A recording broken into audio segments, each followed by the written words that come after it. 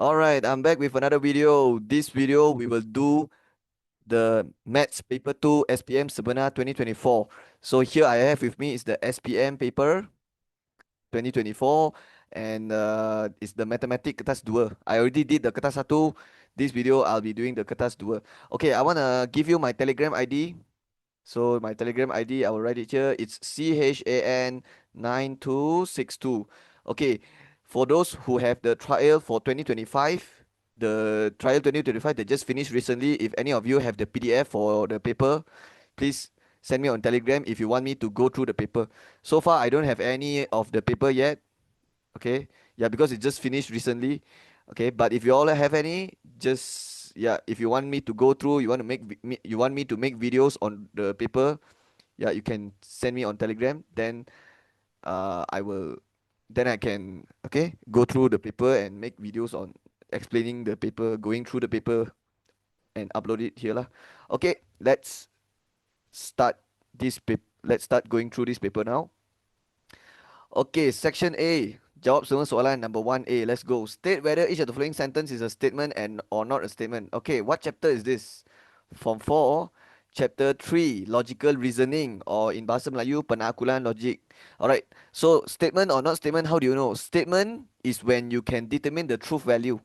It means you can determine whether it's true or false.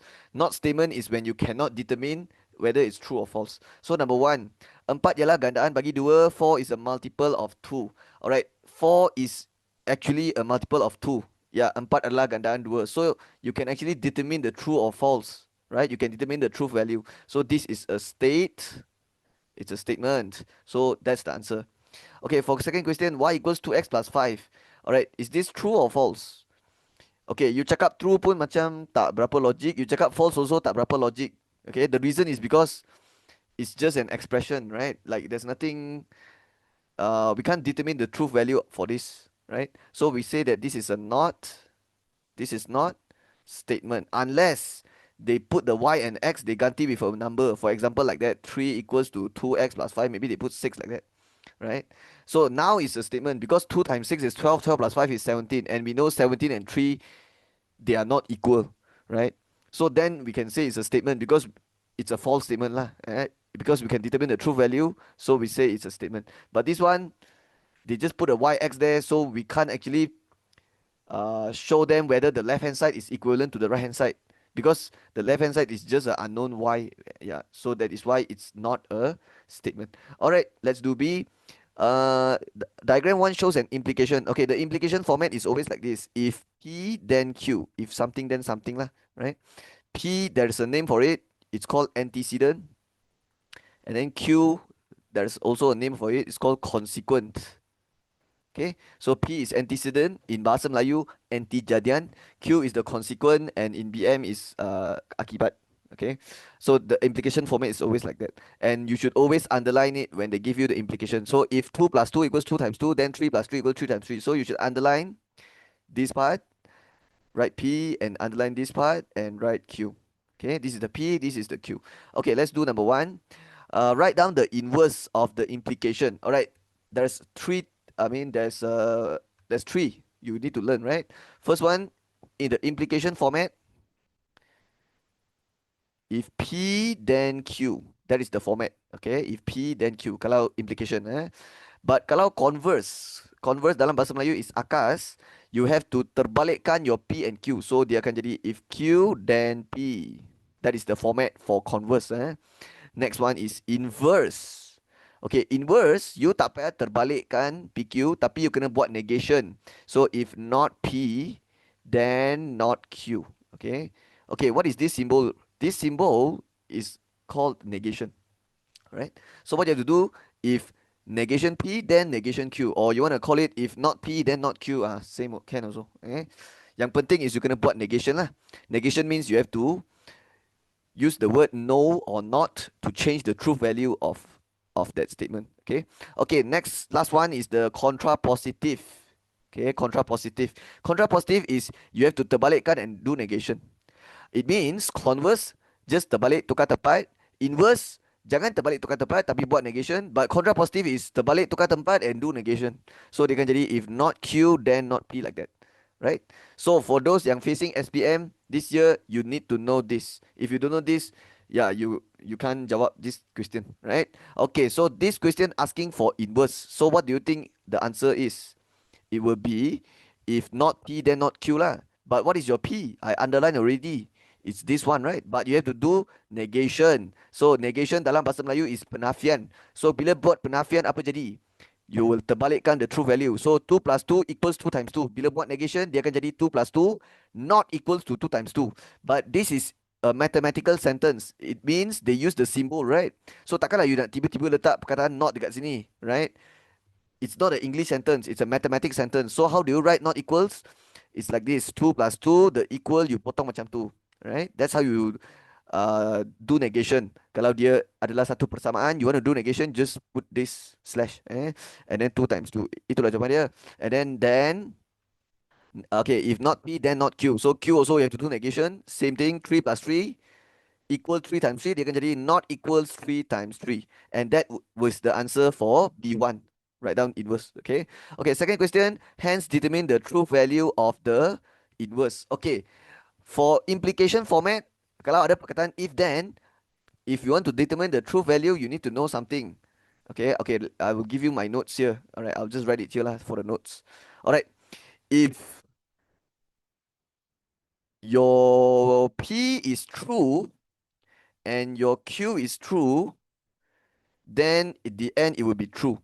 Okay, okay, I'll just write down all the possibility first. So it's either if true then true, or it could be also if your P is true, but then your Q is false, right? And it can also be if false, it means your P is false, but your Q is true, right? And then if true, if false, then false. So if false, it means your P is false, then false. Okay, these are all the possibilities. So I'll write down the true value for all these implication. Okay. All right. I'll just tell you now how to remember it. So for implication, it will always be true. It will always be true except when P is true, Q is false. Then only it will be false. That means this one is false. Okay. This one is false. Right. So this is it. This is the notes, right? So you have to remember this, guys. If there's other perkataan if then, this is the method we use to determine the true value. Okay, if true then true, it will become true. But if true then false, it will become false. But then if false then true, it will become true. If false then false, it will become true also. Okay. Yeah, I know it's weird, right? Because it's false, false, but in the end, it become true. Yeah, but that's the format. Yeah, that's how you determine the true value for implication. Okay. Okay, some of you might get confused this with the and or punya, because you also learn about another one which is the true and true. You remember this? True and false, and then false and true, and then false and false, and then true or true, true or false, false or true, false or false, and then the answer is kalau and dia kena dua-dua true baru boleh true, and then the rest all false. But then kalau or salah satu true, dia dah sudah true, and then this one false, right? Okay, don't confuse this one with this one. It's different, This one is when dia ada perkataan and ataupun or, baru kita tengok yang ini. Tapi kalau dia ada perkataan if then, kita kena tengok yang ini. Cara tengok tu lain, tak sama. Because this one is not and or, it's if then. So if then, dia ada cara dia sendiri, and inilah cara dia. So if true then true, you just remember for implication format, okay, it means kalau dia ada if then, it will always be true, except when if P is true, Q is false, then only it become false. The rest all true. Okay, only if true followed by false, then only it become false. So let's tentukan whether the inverse, because they want the true value of inverse, nilai kebenaran songsang. It means we have to look at the inverse and check whether it's true or false lah. So I will underline this. Okay, I'm not trying to prove the true value for this one. No, it's the inverse. Okay, kita nak true value of the inverse. So we'll just look at here. Okay, 2 plus 2 is not equal to 2 times 2. Okay, 2 plus 2 is 4. 2 times 2 is 4. So they write not equals. So definitely this part is false, right? But you cannot write false now. You still have to check what's here, right? So 3 plus 3 is not equal to 3 times 3. Okay, 3 plus 3 is 6. 3 times 3 is 9. and they say not equals, which is true lah, because 6 is not equals to 9, right? So if false then true, look at your notes. If false then true, in the end it's true. So that means the answer is true. But of course you will erase all this. Okay, this is just the working for to help me. So at the end I will just need to write true here, and then that's all. Because the soalan only asks to you for ask for the truth value of the inverse, and that is the answer. Okay. Oh, one more thing I want to mention. The implication and the contrapositive will always have the same truth value. Always. Doesn't matter what case it is. Implication and contrapositive always same truth value. And then converse and inverse also share the same truth value. Okay, yeah, this is like some extra knowledge, and yeah, it's useful also, right? So if your converse is true, automatic your inverse is true. If your converse is false, your inverse is also false. Yeah, it will, converse and inverse will always have the same truth value. And then contrapositive and implication will also always have the same truth value. Okay, all right. And how do you determine the true value of implication? Like this. All right, this is the notes. Okay, okay, hope you understand. That's my explanation for this question. All right, let's move on. Okay, number two. What chapter is this? Okay, I don't remember which form, but if I'm not mistaken, it's form two lah. Okay, and I know the name of this chapter. It's called graph of function. Okay, I just don't remember which chapter. Okay, I think it's form two, but I don't know which chapter. I forgot really which chapter. But it's graph, cause called graph of function. So I'll just write the name of the chapter here, GOF, graph of function. But it's the lower form chapter. Okay, table one shows the value of function y equals negative x squared plus 4. Obviously, it's a quadratic function because you see power 2, and then the a is negative, so obviously it will look something like that, like a sad face, right? And then the x domain, the range for the x domain is negative 3 to 2. It means they want your first point x coordinate to be negative 3, the last point x coordinate to be 2. And then there's a table here in the answer space. Draw the graph for this one. For this one, you may use a flexible curve ruler. So I think I just need to plot all the points here and then just draw it lah. Nothing much, right? Okay, so the first point I have negative 3, negative 5. So I'm gonna plot now negative 3. Okay, negative 5 will be negative 4, negative 6 middle. But you have to plot here at negative 3. Okay, negative 3, negative 5. All right, that's all. Next one, negative 2.1, negative 0.4. Let's go. Negative 2.1 will just be negative 2. All right, sini satu kotak berapa? From here to here is 1 unit. So satu kotak kecil is 1 unit divided by 10 lah, because ada 10 kotak sini. So 1 divided 10 is 0.1. That means your negative 2.1 is here. Okay, negative 2 tolak satu kotak, dapatlah negative 2.1. And then negative 0.4. Okay, negative 0.4. You can turun 2 kotak. You know why? Because from here to here is 2 unit. From here to here is 2 unit. Tapi ada 10 kotak, so you take 2 divide 10, and you end up satu kotak is 0.2 unit. So imagine you are trying to find negative 0.4. You just go here and then turun turun satu kotak is negative 0.2. So turun lagi satu, negative 0.4. So I repeat one more time. Negative, the point they want is negative 2.1, which is negative 2 tolak satu kotak. Okay, at the x-axis.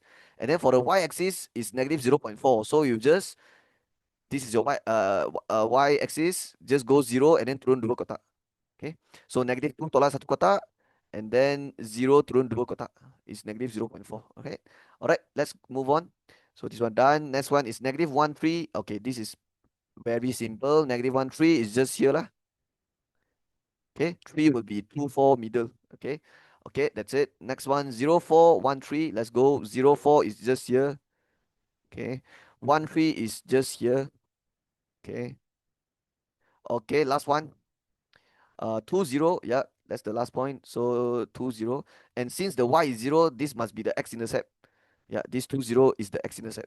Or you want to call it roots also can. Yeah, the roots. Okay, roots means x-intercept. Okay, now it's time to join these points, and we have to use freehand lah. Okay, the soalan say you can use flexible curve ruler, right? But usually I just teach using freehand lah. Right? Okay, just want to mention one thing. This one is definitely the turning point. Okay, it's the y-intercept.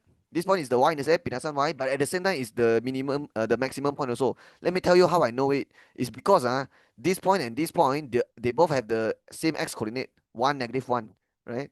So definitely the middle of this is the turning point. So 1 and negative 1 punya middle is kosong. So when the x is kosong, that's the turning point. That's how I know it's the maximum point, right? Okay, so it helps for our drawing now lah. We already know. Okay, usually I like to draw the hard part first. So this is the hard part, right? So I'm just gonna draw this part of the curve first. So it's gonna look like a quadratic curve, okay, or you call it a parabola, okay. And then only I draw this part, and then this one I just join lah, okay. Oh, not nice. Then erase, draw again lah. Okay, not very nice. Okay, I think good enough. Mm, okay, you wait for me, ah. Oh my god. Okay lah, I think can lah. Okay lah, good enough lah. I think okay lah. You all wanna spend time to draw nicely, then baru you spend time draw nicely lah. Okay, I think this, yeah, this I think is good enough. So now just write the equation. Y equals negative x squared plus 4. Yeah. Always write equation after you draw the graph. Okay. So that's all, right? 3 marks. They only ask to draw the graph. Yep. That's all. I'm done. Okay, number 3. Okay, which chapter is this? I'm not sure. Angle elevation. So I'm feeling it's trigonometry. Okay, but it could be the form 5 trigonometry, but it could also be the form 3, form 2 punya. Okay, tak apa, let's baca. Diagram 2 shows a pyramid with a square base PQRT. So the square, this base is a square, and they already give you side of the square is 4 meter. So the PQ will be 4, QR will be 4, and then RT will also be 4, but there is a point S in between here. So I don't know whether this is the midpoint, but it's okay. Let's read. It is given that S is the midpoint of RT. Okay, now we know already this is midpoint. So 4 divided 2 is 2, 2 here lah. Okay. Okay, V is 3.5 vertically above point W. So V is here vertically above W. Oh, that means this pyramid punya center is directly above the center of the base. Because this square is the base, right? So the pyramid is directly above the center of the square. Because not all pyramid is like that. Some pyramid the apex ataupun the atas punya tajam is directly above R or Q or P or T. You faham? But this one is directly at the center atas lah. Alright, and it's they say vertically above, so it should be 90 degree. Okay, dia sudah letak. And the height is 3.5. So the WV panjang is 3.5 meters. And everything is in meters here. So the unit is like good lah. Alright, and then A, name the angle of elevation of V from S. So angle of elevation means sudut dongakkan. So kalau nak sudut dongak, you kena tengok atas. So it say V from S. So dari mana? From S. From S. From S. From S. So tengok dari S. So this is your S, and you will use this right angle triangle. Let me highlight it for you. This is the right angle triangle I'm using. Like that. So dia akan from S, but you have to make sure you draw a horizontal line first, and then baru tengok ke atas. So your sudut dongakkan is here. So you imagine if you are standing here. You are standing here. You punya mata, when it's not tengok. Okay, when you're standing here, when your eye is not looking up or down, your eye is just like that, right? This is your eye level lah. But when you're trying to look up to V, that's when the angle of elevation is formed. Okay, so the sudut elevation, you can see it already, it's WSV. Okay, it's at S lah, it's here. Okay, or you want to call it VSW, okay, same thing. Just make sure S is in the middle. Okay, that's all. 1 mark only. B, hence calculate the value of angle of elevation. Means they want to find this angle lah. Alright, you have to use the right angle triangle. Okay, so can you tell me what formula you can use? Okay, so B, what formula you can use for right angle triangle? We can use Pythagoras theorem ataupun Sokato. Okay, but we are finding angle now, so I don't think you will be using the Pythagoras theorem, because when you find angle, how can you use Pythagoras theorem? So let's draw out the triangles first. VWS. Okay, apa information yang kita tahu? 3.5, and this is the angle I want to find. All right, but do you know if you want to find angle, you need any two sides? Because the formula is sine theta equals opposite of hypotenuse, cos theta, Sokato, right? Adjacent over hypotenuse, tangent theta equals opposite over adjacent. And if you're trying to find theta, you perasan tak, you kena ada, because your theta tak nak cari. So these two mesti ada lah. Okay, you either have, if you have the OH, you can use sine. If you have the AH, you can use cos. Tangent, you should use OA. But yang penting is you kena ada dua side. But now you only have one side. So let's think about this. Is there any way for me to find VS punya side panjang? I don't think so. WS, yes, WS is 2. Because you remember they told you this is a square. So it means if I draw a line like this, it will be 4 also lah. From here to here. Okay, it will be 4 from here to here. But if you are only want WS, it will be 2 because W is like directly center. You faham kan? It's directly center. And S is also the midpoint. So when you cut it half like that, this one obviously is 2. So it's 2 like that, right? So now we can actually find the angle already. Don't do Pythagoras theorem. If you do Pythagoras theorem, you can only find out the side for VS. But that's not what I want. Okay? If you use Pythagoras theorem, you can only cari panjang saja. Pythagoras theorem is when you have any two sides, you want to find the remaining side. Okay, but now I'm not trying to find the VS punya remaining side. I need the angle. So you should use Sokato lah. So which one? Sin, cos or tangent? Okay, if you use sin tak jadi because if you want to use sine and you want to find theta, you need O and H. The O is 3.5 but the H tak ada. Okay, so later if H also tak ada and then theta pun tak ada, how you supposed to do, right? You need to make sure got 3 slot, but you have to make sure like 2 of it is filled because you have 3 slot, right? And you have to make sure, and since you're finding theta, you have to make sure these 2 slot kena ada. So cos theta pun tak boleh because adjacent hypotenuse tak ada. So you should use tangent lah. Okay, so depan sudut kita panggil O, depan 90 kita panggil H, and then the last one we panggil A. And we are trying to find angle now, and since we have O and A, we use tangent. So tangent angle WSV equals O over A. So 3.5 over 2. And to find WSV, we simply tekan shift tangent 3.5 over 2. But there should be 2 answers, but it's okay. Let's tekan this first. Shift tangent 3.5 over 2. Okay, the calculator, okay, I usually write in degree minute. So it's 60 degree, 16 minutes. Okay, actually it's 60 degree, 15 minutes, but you have to plus 1 becomes 16 because after the minute, 60 degree, 15 only lah. No need to plus 1, sorry. We only need to plus 1 when the number after the 15 is more than 30, but now it's like 18 point something, so I don't need to plus 1. So the answer is just 60 degree, 15 minutes. That's it. Yeah, that's all. Okay, so that is the answer. Alright, I want to mention something. Students sometimes forget about this part. So sebenarnya when you tekan shift tangent 3.5 over 2, there's actually 2 answers.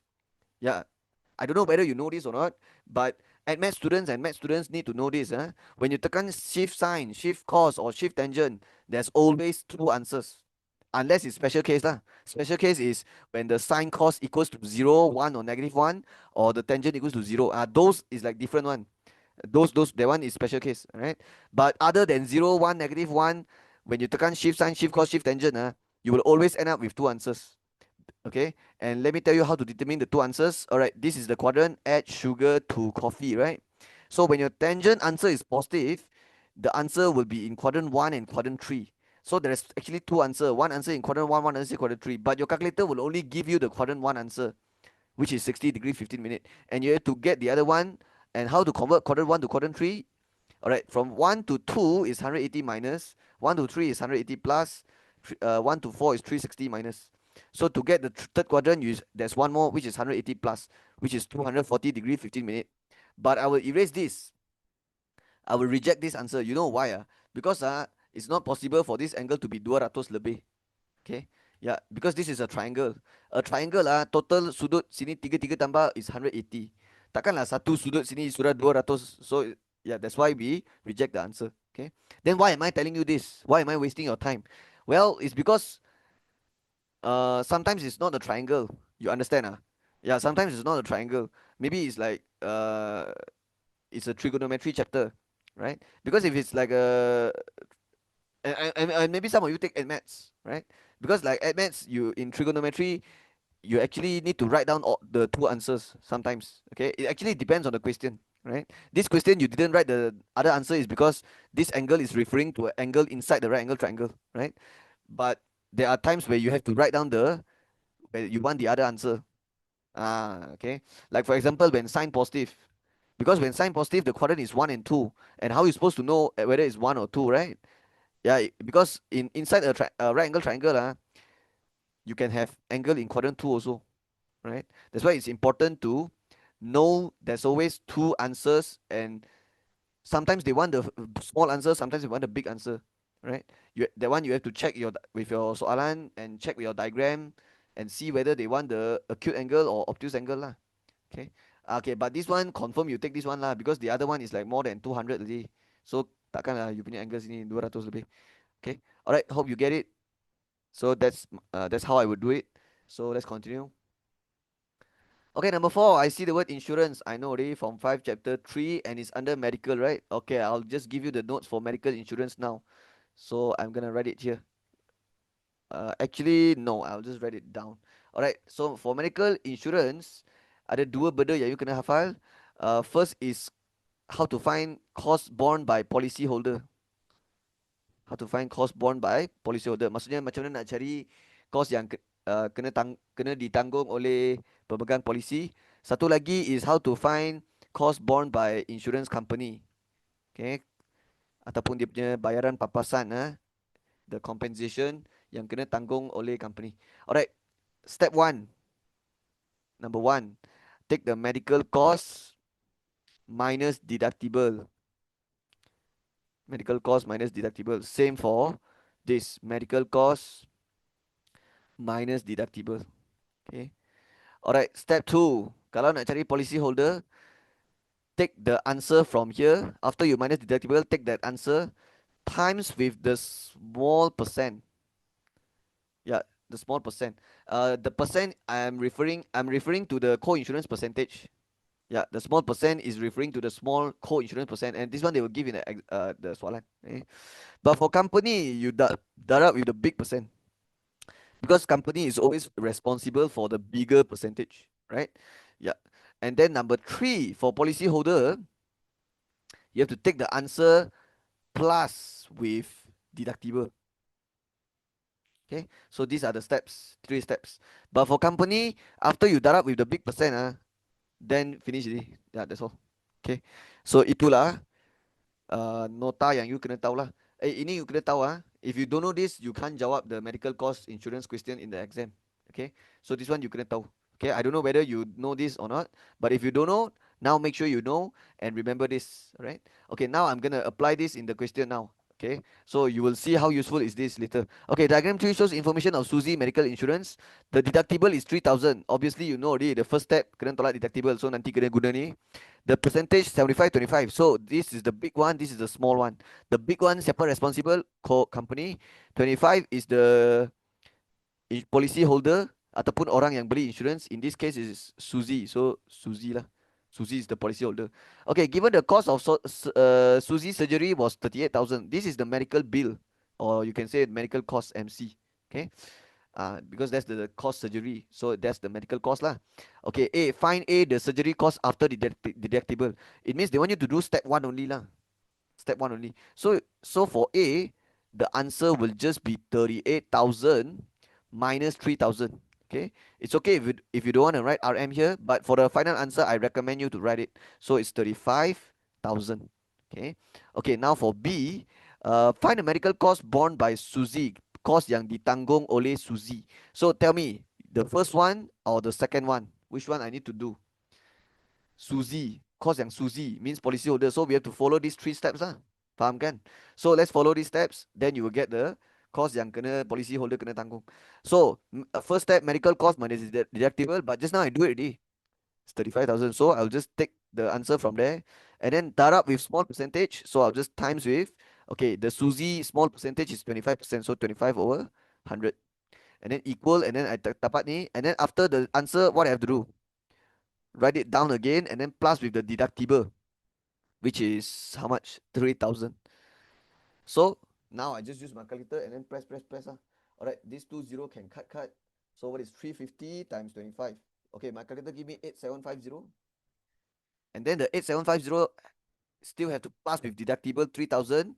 Then you will get the total cost borne by Suzy. So RM 11750. Okay, make sure you write RM lah for the final answer. Alright, so that is how you do it. Okay, so if it's company, then the step is different. So these two have to remember lah. This is the notes. Alright. Okay, of course this one you don't have to write in the exam. This is just my nota for you. Right, in exam you actually just show this working only. Right, I'm just giving you my notes so you know how the macam mana nak jawab soalan ni lah. Alright, okay, that's it. Let's continue.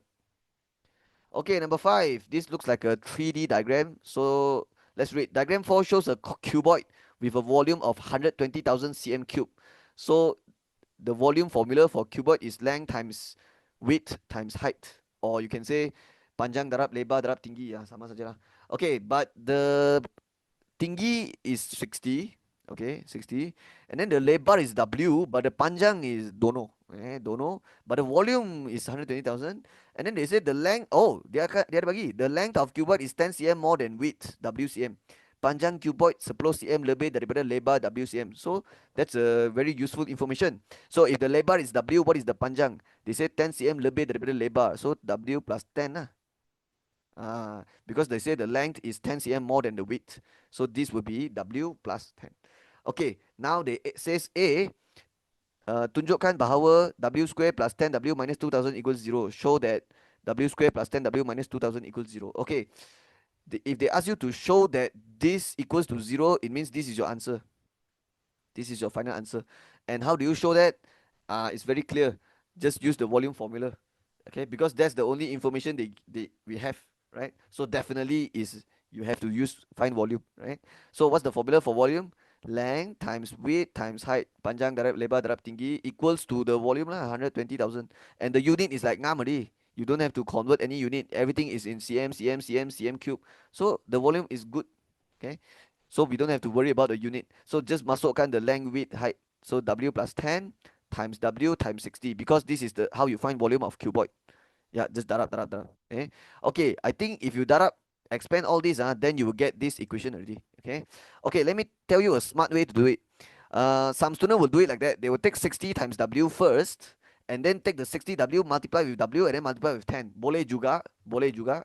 Or maybe some student will do it like that. W darab W darab 10. So you get W square plus 10W. And then darab lagi dengan 60. So you get like 60W square plus 600W. Can also. Can also.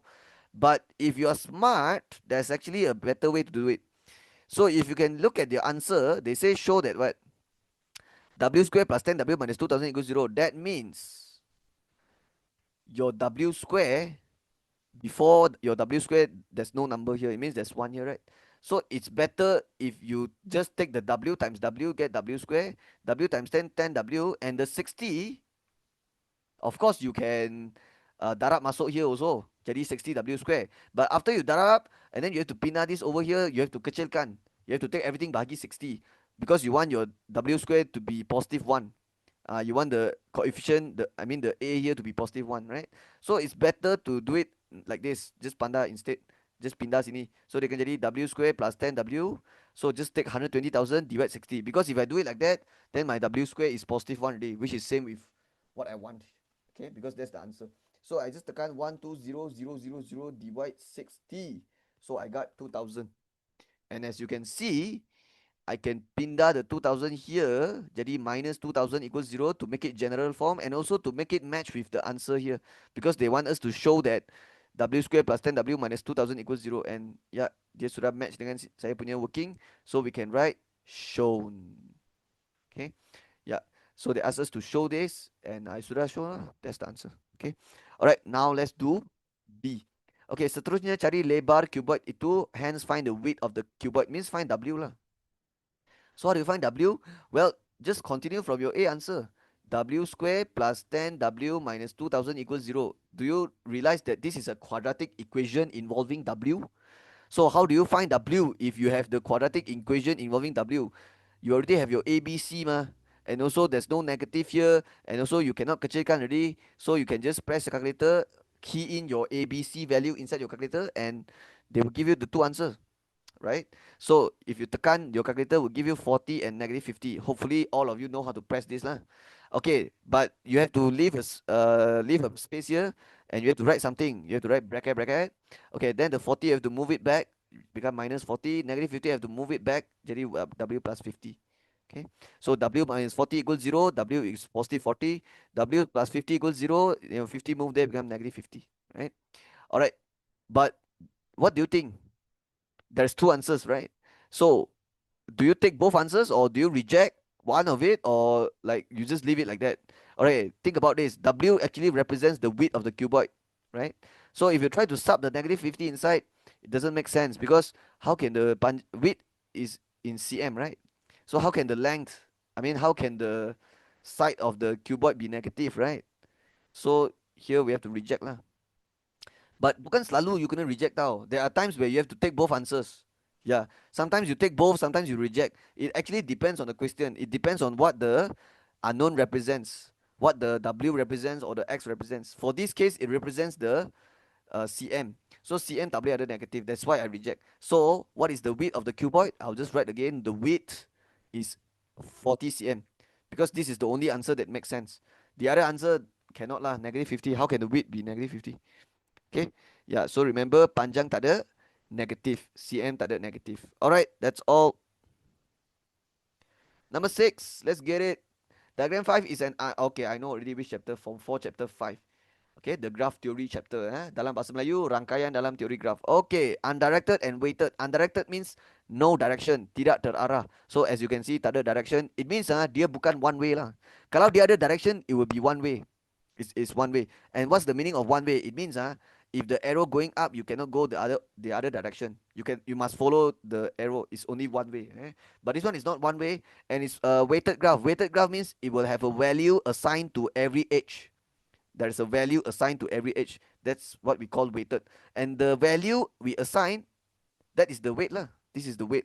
Okay. And usually the value can represent distance or price, or yeah, it can represent some sort of information, right? And for this case, we can see this is all RM, right? So we can assume that it represents the cost, the price. Okay.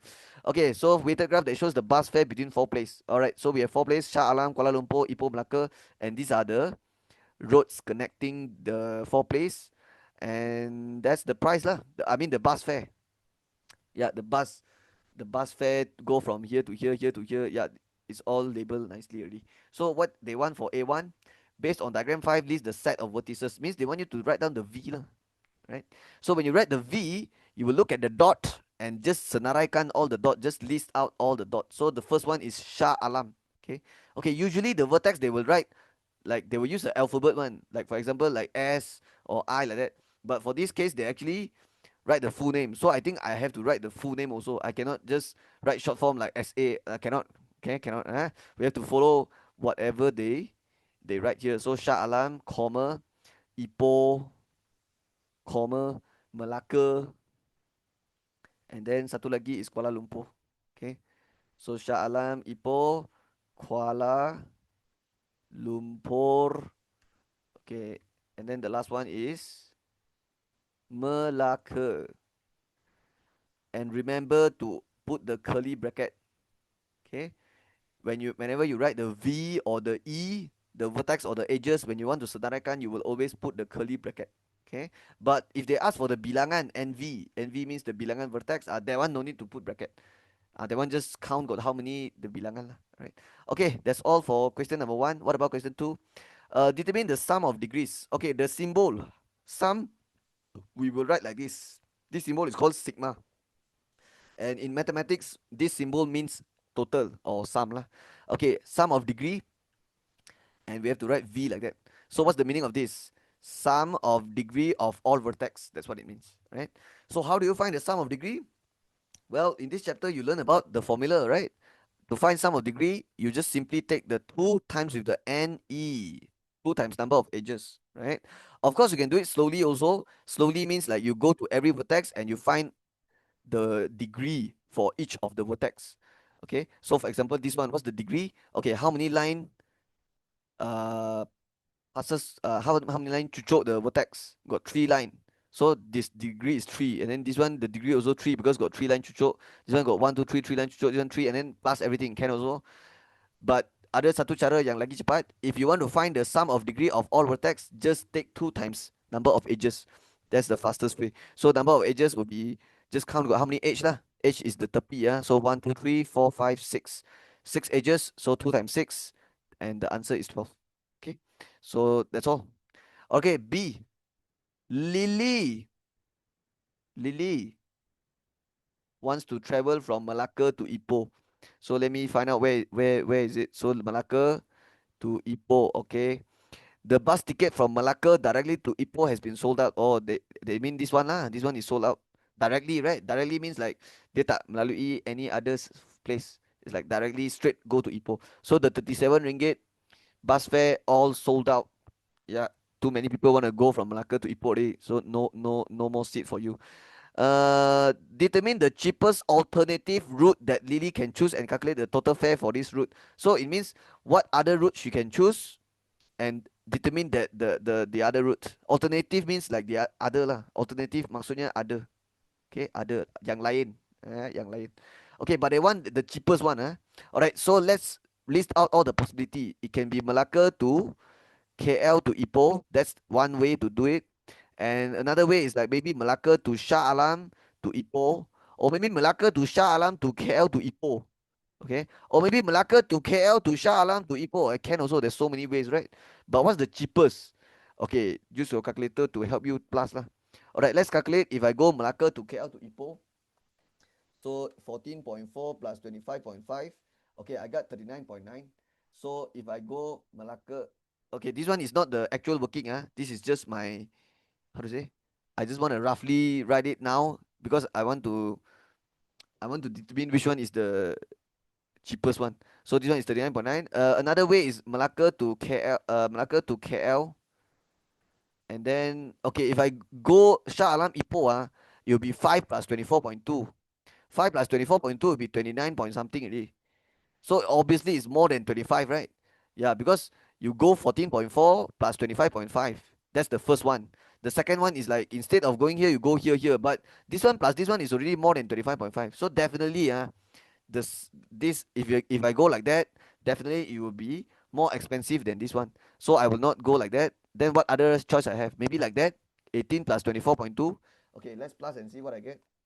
I get 42 ringgit 20 cents, 42.2. So it's not cheaper than this. What if I go like that, like that, like that?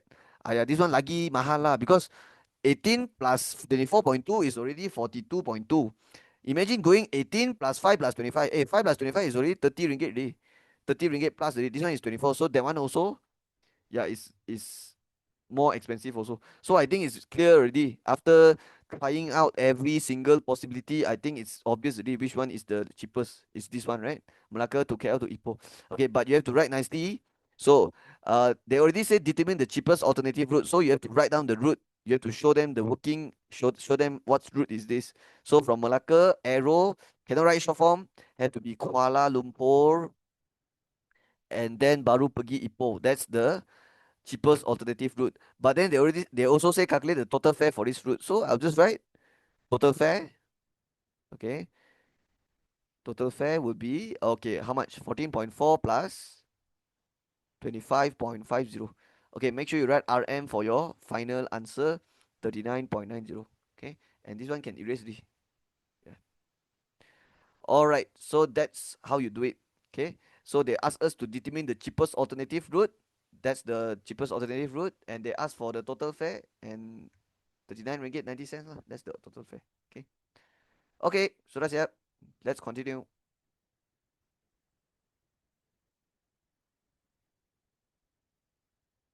Okay, number 7. What chapter is this? Okay, I see expenses. Okay, Form 4 chapter 10 is called the Consumer Mathematics Financial Management. Okay. Alright, let's read. Razi has a monthly satu bulan salary of 3,800. So ini satu bulan.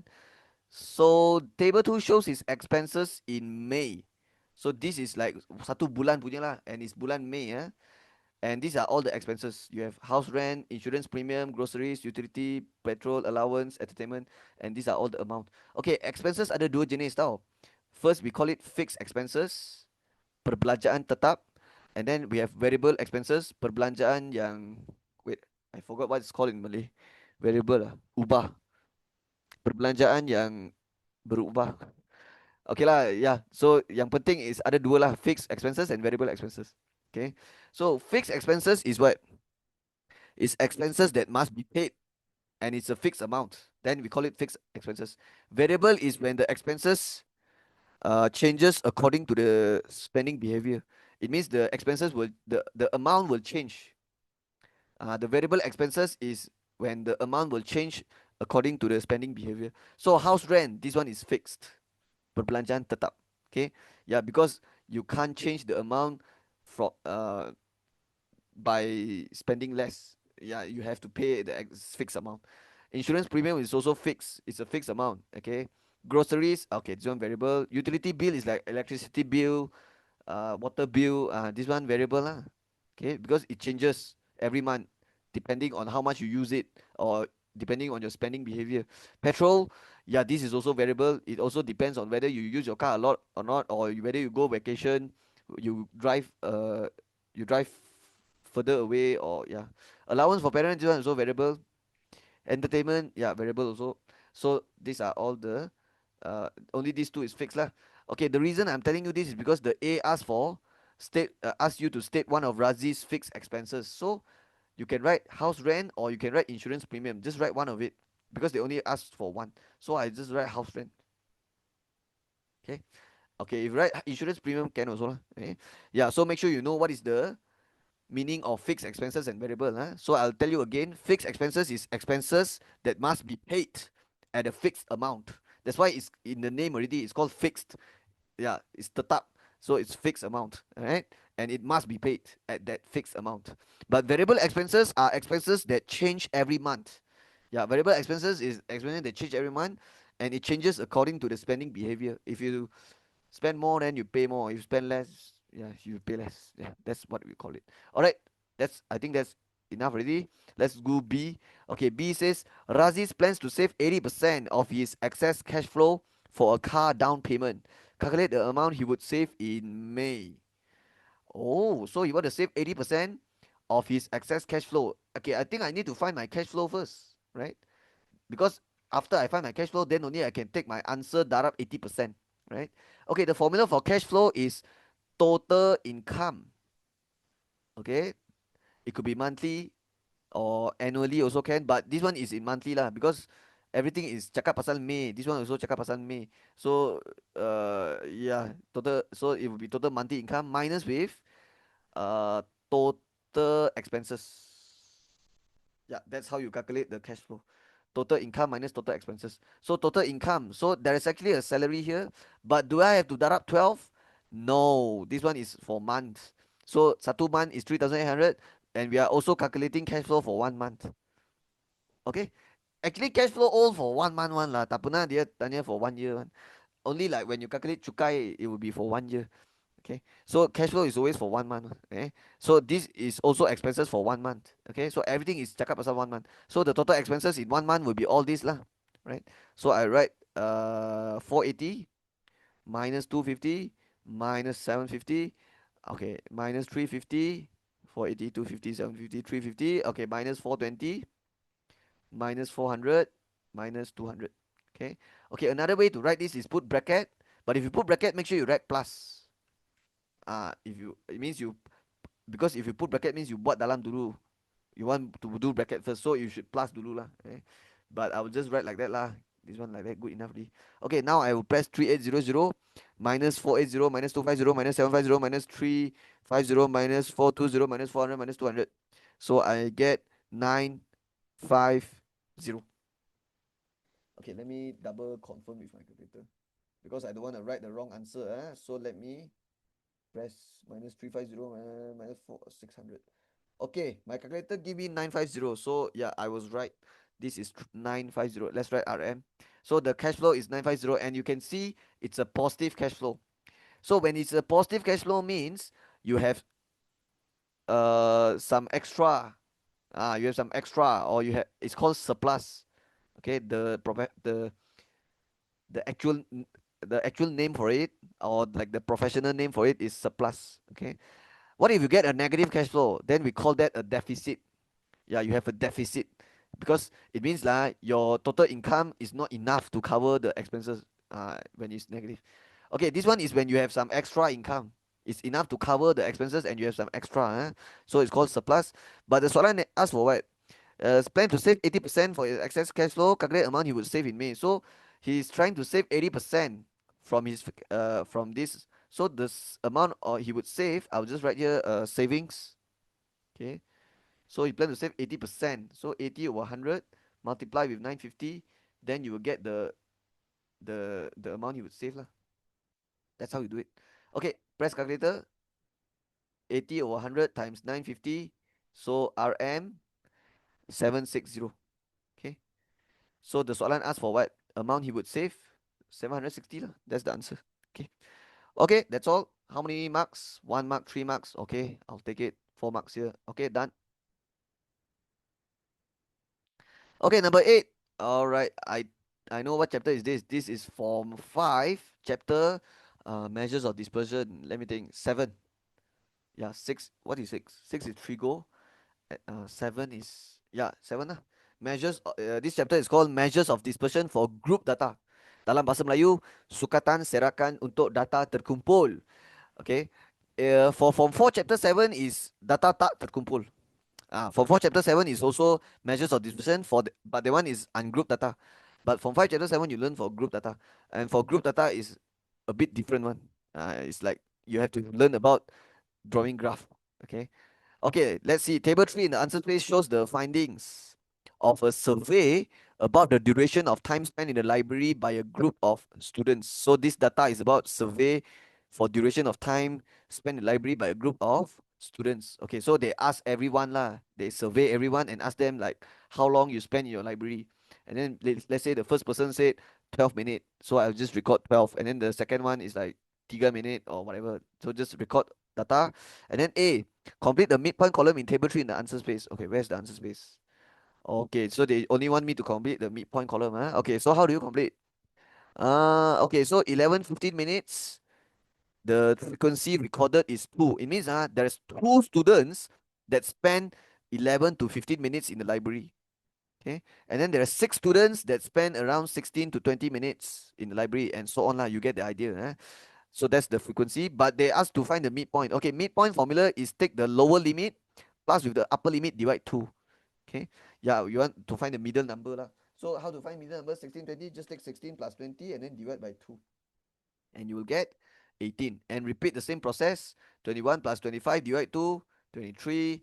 And this one 28, this one 33, 38. Yeah, just press calculator saja lah. Nothing for me, nothing here for me to teach. So that's all. Okay, what about the actual frequency? Uh, okay, tak apa. The soalan A, they only asked to complete the midpoint column, right? And it's only worth 1 mark, so I'm done with that, right? So that's the instruction is just to write the midpoint, so I just write the midpoint. So let's see what it says B here. After checking the data, it is found that the data of 2 students who spent 19 minutes and 35 minutes was not recorded. Number 1, use this data to complete the actual frequency column in table 3 in the answer place. Oh, okay. That means after checking the data, they realize that they forget to record 2 more students. Okay, yeah, 2 students. One spent 90 minutes, one 35 minutes was not recorded. So the recorded frequency I have to what? I have to do some correction. Okay, so this 19-minute student is not recorded. So imagine the 90 minutes. So 90 minutes is what? 16 to 20, right? So the 6 here I have to plus 1 becomes 7 here lah. This 6 has to plus 1. Okay, yeah, because it's not recorded, so now you just plus 1. Okay, 35 minutes is 31 to is belong to this class, 31 to 35. So the frequency actually is not 17 orang, ada satu lagi yang you tak record. Yeah, you tak record, so you plus 1. Then the rest, okay, the rest all same lah. 12, 12, 15, 15, 6, 6 like that, right? So only the 2 student yang kena plus 1 saja. Okay, so number 1, they asked to complete the data, 1 mark, sudah siap. Okay, number 2 says what? Using a scale of 2 cm to 5 minutes on the horizontal axis. Horizontal means the x-axis. So they say 2 cm to 5, and then 2 cm to students on the vertical axis means the straight vertical one. Draw a frequency polygon for the 60 students. Okay, okay, let me tell you what student always make mistake. I'll tell you the mistake yang selalu student buat. They will straight away go to the graph paper and draw, which is wrong. Okay, which is wrong. If you are my student, you will know this. It's wrong. Okay. Alright, class. In this chapter, you need to know 3 graph yang dia mungkin akan tanya. So I'll write here. First, they might ask you to draw histogram, and histogram it will be it's like a bar chart. Okay, it's a bar chart. So you will draw rectangle, rectangle, rectangle. So what you need to know for histogram, the x-axis you need to use boundary, and the y-axis you need to use frequency. And when I say boundary, I mean the lower boundary and the upper boundary. Sempadan bawah dan sempadan atas. Because the rectangle, this rectangle, dia punya kaki sini, you kena guna untuk tulis the lower boundary of the first class and the upper boundary. Same for the second one, the third one, yeah. So the kaki, you have to use the boundary. That's why you have to find the boundary, okay, for histogram lah. But for frequency polygon, it's different. For frequency polygon, it's different. So we need different information. For frequency polygon, the frequency polygon, okay, it will start at 0 and at 0 always. And then here, maybe there's like some random points here, and then you join, like that, something like that. You get a polygon lah. Okay, for this, you have to remember x-axis, you need to use midpoint. And then the y-axis, you need to use frequency. Okay, ini semua kena ingat. Ini semua kena ingat. There's one more graph, it's called the ogive. For ogive, it will start at 0 and then it will look like this, like a curve like that. Okay. So for ogive, for x-axis, you need to use upper boundary. Okay. UB means upper boundary, sempadan atas.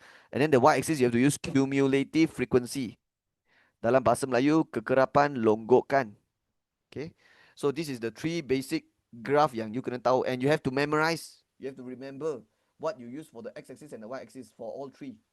Because if you don't remember, you will struggle in the exam later. Okay? So remember now, I go through one more time for you. Histogram, x-axis guna boundary, y-axis guna frequency. And because the kaki here you use to write the boundary, lower boundary, upper boundary. Okay? For frequency polygon, you kena dapatkan midpoint for x-axis, and for y-axis kena ada frequency. And for ogive, x-axis guna upper boundary, y-axis guna cumulative frequency. Okay. Actually, there's one more. It's called the cumulative histogram. Okay, for cumulative histogram, the x-axis also use boundary. You will also write the lower boundary, upper boundary at the kaki here. But the y-axis have to use cumulative his frequency lah, because it's called cumulative histogram.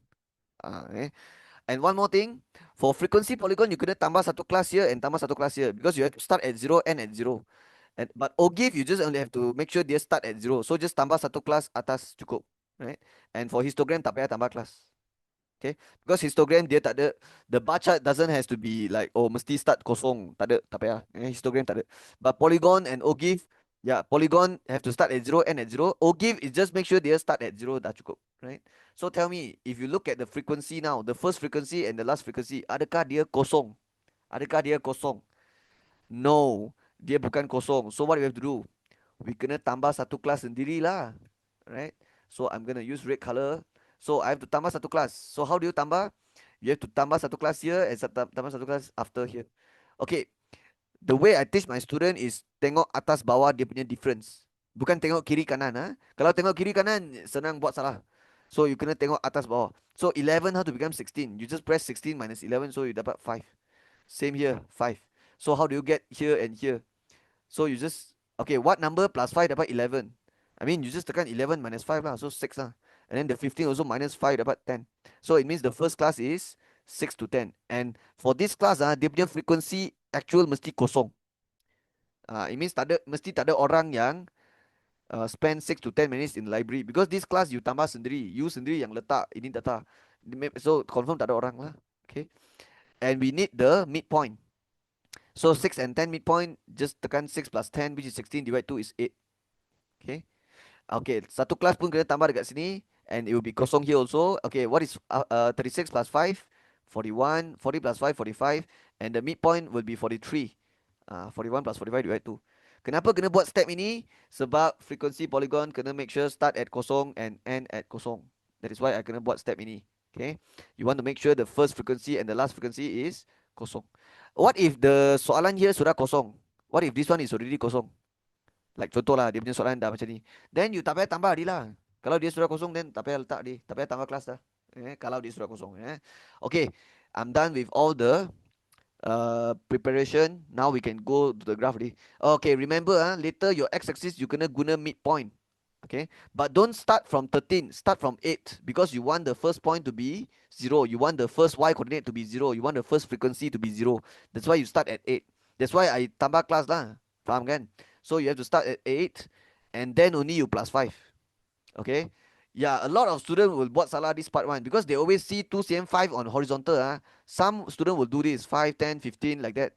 No lah. No, for this chapter cannot one. If you are my student, you already know this one because I hantam kau in my class. I always apa repeat this part and tell students do not make this mistake, do not make this mistake. For this chapter, the x-axis you will not follow the scale first. I mean, only the first one you never follow lah. The first one you write 8, and then you follow already, and then baru you plus 5. Okay. Because imagine if you do 5, 10, 15, 20, then how you supposed to plot the point later? Because like 5, 10, 15 semua tak ada dekat sini. You miss all the important one. So that's why you have to make sure you go write the first midpoint first, or maybe the first lower boundary, depend kalau dia histogram lah. Okay, but if it's polygon, you write the first midpoint, and then baru you plus 5, and then baru you follow the skala. Okay, alright. So now let's go to the axis. Okay, this chapter memang semua graph mesti start dari bawah kiri because everything positive. Okay, okay. So your 0, 0 will be here, and I told you already starts with 8. Okay, it's very. Oh my God, why is it so blur? Okay, it's okay. So 8 then plus 5, 13. Because that's the next midpoint. What's the next midpoint? 18. And then next midpoint, 23. What's the next midpoint? 28. What's the next midpoint? 33. What's the next midpoint? 38. Okay, what's the last one? The last midpoint should be until 43. Okay, because you have to make sure it ends at 0. The polygon should end at 0. That's why I tambah satu class, so it should be at 43. Okay, so this is my x-axis. Now for the y-axis, okay, wait, let me. Okay. So for the y-axis, dia ada bagi skala tak? Dia ada bagi skala kan? So we don't have to think ourselves. We just follow what skala they said. So for this 2 cm to 2 vertical axis, this one you can follow. You can just straight away plus 2, plus 2, plus 2. It's just the horizontal axis. You cannot plus 5 first. You have to follow the first midpoint or first frequency, first boundary, depending on whether what graph they want lah. After you follow, baru you ikut, baru you plus 5. Yang tu kena jaga-jaga. So 2 cm to 2 on vertical, this one you can ikut saja. And dia paling besar frequency is 18, right? Yeah, because the y-axis used to write frequency, so paling besar 18. So you just go 2, 4, 6 until you reach 18 lah. Okay, so 2, 4, here, 2, 4, 6, 8, 10, 12, 14, 16, 18. So I need the y-axis to be longer, right? Okay, let's draw it longer. Okay, done. Okay, so that is the axis. Okay, now I want to talk about what to write here and here. Okay, sini you guna frequency. So you tulis frequency. Okay, sini you guna midpoint. Tapi tak boleh tulis midpoint. Tak boleh tulis midpoint. You have to write the data. So this midpoint is midpoint for this class, and this class is represents time minutes. Yeah, the data is about time minutes. So you have to write time minutes. Okay. And if you don't have enough space, you can tulis bawah. Time and then minutes. Okay. Bawah, tengah, middle macam tu. Okay. If you don't have enough space here. Okay. Okay. So now done with the axis. Now we can plot the point lah. Alright. When we plot the point, we have to look at the midpoint and the frequency, because that's how you draw frequency polygon. This is the two main information, midpoint and frequency, not the recorded one, because the one is the mistake one, the actual frequency lah. So the first one will be 80, second one will be 13.2. Okay, so let's plot 80, 13.2. Okay, the first one confirm I know is 0.1 because this class saya yang tambah sendiri kan.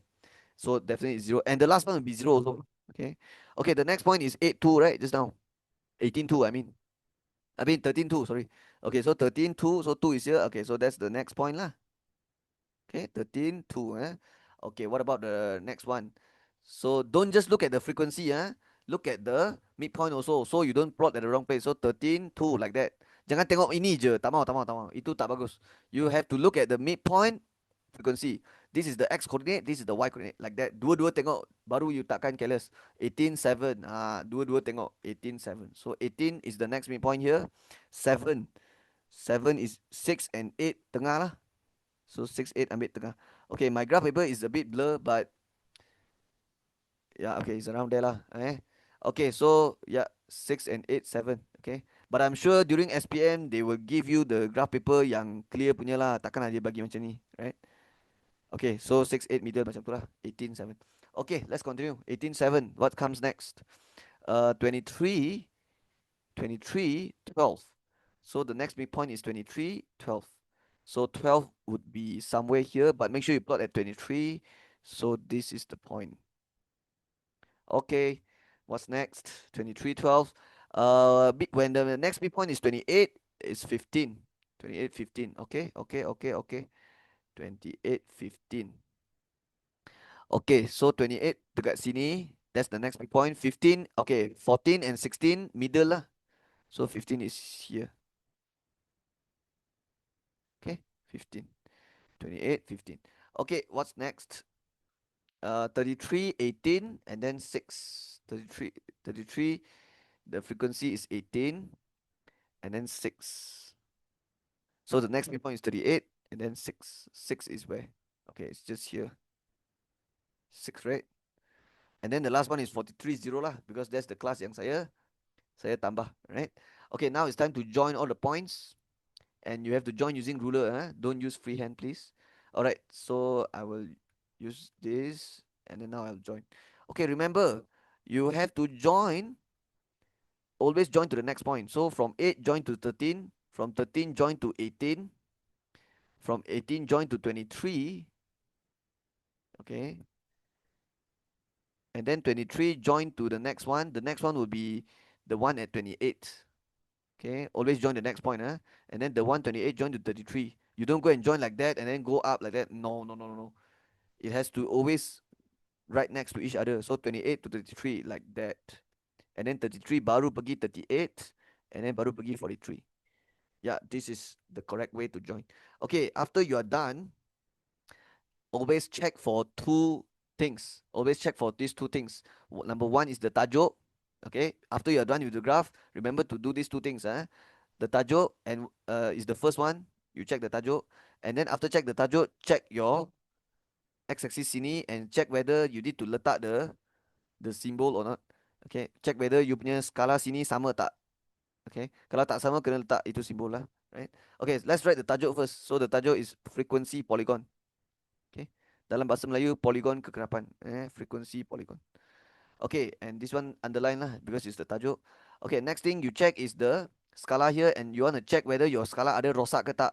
So ada rosak tak? So from here to here you tambah berapa? 8, right? But here you tambah 5. Sini tambah 5. It means ini semua tambah 5 plus 5 plus 5 plus 5 plus 5. Tapi sini je cacat. Sini cacat. Kenapa cacat? Because tambah 8.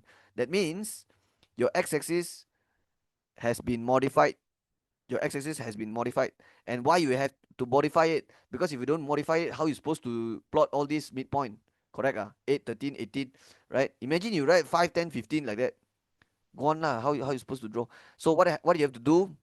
You have to erase part of the x-axis here. All right. This one also like that. Okay. And then you have to put the symbol. Okay. The symbol is like this. Like that, like that, like that.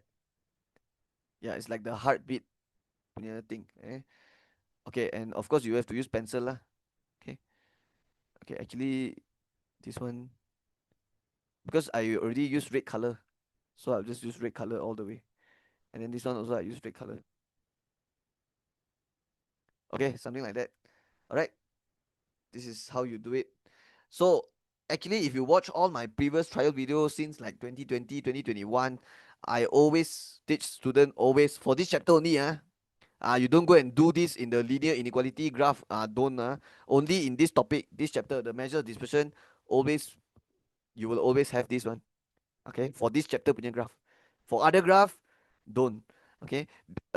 You will only do this symbol when the difference here and the difference here is not the same.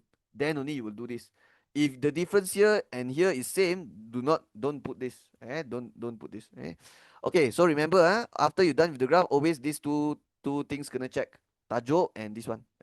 Okay, I'm done with the graph. Apa lagi yang dia mau? Oh, that's all lah. 4 marks. So I'm done. Sudah siap. Yay. Okay, let's continue. Okay, number 9. What chapter is this? Form 4, the graph of motion. Chapter 7. Wait, let me think. Graph of motion is which chapter? Uh, Actually, it's 7 or 6. I forgot. Okay, 6 is inequality. 7, yeah, 7 lah. Yeah.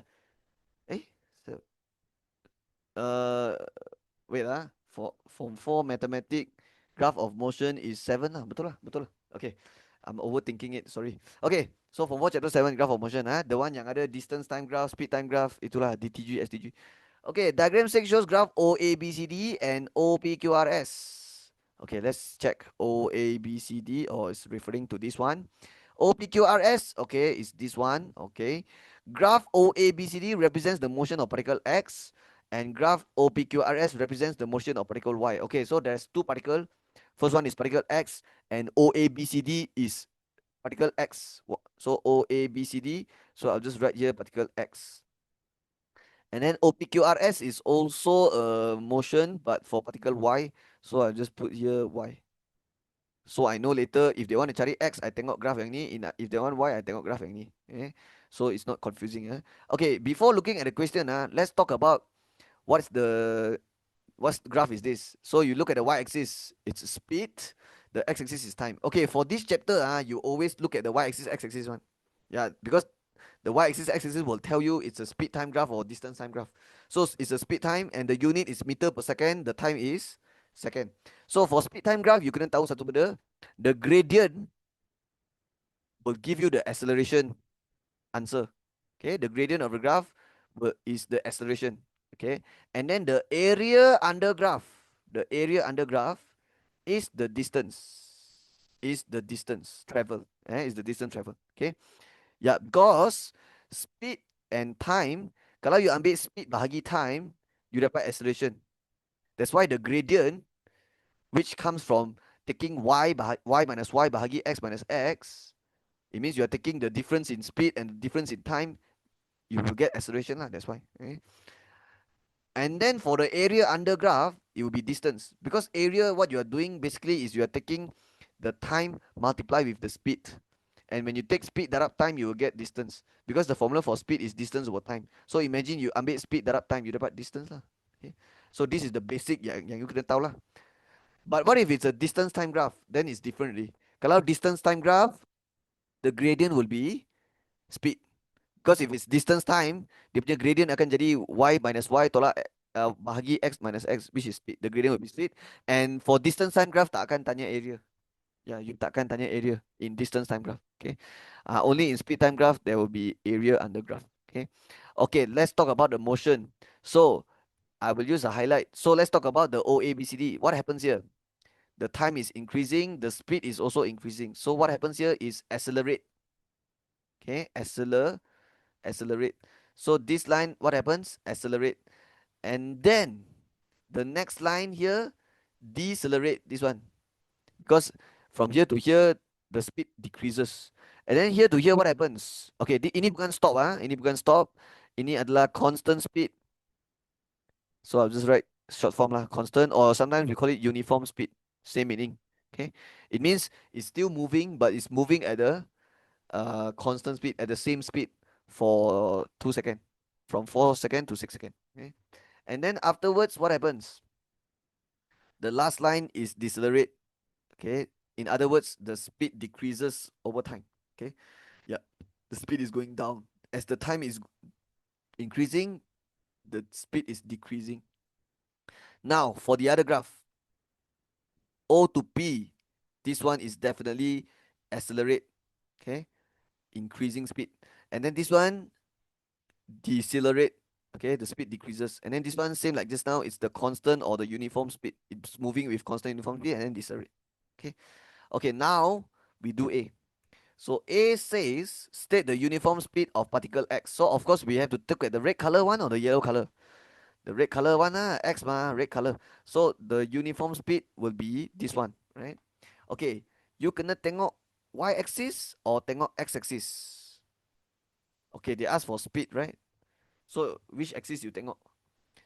The y-axis lah. So the constant uniform speed, you tengok x-axis, tengok y-axis, it will be 20, 30 meter, so it's 25 lah. And the unit, write it also meter per second. Okay. Okay, why not take on x-axis? Because x-axis you will get 6 minus 4, which is 2, but that 2 is the time. Okay, they never ask for time. Okay, they ask for uniform speed. Okay, but sometimes they will ask for time one. And if they ask for time, then you take this one minus this one lah. It means the particle move at uniform speed for 2 seconds. Eh? Okay, 25 is the answer. Now B1, find the rate of change of speed. Rocos. Rate of change of speed. Rocos. What is Rocos? Rocos is the other name for acceleration. Yeah, rate of change of speed and acceleration is the same thing. Same thing. Okay, they just want to make it harder by switching the name sometimes. But just know, make sure you know, Rocos, rate of change of speed and acceleration, benda yang sama je. It's the same meaning. So definitely later use you will find what gradient lah, confirm. Okay. Okay, so find the rate of change of speed in meter per second square of particle y for the first 5 seconds. Okay, the moment they say particle y, I have to look at the yellow color graph already because particle y, right? And then first 5 seconds, I immediately go from 0 to 5. So this is 5, right? And I'm looking at the yellow color line. So you can see the yellow color one, 5, it's here, right? So they want to find this line near rate of change of speed. It means they want to know, because I already tell you from O to P, what happens? The speed is increasing. In other words, they accelerate. And they're asking you to find the rate of change of speed now. It means they are asking you to find the acceleration. The acceleration. Okay? And we will use gradient to find. So gradient, because the gradient will give you the acceleration. Okay? Alright, but gradient you need two coordinates, and you will need two coordinates on this line OP. So I will take 0, 0, and for point P I will take 5, 50. You can actually take like this point also can, like this point, any 2 points along this line you can take. Okay, yeah, but I take the Jong punya point lah, the point at the end. Okay. All right. So now you can find the gradient by using the formula y minus y over x minus x, right? Oh, one more thing I want to mention. Make sure you look at the unit also when you do this. Yeah, because sometimes you have to convert the unit first. So this one is ms minus 1, this one is second. So imagine you are taking ms minus 1 divide with s. Because you are taking the difference in y minus difference in x, right? So the y unit is this, the x unit. So what you get is ms minus 1, s minus 1, which is ms minus 2. Okay, so is that what they want here? Ms minus 2. So yeah, the unit is ngam already. But sometimes you might have to convert the unit first. Yeah, ada soalan macam tu punya. I did so many trial paper already, so I'm familiar with it. Sometimes they might ask you to maybe the time here you have to divide 60 lah. Maybe they give you minute or you have to darab 60. Yeah, sometimes ada soalan macam tu. Okay, yang sometimes dia nak susahkan you. So kena check lah. Alright, this one no masalah. We can find the gradient straight away. 50 minus 0, y minus y. X minus x, that would be 5 minus 0, you get 10. So if the gradient is 10, that means the acceleration is also 10. But let's follow what the question says. They say rate of change of speed. I also write rate of change of speed. Okay. Actually, rate of change of speed is acceleration lah. It's the same. Okay. So if you write acceleration equals to 10, it's considered the same thing lah. But let's just follow the question. So rate of change of speed is 10, and with the unit ms minus 2. Okay, because it's like meter per second per second. So meter per second square lah, ms minus 2. Okay. Okay, that's my B1 answer. Now what about my B2? So I'll scroll down a bit. Okay, what says here? Calculate the difference. Okay, difference means tolak, kena minus. Between the distance. Okay, stop. Kalau you nampak speed time graph and asking you to find distance, automatic you kena think about area under graph. Okay, guys, you need to make sure you have the ability. Whenever you see speed time graph and suruh cari distance, you need to have the ability to know, oh, kena cari area under graph. If you don't have the ability, it means you will not be able to answer during exam nanti. Okay, so only in speed time graph you will use the area under graph to find distance. Itu kena tahu. Then what if it's a distance time graph? Then don't find area. For if it's distance time graph, just look at the y-axis. Yeah, just refer the y-axis. Okay. Tapi ada cara juga lah untuk cari distance for distance time graph. But that one I will not go into details now. Okay, because this one I'll just focus on this question now. So the difference between distance traveled by particle x and particle y after the 6 second until they stop. So obviously I have to find area. Okay. Yeah, we have to use area under graph to find out the distance traveled by particle x and y. But there's two particle x and y, so I will divide my working into two how to say, two two section like that. Okay, so for x, I will write down the area. I'll find out the area under graph. Okay, and then I'll find it here, and then area under graph for y, I will find it here. Okay, okay, let me not write so big this one, I write small a bit. Okay, so they want to find the difference between distance for x and y. So I have to find out distance for x and distance for y separately, and then baru saya boleh cari dia punya difference. Okay, and we use area under graph to find distance. Huh? Okay, but they got mention here after 6 seconds until they stop. So let's find out where is the 6 second. This is the 6 second, right? So imagine I'm trying to find the area under graph for x. So which one is x? The red color one, huh? So but it said after 6 seconds. After 6 seconds, so it's referring to this line lah. But you don't go and find gradient. Come on. Itu gradient untuk cari acceleration, baru you cari gradient. This one you are finding distance. So you need to find area under graph. What is under? Bawah mah. Under where? You wear it dekat bawah. So you jangan pergi cakap like, oh, go and find this one. No, no, no. Under graph, under the red color line. So under, this is the one. Okay. So what shape is this? A triangle. And how do you find the area of triangle? 1/2 times base times height. So the base will be here and here and here. It means here lah. And then here lah. Okay. Okay, the base berapa? Okay, this is 11 and this is 6. So you have to take 11 minus 6. So you get 5. And then for the height of the triangle will be, look at the y coordinate for this. It will be 25, right? Oh, and one more thing. When you do this, always check at the unit also. So you are taking second, okay, because the horizontal distance is the x-axis, so it's second, multiply with what? Meter per second, right? So when you multiply, you get meter, right? Yeah, they want in meter also. Okay, but you have to double check because there are times where you have to convert the unit first. Okay, so remember, always have this habit. Okay, to check whether the unit is like ngam or not. So the reason why you can straight away take 525 is because the unit will automatically come out in meters, so that's good. Alright, darab ini dapat berapa? 125/2. And if the area under graph is 125/2, the distance will be 125/2 meter. Okay, but the meter I will not write here because this one is area, right? So I will write one more baris, baru saya tulis distance 125/2 meter, because area under graph gives you the distance. Okay, so if area under graph is 125/2, that means the distance is also 125/2 meter. Okay, okay, for y, the yellow color line. So for yellow color line, it's after 6 seconds, the graph is here and here, but you want the area under graph, under, so under this line, so under this one. So what shape you get? This one, this one, this one, this one. This is a trapezium. So the formula to find area of trapezium is 1/2 times with the sum of parallel sides, and then times with the perpendicular distance between the two sides. So the parallel side is atas and bawah. So the sum, okay, I need to get the panjang here and panjang here, and then plus, kena cari dia punya sum. So from here to here is how many? 9 minus 6. So it's 3 lah. Okay, 9 minus 6. But for here is 12 minus 6, which is 6. So the sum of parallel side will be 3 plus 6. Okay, so atas tambah bawah, and then times with the perpendicular distance between them. Perpendicular distance means the distance, there's 90 degree that's between the two sides. Cannot take this one. This one is senget. So you have to take the 90 degree one. So the panjang here will be the y coordinate of this point, which is 30. Okay, 30. Right? Panjang sini sama dengan panjang sini lah. 30. Okay, and automatic the unit will come out in meter one. Okay, but this one is area, so it doesn't make sense if you write meter here, right? Because area usually got square one. So you just write the answer here, and then later baru you write down distance, and then baru you letak meter. Okay, 3 plus 6, 9 times 15, right? You have 30, you had 215. So what is 9 times 15?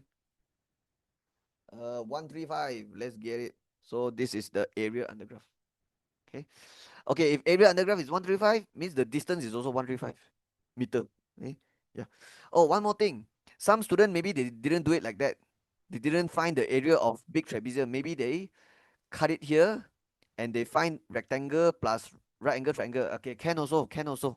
You will get the same answer. Okay. Yeah, can also. Okay. But your working will be a little bit different, but your answer will be the same. So Yeah, can also. Okay. So after you do this, belum siap lagi. Dia nak cari difference between the distance traveled by both particles. So I will continue my working here and write difference, because that's the ultimate one. That's the final answer they want, the difference. So what's the difference between distance traveled by x and y after the 6 second? It will be this and this. I kena minus lah. But you kena ambil besar tolak kecil, right? So if you try taking this one minus this one, you get negative, right? So you know already it has to be 135 minus 12502, because this one is smaller. Okay. When you find difference, always take big minus small. Besar tolak kecil. Okay. This one you get positive. So the answer is 72.5. Right. And the unit is in meters, because meter tolak meter, keluar pun meter juga. So that is how you do it. Okay. This is how I will do it. Hope you understand my explanation. Let's continue. Okay, number 10. Okay, by looking at this diagram, I can tell it's from 5 chapter 6, trigonometry. Okay, because this curve, this shape only happens in trigonometry, and it's the cos graph. Okay, Aslan wrote a Ferris wheel. Okay, this is your Ferris wheel. Okay, nice. Diagram 7 shows the graph of a trigonometric function representing the height of his seat on the Ferris wheel. Wait, what?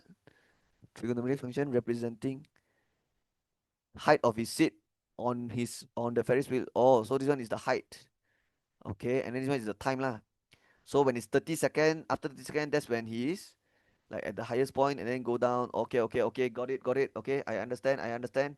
And then A, it is given that y represents the height in meter of the seat after x second. Okay, I get it. Height is the okay, y represents the height. Yeah, the y-axis lah, the y coordinate after x second. Okay, I got it. This situation can be modeled by this function. Oh, this one important. So a y equals, okay, negative a cos bx plus 10. Negative a cos bx plus 10. Okay, and then what else? State the value of a and the value of b, 2 marks. Okay, so I can focus on the diagram now. So they want to find value of a and value of b. Okay, I want to give you some notes, right? So when I give you equation like that, a cos bx plus c, or maybe a sin bx plus c, same also. Okay, so you need to know what the a represents, what the b represents, what the c represents. Okay, so a represents the amplitude. Okay, a represents the amplitude. Okay, and there is a formula to find amplitude. It's always maximum value minus minimum value divide 2. Maximum value means the highest point punya y coordinate. Minimum value means the lowest point punya y coordinate. Okay, and then divide 2. That's how you get the amplitude, right? So for example, if this is 2, what does it mean? It means your cos graph highest maximum will be 2, your lowest will be negative 2. Okay, but only when your c is 0 lah. Okay, because later c is, you will have to shift, the whole graph have to shift upwards or shift downwards. Kalau your C positive, your whole graph have to shift up, have to move upwards. That means the whole graph have to move up, and so have to move down, right? So if you move up, move down, actually it will mess with the value here. Okay, yeah, so sometimes if, even if it's 2, let's say this is 2 negative 2, when you move up, let's say you move up 3 unit, then this one 2 plus 3 become 5, negative 2 plus 3 become positive 1, right? So it become 5 1 already. But actually the amplitude never change, it's still 2. Okay, yeah, so remember this formula lah. A equals maximum minus minimum divide 2, which is 5 minus 1 divide 2. 5 minus 1 is 4, 4 divide 2 is 2. So the amplitude is still 2. Okay, and amplitude is the distance between the highest point and the center line here. Okay. All right. What about B? B is the number of cycle in 360. What's the meaning of number of cycle in 360? It means uh, how many cos graph you want to draw in 360. That's what it means. If this one is sine, then it will be how many sine graph you have to draw in 360 lah. Okay, one complete sine graph looks like this. This is one cycle. Okay. And if this is 360, then your B is 1 lah. Because there's only one cycle in 360, right? But sometimes this is not 360. Sometimes this is 180. Then your B is 2 already.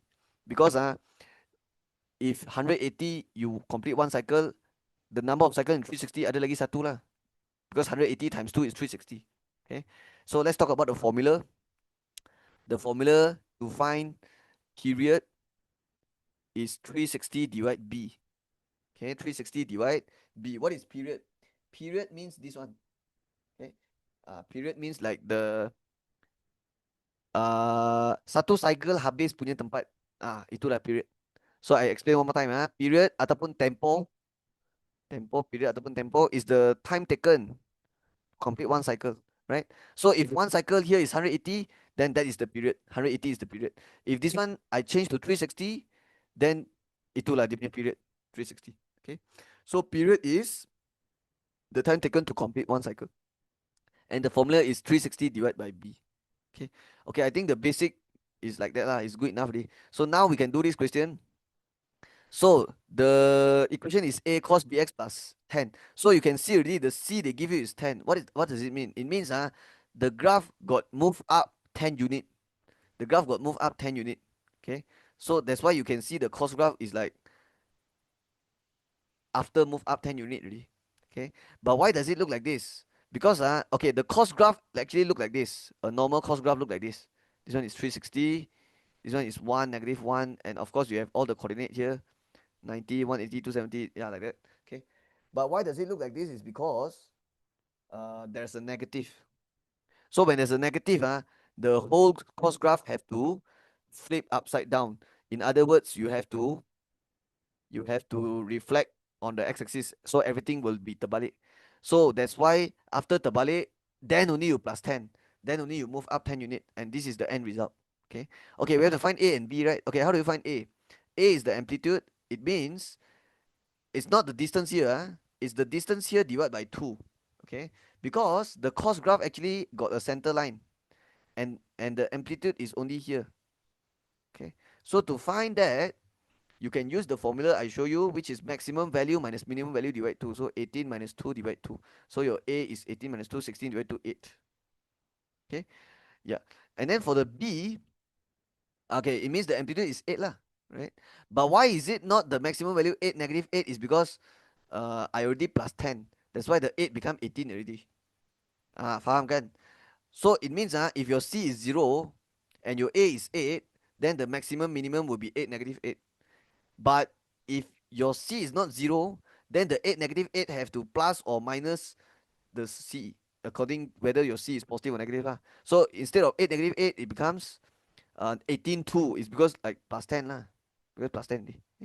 Okay, let's talk about the B. So B is the number of cycle in 360 degree. So can you tell me one complete cos graph is like this, right? This is one cycle, right? But it's flipped upside down already. But you can still see where is the one cycle. It's here, right? Yeah, this is one cycle. Okay. Yeah, it's the same lah. It's just in upside down. So you can see it ends at 60 degree. It ends at 60 degrees. So to find the B, you have to take 360 divide 60, and you will get 6. Because the formula for period, okay, and I told you, right, period means one cycle habis dekat mana, right? So the formula for that is 360 over B. So to get B, it will be 360 divide period lah. Because this one you can pindah mah. B hantar jadi darab, and then period hantar bawah jadi bahagi. So to get the B, you can take 360 divide period. And so 360 divide 60, because the period is 60.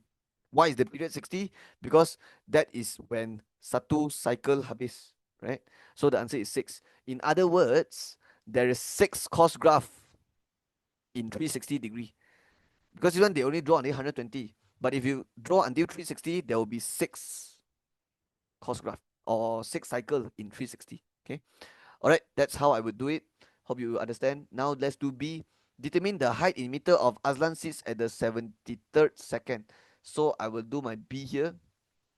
They already said the equation y equals -a cos bx. So -8 cos bx is 6. You already know it, plus 10. They already say the y represents height and the x represents time in seconds. So they want to find height, means they want to find y lah. And if they want to find y, they will give you x, and they would give you at the 73rd second. So I will just ganti my x with 73. So it costs 6, and then this one I read like this, times 73 plus 10. Okay, and also they already write here, x-axis is time in seconds. Okay, and this one is also in second. So I'll just ganti this, then I can get my y. And later the y, that will be the height in meter. Okay, in meter. Okay, I will press this in my calculator. I will tekan 6 times 73 first, and then cos answer, and then answer times -6 equal, and then answer plus 10. Okay, I get it already. Okay, let's write in four significant figures. So 8.337 meters. Okay. Okay, wait, let me press one more time. 6 times 73 cos answer, answer times -8, right? And then answer plus 10. Yeah, 8.3367. So 8.337 meter. Okay. Okay, they asked for what? Height, right? That's this the answer. Okay, we can write one more time for them. Height is 8.337 meters. Okay. It means at the 73rd second, which is like around here, I guess. 60 plus 90 divided 2 is 75. Okay, it should be like a bit to the left because the middle is 75. Okay. So it's like around here. That's the height is like 8.337. That's what it means. Okay. Yeah, but you don't have to label it in diagram. I'm just explaining it. I'm just like telling you, but you don't have to draw this in the diagram. Okay, that's all. This is how I would do it. Okay, I'm done with the question. Let's continue. Okay, now bahagian B they say jawab semua soalan. Okay, number 11. Okay, what chapter is this? Image, rotation, angle. Okay, this one is from 5 chapter 5. The transformation. Okay, transformasi. Okay, 11A. Diagram 8.1 shows two quadrilateral. Okay, I can see it. PQRS and TUVW. Alright. So for this type of question, you need to label separate object, separate image. Kalau dia ada bagi tahu lah. And always kalau dia bagi tahu, kena tulis. Alright, quadrilateral TUVW is image. Kena label dah. TUVW is image. This is TUVW. Immediately go here and write the I. I stands for image. And then PQRS automatic is the object. Okay, why is it important to write this? Because if you don't write this, you don't label this, later you might describe the wrong thing. Okay, so it's very important. When they tell you whose object image, label it straight away. Okay, they already said under rotation, so I don't think they will ask you to describe already. They already said here to here is rotation, but they never say how many degree. It could be 90, it could be 180, and then state the corresponding side of QR and the corresponding angle of TWV. Okay, corresponding. Nak cari panjang sepadan, CC sepadan for QR. So let's find out what is the corresponding side of QR. Okay, so QR is referring to this line. Okay, so the corresponding side in the image will be which line? So come, I teach you how I do it. So this line, you can see the distance is 2 square plus 3 square, and then square root the whole thing, right? It means to find the panjang here, you can because the line is secant ma, so you can use Pythagoras theorem to find. So this is 2, this is 3, and then use Pythagoras theorem. Square root 2 square plus 3 square, like that. But you don't have to find the actual panjang. I'm just counting. I just want to know the rough distance of this line so that I can find the corresponding side. So will this be same with this line? I don't think so, because this one is 4 square plus 1 square and then square root the whole thing. So that's not the same. What about this one? 2 square plus 3 square and then square root the whole thing to find this line. So yeah, that's the corresponding side. So the yellow color corresponding side is this one, right? UV line. So the corresponding side is UV. Okay, that's how you know. That's how you tahu lah yang mana corresponding. Okay, because corresponding side mesti dia punya panjang sama kan. Okay. Okay, next one. Corresponding angle TWV. Where is that? TWV. Oh, it's on here. TWV. Okay, this is the angle we are talking about. So this angle is in between two lines, and as you can see, the first line macam mana? So the first line is like this, right? It's like 1 unit, 1 unit, right angle, triangle, 1 unit, 1 unit. So tell me, which of this line is like that? The PS one lah. You see, 1 unit, 1 unit, right? But it's in between this line and another line is uh if you use Pythagoras theorem to find the length, it will be 1 square plus 4 square. Okay, so which line will be like that? This one is 2 2, this one is 3 2, this one 1 4. So this is the line. So the angle is in between these two lines. So the angle here is also in between these two lines. So this is the angle. So that is PSR, angle PSR, or you can write RSP also can. Just make sure your S is in middle. Okay, this question only asks to write that. So it's only 2 marks. So that's all. So that's it. Okay, soalan B. Diagram 8.2 in the answer page shows two pentagon. Where is that? I want to see. Two pentagon. Okay, ya, memang betul ada dua pentagon. Lepas tu dia cakap pentagon XWVUT is the image of PQRST under combined transformation HG. Okay, immediately you have to label it. Immediately you have to label it. So XWVUT is image. So this XWVUT is the big one. Okay, so that's the I, and this is definitely is the object already. But actually there's two image because there's two transformation HG, right? So let me tell you what it means.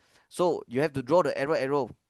Yeah, the way I teach my student is kalau dia ada bagi macam ni, statement macam ni, you draw the arrow. So how to draw the arrow? So XWBUT will be at the end because this is the final image and it's the image of PQRST under two transformation. It means the PQRST is the object lah. Okay, but why got two arrow is because they say XWBUT is the image of PQRST under two transformation. So you can see this one is the image of this one under two transformation, two arrow. So if they say HG, it means you have to do G followed by H. G is the first one. So the first arrow is transformation G. This one is H. Then, sir, what's the middle one? Okay, the middle one, sometimes they will draw for you in the diagram. But looking at this, they didn't draw for you lah because there's only two trapezium, PQRST, XWBUT. So it's only this one and this one. That means we have to draw ourselves this one later. Yeah. This will be the first image that we have to draw ourselves. But there are times where they draw for us. Yeah, yeah. Ada juga like sometimes they will draw three shape here. So the missing one, that's the middle one lah. Right. Okay. This one they never draw. And then number one they says it is given that transformation G. G. This is G, right? Is a reflection in the line PT. Wow, baik hati lah. Dia sudah terus cakap G is reflection in the line PT. Draw the image of PQRST. Okay, image of PQRST means this one under the transformation G. Yeah. So I just go PQRST and then do the reflection line PT lah. Okay, so it's only worth 1 mark, and the working will just be the drawing lah. Yeah, they give mark on the drawing. So I have to do reflection in line PT, but siapa yang reflect? PQRST yang reflect, bukan XWBUT. No. It's PQRST, image of PQRST under G. So I go to PQRST and then I reflect using the line PT. So the line is this PT, right? Okay, as you can see, the PT line is a Senghet line. So if it's a Senghet line, when you do reflection, how you do it? You will find out the distance between the point and the line.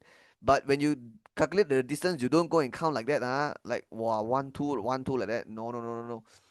If your line is horizontal, then you can count like that. If the line is horizontal. But if your line is Senghet, then you have to kira Senghet also. Okay? Yeah. And when you kira towards the line, when it meets the line, it has to be 90 degree. Okay? So that is why it doesn't make sense if you count like that. Because if you count like that, it's not 90 degree. Okay? You have to count 90 degree towards the line. Okay? So let me just highlight it for you. So where is the line? This is the line, right? So you have to count 90 degree, so count like that. So 90, so it's like satu unit, so Senghet 1 unit, so this one also Senghet 1 unit. Okay, that's the Q punya reflection image. For point R, satu kira Senghet also, so satu Senghet and then half. So after you reflect also half satu, so this is the new point. For S, satu unit Senghet, so here also satu lah, that's the point S. So this one done. Now for point T. Okay, imagine if you count from point T to the red color line, it's 0 unit lah because it's already on the line. So it means the point T after reflect is also here. Same with the point P because it's on the line, so the distance will be 0 unit. So after reflect, it will be here also. So now you can join all these points and you will get the image. Okay, I'll use red color lah, can also. Okay, so this one, join this one, join this one, join this one, and join this one. Right. Okay, should I label this with something? The question never say to write anything, but I will just call it I1 lah. I'll just call it I1. And this one I call it I2. Meaning, this red color one this one that I just draw, that's the first image. Okay, the first image I1, and then this one is the final image. Okay, because there's two transformation. That's why I got two image. Okay, okay. So question one done. Question two. Hence describe fully the transformation H. So second question, I will do it here. So I have to describe. So I have to write transformation. H is, and then I write lah, blah blah blah blah blah. Okay, okay. H is very obvious lah. You okay? Because H is from where to where? It's from the I1 to the I2, ataupun from I1 to the XWVUT.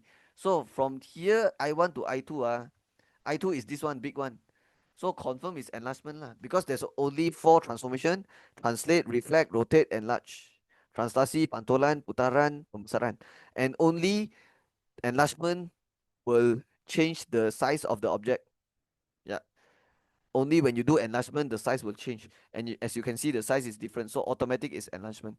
But you cannot just write enlargement and then stop there. If you want to get full mark, you have to write full information. Kalau enlargement. So enlargement, when you describe enlargement, you have to make sure you mention about the center and the scale factor. So you have to cari the pusat pembesaran, center of enlargement, and the scale factor, factor skala. Okay, what is the center?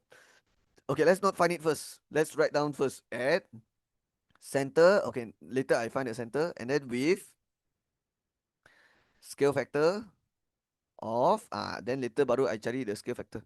Okay, you can also write enlargement with scale factor of blah blah blah at center blah blah blah, can also. Okay, it means you can write in any order you want lah. Just make sure you write both. Okay, and this one you use to write the center coordinate later. Okay, let's find the center of enlargement. Okay, when you find center of enlargement, senang saja, just guna pembaris, join all the corresponding point, join all the corresponding point, join all the corresponding point, join all the corresponding point, and the intersection point, that's the center. Tak payah guna compass apa semua. So the center is at here, right? So what's the coordinate? Okay, I just realized dia tak bagi Cartesian plane. Dia tak bagi y-axis, x-axis. So there is no way for me to know what is the coordinate of this point. So tak boleh tulis coordinate lah. So why not just write the labeling T lah. Just use the labeling because they got labeled this point as T. So I'll just use T to represent that point. So I'll just write at center T. Okay. Tapi kalau dia ada bagi Cartesian plane mesti I will baca the coordinate one. Tapi dia tak bagi, so just write T is good enough. With scale factor of, okay, scale factor K punya formula is image divide object. But to be more specific, it's length of image divide length of object. Okay. Yeah, length of image divide length of object. Bukan area of image bagi area of object. If you take area image bagi area object is wrong. Yeah, because if you take area bahagi area, you have to square root. Baru boleh. After you take area image bagi area object, kena square root. Okay. Okay, so can I find the length of image and the length of object from here? Yes. The length of image will be, I can use this lah. Actually, you can use any side you want, but I'll take this one. So the corresponding one will be this one, right?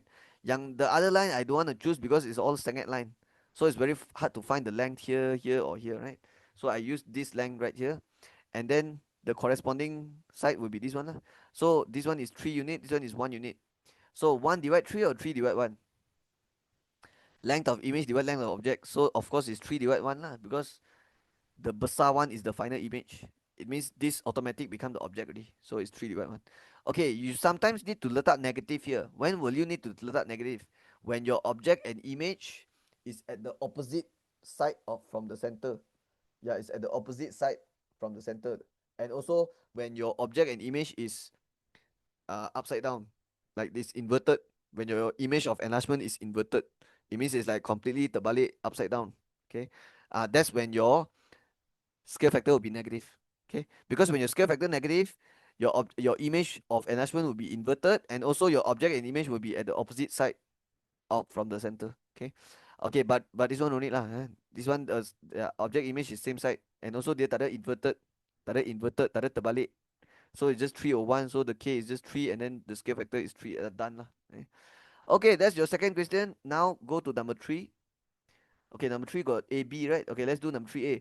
State the ratio of the area of pentagon PQRST and the area of pentagon XWBUT. So all I need to do is just put my area of PQRST atas and put my area of pentagon XWBUT bawah, then I get the ratio already. But it's not that simple because you don't have the PQRST area. They never give it to you. So what you have to do is, instead of doing that, you use another way to do it. And let me tell you what way to do it. You use this formula. AI equals to K square times AO. Do you remember this formula? Yeah, this formula is the formula you learn in this chapter. And you always use this when you see the word area in the question. Always. In this chapter, when you see the word area, always use this formula. Area of image equals K square times area of object. And in this case, the PQRST is the object or image. You can tengok balik you punya arrow. So this arrow so useful, right? Because it's like you can straight away tengok you punya object siapa. So PQRST is obviously the AO. So this is the AO. And obviously they want PQRST, they want the ratio is PQRST to this. It means later you have to take AO over AI. This is what they are asking. This is the final answer. Okay. So what you have to do is you have to pindah lah. But before you pindah the K, you actually know it already. The K is 3. Because scale factor K 3. So now you can focus on finding AO divide AI. So AO RO or ER. Okay, so AO divide AI like that. It means the AI move here. But when you move it here, nothing left here is 1. So it's 1 and then the 3 square pergi sana pula. Jadi bahagi. So jadi over 9. That means your AO ratio AI is 1:9. But I don't think you have to write this. Yeah, you don't. Just write down dot dot dot 1:9 is enough. Okay. So the ratio for area PQRST to XWBT is 1:9. Okay. Yeah, and it makes sense because PQRST is way smaller. So the ratio is 1, but this one is 9 times the area for this. Okay. Why is it 9 times, not 3 times? Because the formula memang macam tu. Area image equals K square times area object kena square. Okay. So that's how you do it. Okay, let's do B. This is the last question. The total area of pentagon PQRST, which is the object by the way, and the pentagon what? XWVT, which the image is 240. Oh, it means the 240 is both add together. Is that what they mean? Total area total, right? Total means plus together lah. Total mah. PQRST plus XWVT is 240. Wait, let me go and look at the diagram. So PQRST is here. XWVT is here. So they is saying that these two area plus together is 240. Huh? Okay, never mind. Let's see what else they ask for. Calculate the area of pentagon PQRST. Okay, for case yang macam ni I will. Okay, let me think about this. Can I use the formula? Yes, let's use the formula. AI equals to K square times AO. Okay, I'll use this formula. But the K I know is 3. Okay, the 3. But there's a big problem. This 240, you cannot write at the AI. Because this 240 is not the area image. It's the area of image plus with this. So, and we don't know what is this, right? So the 240 is not AI. And it's not AO. Or ER. Okay, no. So it's not AO also. Because the 240 is not just this. It's this plus this. Oh, so masalah sekarang. If they give me the AO, RO, RER, then I can find AI. If they give me AI, I'm a little butterfly, and then I can find AO. Okay? But the 240 is not AI and it's not AO. So that's the major issue. Okay, let me tell you what I will do. I will do this. I will let the area of PQRST equals X. Okay, because they asked me to find area of PQRST, right? So I let my okay, I'll just write let X, okay, equals to area of PQRST. Okay, kenapa saya buat macam tu? Because the area of PQRST, this is the one yang kacau sekarang. Betul? This is the one I want to find, and this is the one that I'm missing. I don't have the area. So I just call it X for now. The area for this, I'll just like panggil dia X, right? So now you can write your AI already. Your I. AI. Okay. So you can take 240 minus X. Because 240, remember, is the what? Is the total area for this and this. But if you want the image only, then you minus X lah. Now you understand why I let ini jadi X. And then for my 3 square it will be 9. And then times with the AO, RO, or ER. So AO will be X Yeah, because the object is X, right? Yeah. So this one is x lah. So now it's a linear equation in terms of x already, and you can find x. So what is the area of pentagon PQRST? It means you're finding x lah. So okay, 9 times x is 9x minus x pindah jadi plus. So 9x plus x is 10x is 240. So now you can find your x. Your x is your answer. Yeah, your x is your answer. So your x will be 240 divided 10 is 24. So I can write, continue here, dot, dot, dot. Okay, x represents area of PQRST, right? So your area of PQRST is equivalent to 24. The unit will follow this. So it's cm square. So everything is in cm square. This is also cm square. Okay. So that is how I would do it. So that's the answer. Okay. Okay. Is actually there's another way to think about this. I just realized. You remember they say the AO over AI is 1/9. That means this one the ratio is 1 and the big one is ratio is 9. But the 9 is including here. So this is ratio 8 lah.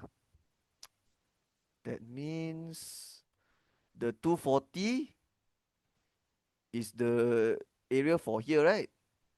So you can also take 240 divide by 9 lah. Betul lah? No, no, no, no, no, no, no, no, no, wrong, wrong, wrong, wrong, wrong, wrong, wrong, wrong. Wait, wait, wait. AO over AI is 1/9. The area of object is 1. So this one is ratio 1, but this one they are reflection, so the area should be same. Oh, okay. The 9 is actually including here. Sorry, guys. Yeah. So another way to look at it is the 9. So this small one is 1, this one is 9, right? And you remember the 240 is what? It's actually the total area for this one plus this one, right? So imagine this is ratio 9, this one is ratio 1. In other words, 240 you divide into 10 portion lah, because this one is the area, right? Cm square. So divide into 10 portion, and since you are finding you want to find this, they ask for this, just divide 10 lah, and then cut, you left with 24. And as you can see, the answer is 24 here. Same answer. Okay. Yeah, this is another way to understand the question, or another way to look at the problem. So you can do it like that, you can do it like this. Yeah, same answer. Same, huh? All right, that's all. Hope you understand. I'll continue now. Okay, number 12, let's get it. Diagram 9 shows the marks obtained by 15 students in the mathematics test. Okay, this is a ungrouped data, and there's 15, they said. So 1, 2, 3, 4, 5, 6, 7 times 2, 14, 15. Okay, 15. So what chapter? Form 4, chapter 8. Okay. Yeah, Form 4, chapter 8. It's called measures of dispersion for ungrouped data. Okay, for ungrouped data. Okay. Okay. In Form 4, chapter 8, you learn about ungrouped data. But in Form 5, chapter 7, you learn about group data. Okay. Yeah, this one is ungrouped. The reason how I know is because actually it could be okay, it's ungrouped lah. It's ungrouped because this data tak ada class. Ya, tidak tak ada kelas. So dia adalah ungroup lah. For group data dia ada kelas. Dia ada bagi kelas. Ini tak ada kelas. Okay, A1. On the graph in the answer space, draw a box plot for this marks. 3 marks. Okay. For box plot, dia akan jadi macam ni, macam ni, macam ni, macam ni. Ada satu box and then ada line macam ni. This line is called whisker, by the way. It's called whisker. Okay. But before you draw this, you need 5 information. So, before I go to the graph paper, I need to cari 5 benda dulu. Okay, and what are the 5 information I need to find? Okay, I'll just use the space atas sini to write it lah.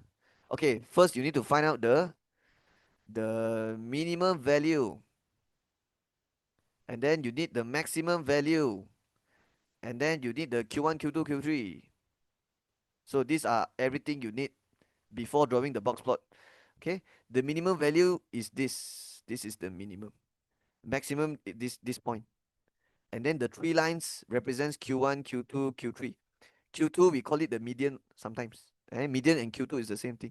So now we have to find out all these 5 information from this data. Okay, I will first arrange this data in a straight line first, and I will arrange it in ascending order.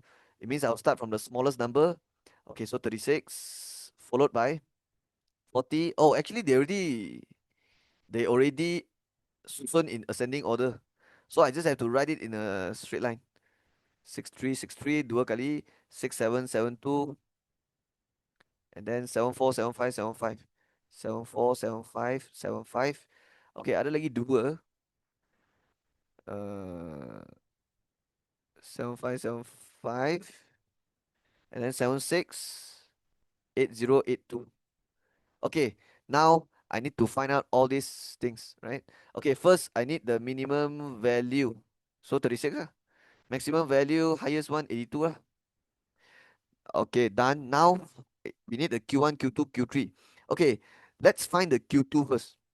Okay, you need to find the Q2 first. Okay, Q2 will be the middle number. So how to find the middle number? Okay, you can cut, cut, cut like that, cut until the middle number lah. But there is a way to do it. There's a formula. So you can use this formula. Median equals n plus 1 divided 2. Okay, but this formula will only tell you the position of the median. Yeah, it will only tell you the position ataupun dia punya kedudukan. Okay. So you just count got how many numbers? Okay, got 15 lah. Got 15 data. And then you just do 15 plus 1 divide 2 and you get 7.5. Sorry, you get 8. It means the median is at the 8th position. Maksudnya, kalau you potong,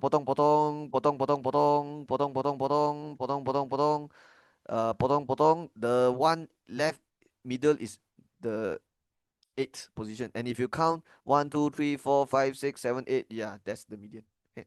So now you already know the median. Okay, let me remove all this. So wait, 1, 2, 3, 4, 5, 6, 7, 8. This one, huh?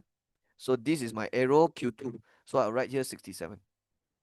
Okay, for my Q1, Q3, okay, for my Q1, you have to look at the first half, not including the median, and then find out the middle number again. And then for my Q3, take my second half, and then find out the middle again, but not including the median. Huh? So if I don't include the median, got how many numbers? 1, 2, 3, 4, 5, 6, 7. So 7 masuk dalam formula ni because I want to find a middle again. So 7 plus 1, 8, 8 divided 2, 4. So the median is at the 4th position. 1, 2, 3, 4. This one. So that is my Q1 48. Q1. Okay. So I write here 48. Or you want to use the cut punya cara pun boleh. Cut, cut, cut, cut, cut, cut. Sama je. Okay. Okay, what about here? You can cut also like that. Cut, cut, cut, cut, and then take this one. Or maybe just count 4 positions. So 1, 2, 3, 4. Yeah, same also Q3.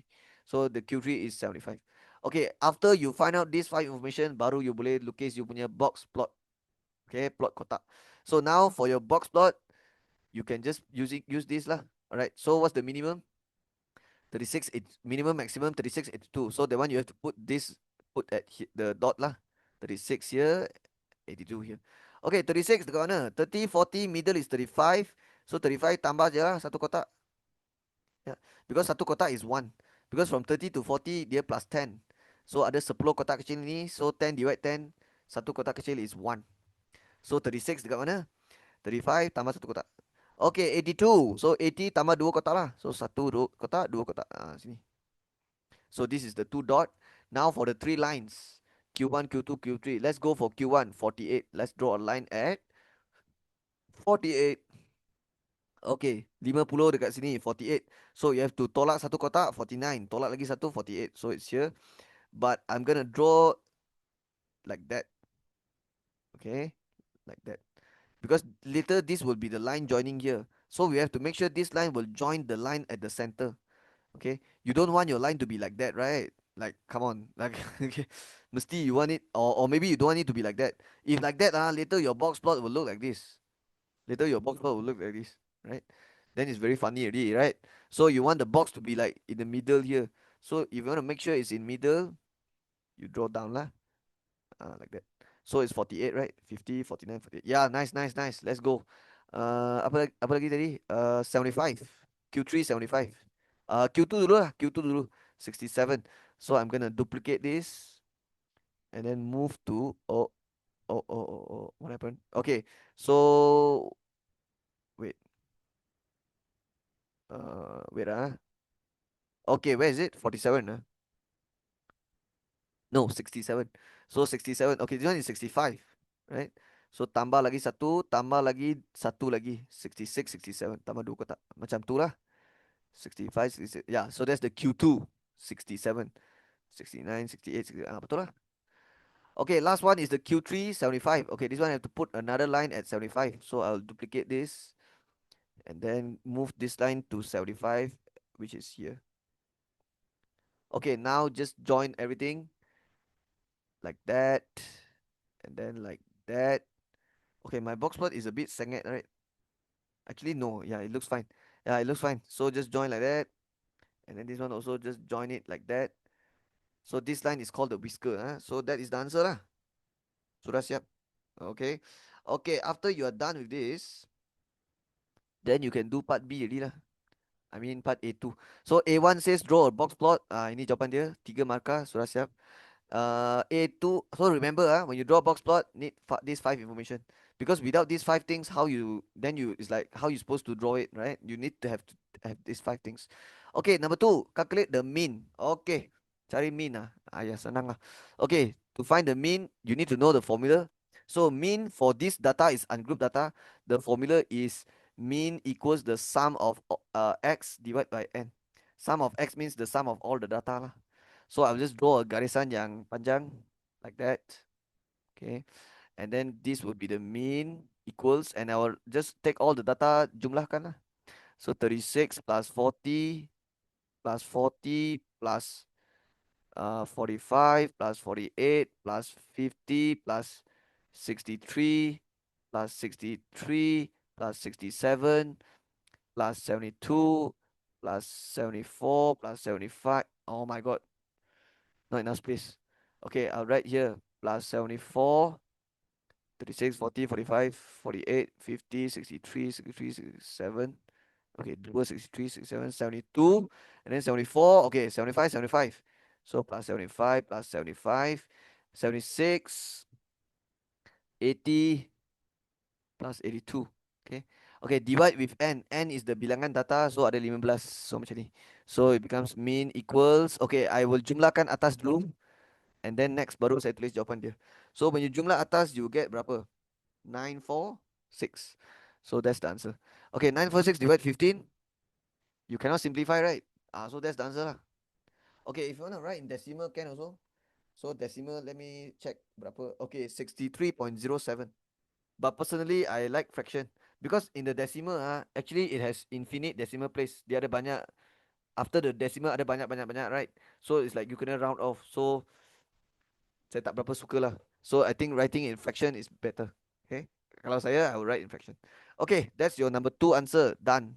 1 done. 2 also done. Number 3, nyatakan bentuk taburan data tersebut. State the distribution shape of the data. Okay, let's talk about distribution shape. Okay, I'll tell you the answer first. The number 2 actually got answer space here. Okay lah, I'll make this number 3 lah. Because, number 3 is here. Okay. Okay lah, but this one I already do it up there, so I'll just number 2 I already write here, right? Okay, so number 3 I'll write here. So for this one, the shape is left skewed, or you can say skew to left.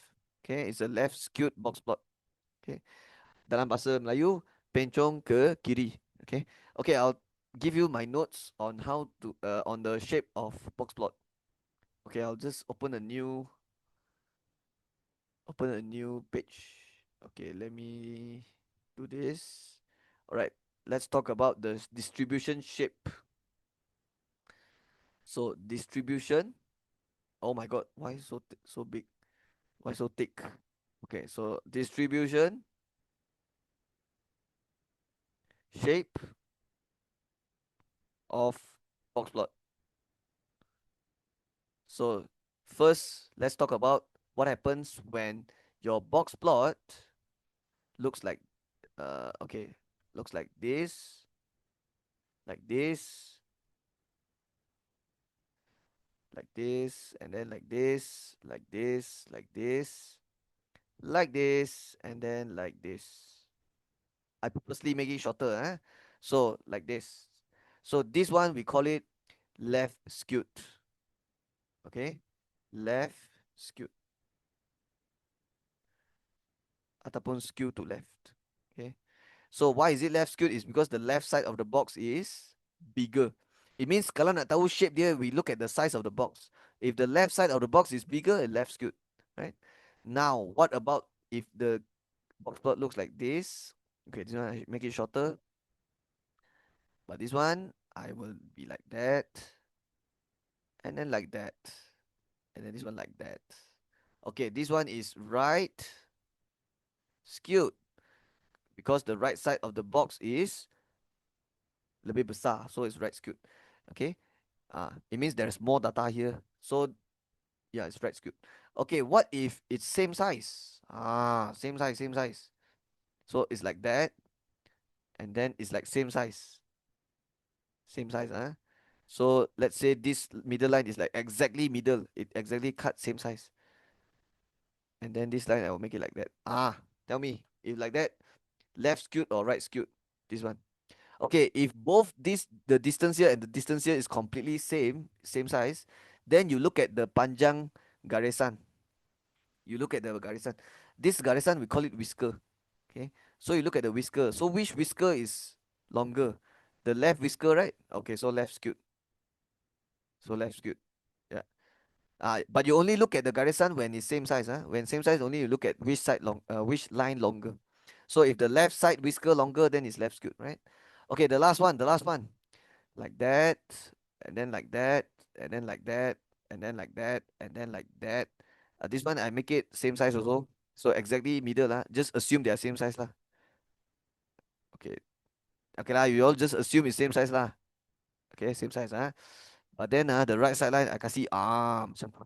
Okay, so assuming this two side of the box is exactly same size, so we have to take out line lah. So which line longer? The right side of the whisker, the right side, so it's right skewed. Okay. Then sir, what if the size of the box is same, the size of the line also same? That one we call it symmetric distribution. Okay, that one we call it symmetric. That is when the line sama panjang.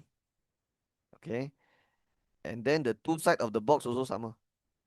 Okay, so let me just draw for you.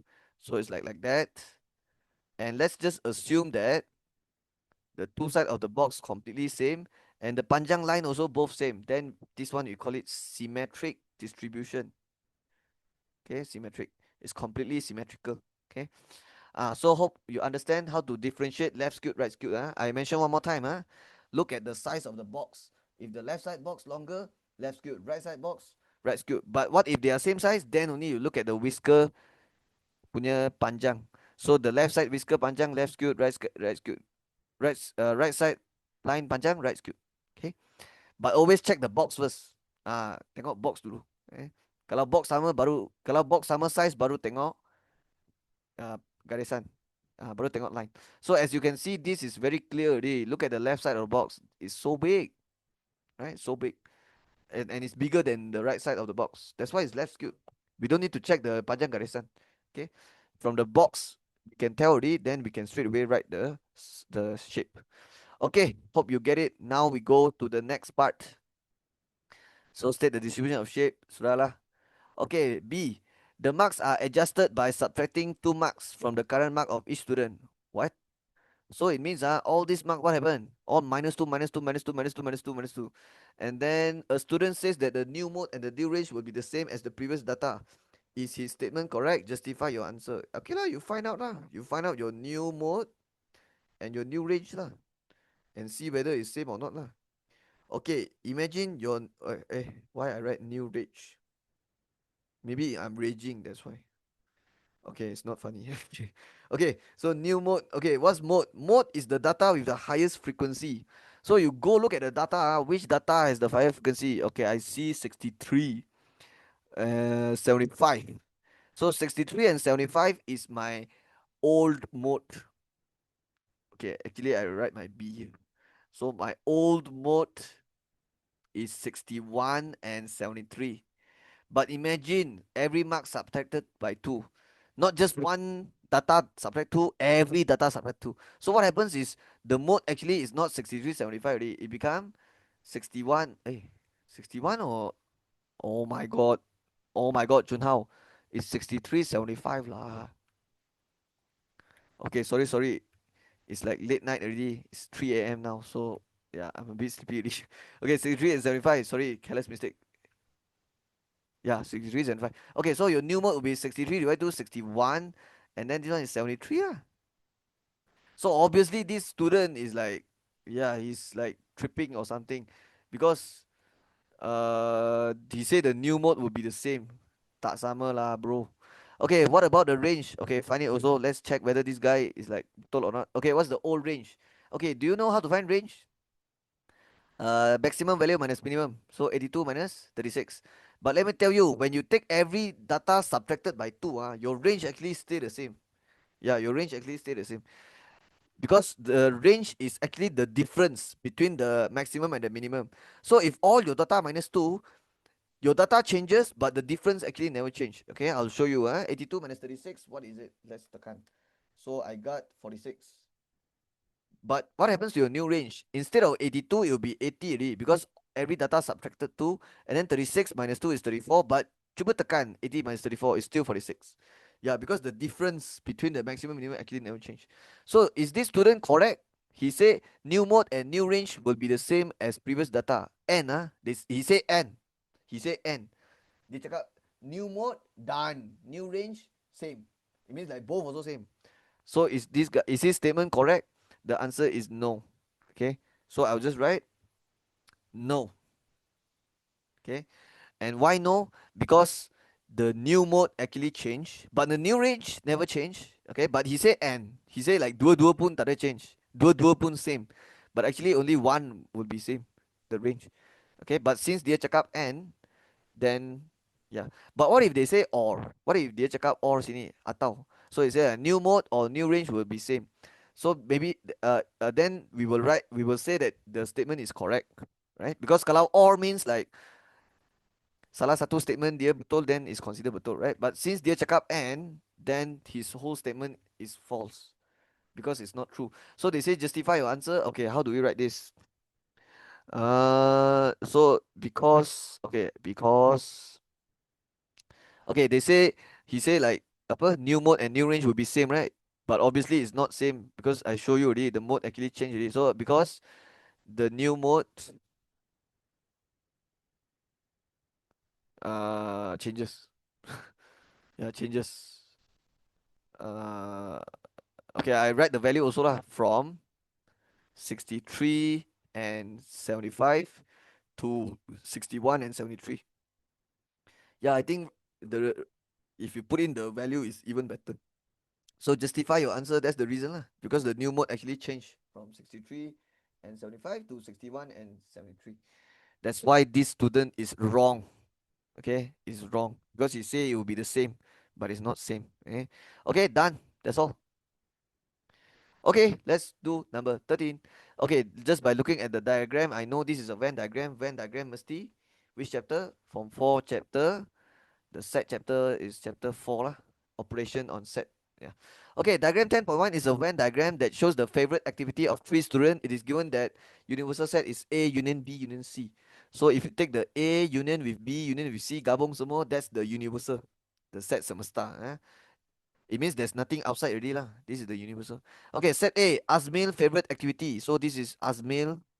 So ada apa fishing, cooking, swimming semua. And then B is Bang. Bang. Oh my god, Bang Bang.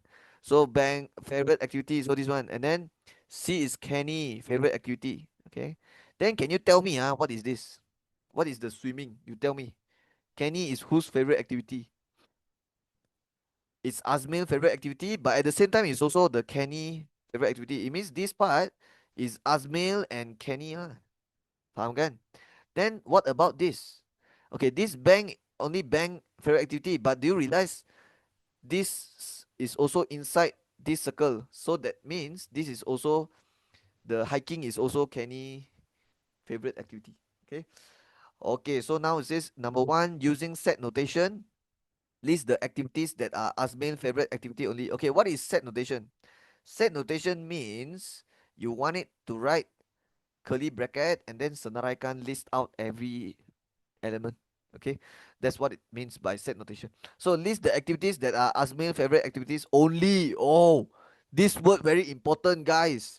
This word only very important. So if I say Azmail favorite activity, it will be this circle and then fishing, cooking, swimming. Okay, kalau dia tanya Azmail kalau dia tanya Azmail only, then we cannot put the swimming already, because Azmil only means it means activity ni hanya Azmil seorang saja yang suka. So it will be fishing and cooking only lah. And we have to write the full thing like that, fishing, comma, cooking, with the curly bracket, like that. Okay. Kenapa swimming tak boleh? Okay, Azmil suka swimming also, but they said only, Azmil only. Okay, and this swimming actually Azmil and Kenny favorite activity. But since they asked for Azmil only, it means activity yang Azmil seorang saja suka is only these two activity. Alright, hope you get it. Number 2. Next, B question. Let's scroll down.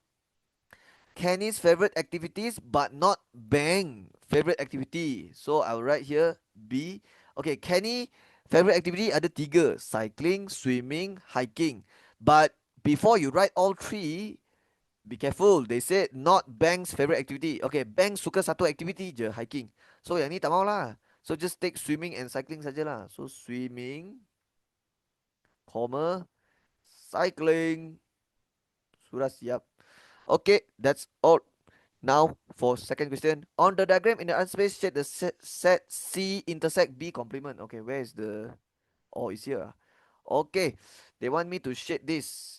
Okay, first you need to know C intersect B complement and C intersect B bracket complement is not the same. Ini dua-dua tak sama.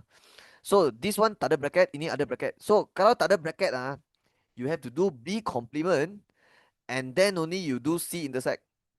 Kalau tak ada bracket. Tapi kalau ada bracket you have to do C intersect B dulu baru buat complement. So this one actually will give you two different answer. Okay. So tell me the complement now is only for what? It's only for B, right? Because they never put bracket. If they put bracket then the complement is for C intersect B all together. Okay. But there's no bracket, so the complement is only for B. Yeah. So I have to do C intersect B complement. Okay. The method is like this. You will label this as 1, 2, 3, 4. It means all the region here, you label it 1, 2, 3, 4 like that. And then you list out all the element for C and the B complement first. And then the intersection means later you will choose the common region. Common region means yang dua-dua ada lah. Okay. Okay, let's list out the element for C first. So as you can see, C is this circle, right? So it will be 2, 3, and 4. Okay. Yeah, 2 and 4 also inside C mah. So like this one. What about B complement? B complement means everything except B. So your B is here, right? So B will be 4 lah. Inside B there will be 4. But they want B complement. It means don't want 4. It means everything except 4. So it's 1, 2, 3. And now you look at the middle symbol. If they say intersect, you choose the region that yang dua-dua ada lah. Because intersect means like persilangan ataupun the overlap region. So if you look at this, what's the overlap region? 2, 2, 3, 3. So the answer is 2 and 3. But of course you have to erase everything. Yeah, erase everything, and now you shade 2 and 3. But you make sure you remember it's here, region 2, and 3, which is outside here. Okay. So now I will shade. So this is region number 2. And then there's region number 3. Okay, something like that.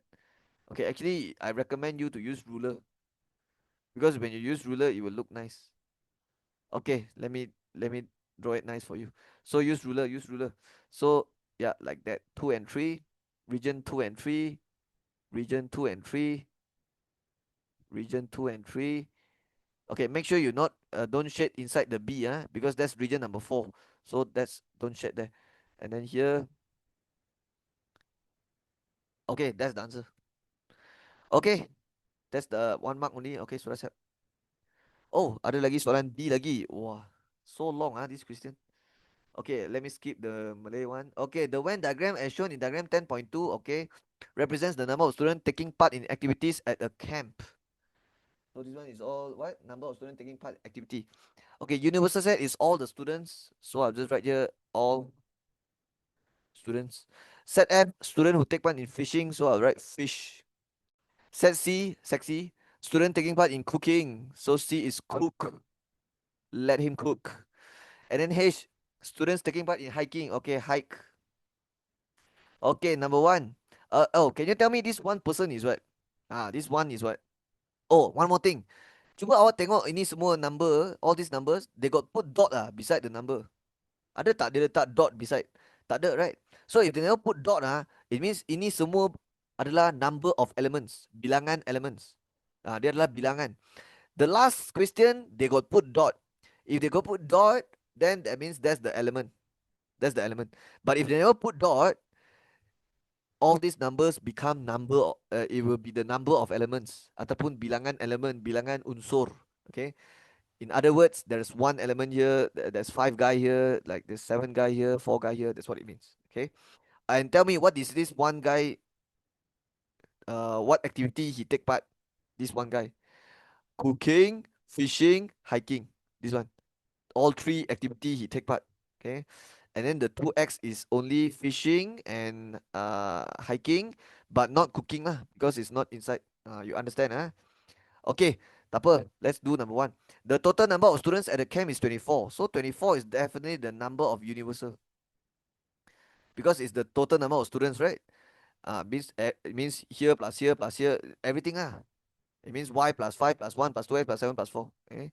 And then 10 students take part in at least two activities. Okay, so 10 is also the number bilangan, but it's for at least two. So I've write here at least two. And then they say calculate the value of x and y. All right. For the n universal 24, it will be y plus 5 plus 1 plus 2x plus 7 plus 4 equals to 24. Right? But the one for at least two activity yang mana? All right, let's go through one by one. So let's talk about the one. This ones, adakah ini orang yang suka at least two activity? Alright, this one actually is inside the fish circle and also inside the cook circle. Tengok, it's inside the cook circle and also inside the hike circle. It means this one actually, this region is for orang yang suka tiga activity. And they say at least two. At least means bigger or equals to. So the one actually have to take. Yeah. Because at least two activity means orang ni dia suka dua atau lebih. Two or more activities. So yeah, this one, satu, this one, take part in three activities. So it's at least two lah. What about the five? Okay, five, if you realize is in the cook circle and it's also in the fish circle, but it's not in the hike circle. That means these five students, two activity. Yeah, these five students take part in two activity, cook and fish only. Yeah, because dia tak ambil hike, right? So this five is like two activity. So two activity boleh ambil lah, because at least two means two or more activity. So this one can take, this one can take. What about the 2x? Okay, 2x is hike inside the hike circle. Okay, and then it's also inside the fish circle, but it's not inside the cook circle. But you can take also, because at least two means two activity or more. So this 2x is take part in the fish and hike only. So it's two activities, so can lah. So ini boleh ambil juga. Okay, what about the y? Okay, the y cannot take, because this y is inside the fish circle, but it's not in the hike circle and it's not inside the cook circle. So this y is for what? This y, this shaded region is only for one activity only. Ini student yang suka fish only, satu activity. But they already said at least two. It means you have to take orang yang suka dua atau lebih activity. Tapi ini Y tak boleh. Ini Y suka satu activity saja, which is fish only. 7 also cannot, because 7 is for hiking only. Yeah, 7 is not inside the fish circle and it's not inside the cook circle. It's only inside the hike circle. So this 7 student only take part in hike only. Then what about the 4? Ini lagi teruk. Ini no activity. He didn't take part at all at any of the activity. So ini pun tak boleh lah. So 1 plus 5 plus 2x equals 10. Faham kan? So they say number of student at least two is 10 student. So at least two is just this one, this one, this one lah. At least two means take part in two or more activities. So it's only 5 plus 1 plus 2x. And kenapa you boleh tambah? Why you can plus? Is because all this represents bilangan student, number of elements, number of student. That's why you can add them together. Because they are bilangan mah. But if element, then cannot plus lah. If element like fishing, cycling, how you supposed to tambah that, right? And also if it's like element, then it will be like nama orang already. Like it will be the student's name lah. Like the orang yang suka cooking, nama Ali, Abu, Ahmad. Then that one cannot tambah lah. But if it's bilangan, can tambah. 1 plus 5 is 6. 6 plus 2x equals 10. And in order to find x, 6 go there, become 10 minus 6, 4. 4 divided 2 is 2. And I'm sure you can use this to help you here get y. So y plus 2x, y plus 2x. And then 5 plus 1 plus 7 plus 4, you can press 6 plus 7, 13, 17 equals 24. And then y plus 2x equals 24 minus 17 is 7. And the x, I already find it here. So y plus 2 bracket x equals 7. The x ganti 2. So y plus 4 equals 7. Y equals 7 minus 4 is 3. Okay, you can use your calculator to help you. Okay, the soalan asks for xy. This is my xy. So let's have. Okay, done. Let's continue. Number 2 says represent the shaded region in diagram 10.2. Okay, this is diagram 10.2. By using symbols union and or intersect. Okay, this symbol is called union. This one is intersect. Okay, they say and slash or. It means you can use salah satu or you want to use both also can.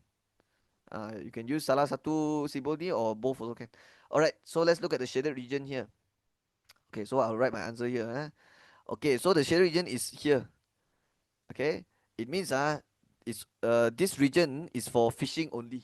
Okay, okay, so how do you write the operation? Okay, let's see. Okay, I can see the shaded region tak sentuh hike langsung, tak sentuh hiking langsung, so I can do H complement, right? And then the shaded region is also tak sentuh C complement, so it can be C complement. Okay, but I need to do intersect because the H complement will be Tamau H, right? So Tamau H will be here, here, here, here. Tamau H, right? Tamau H.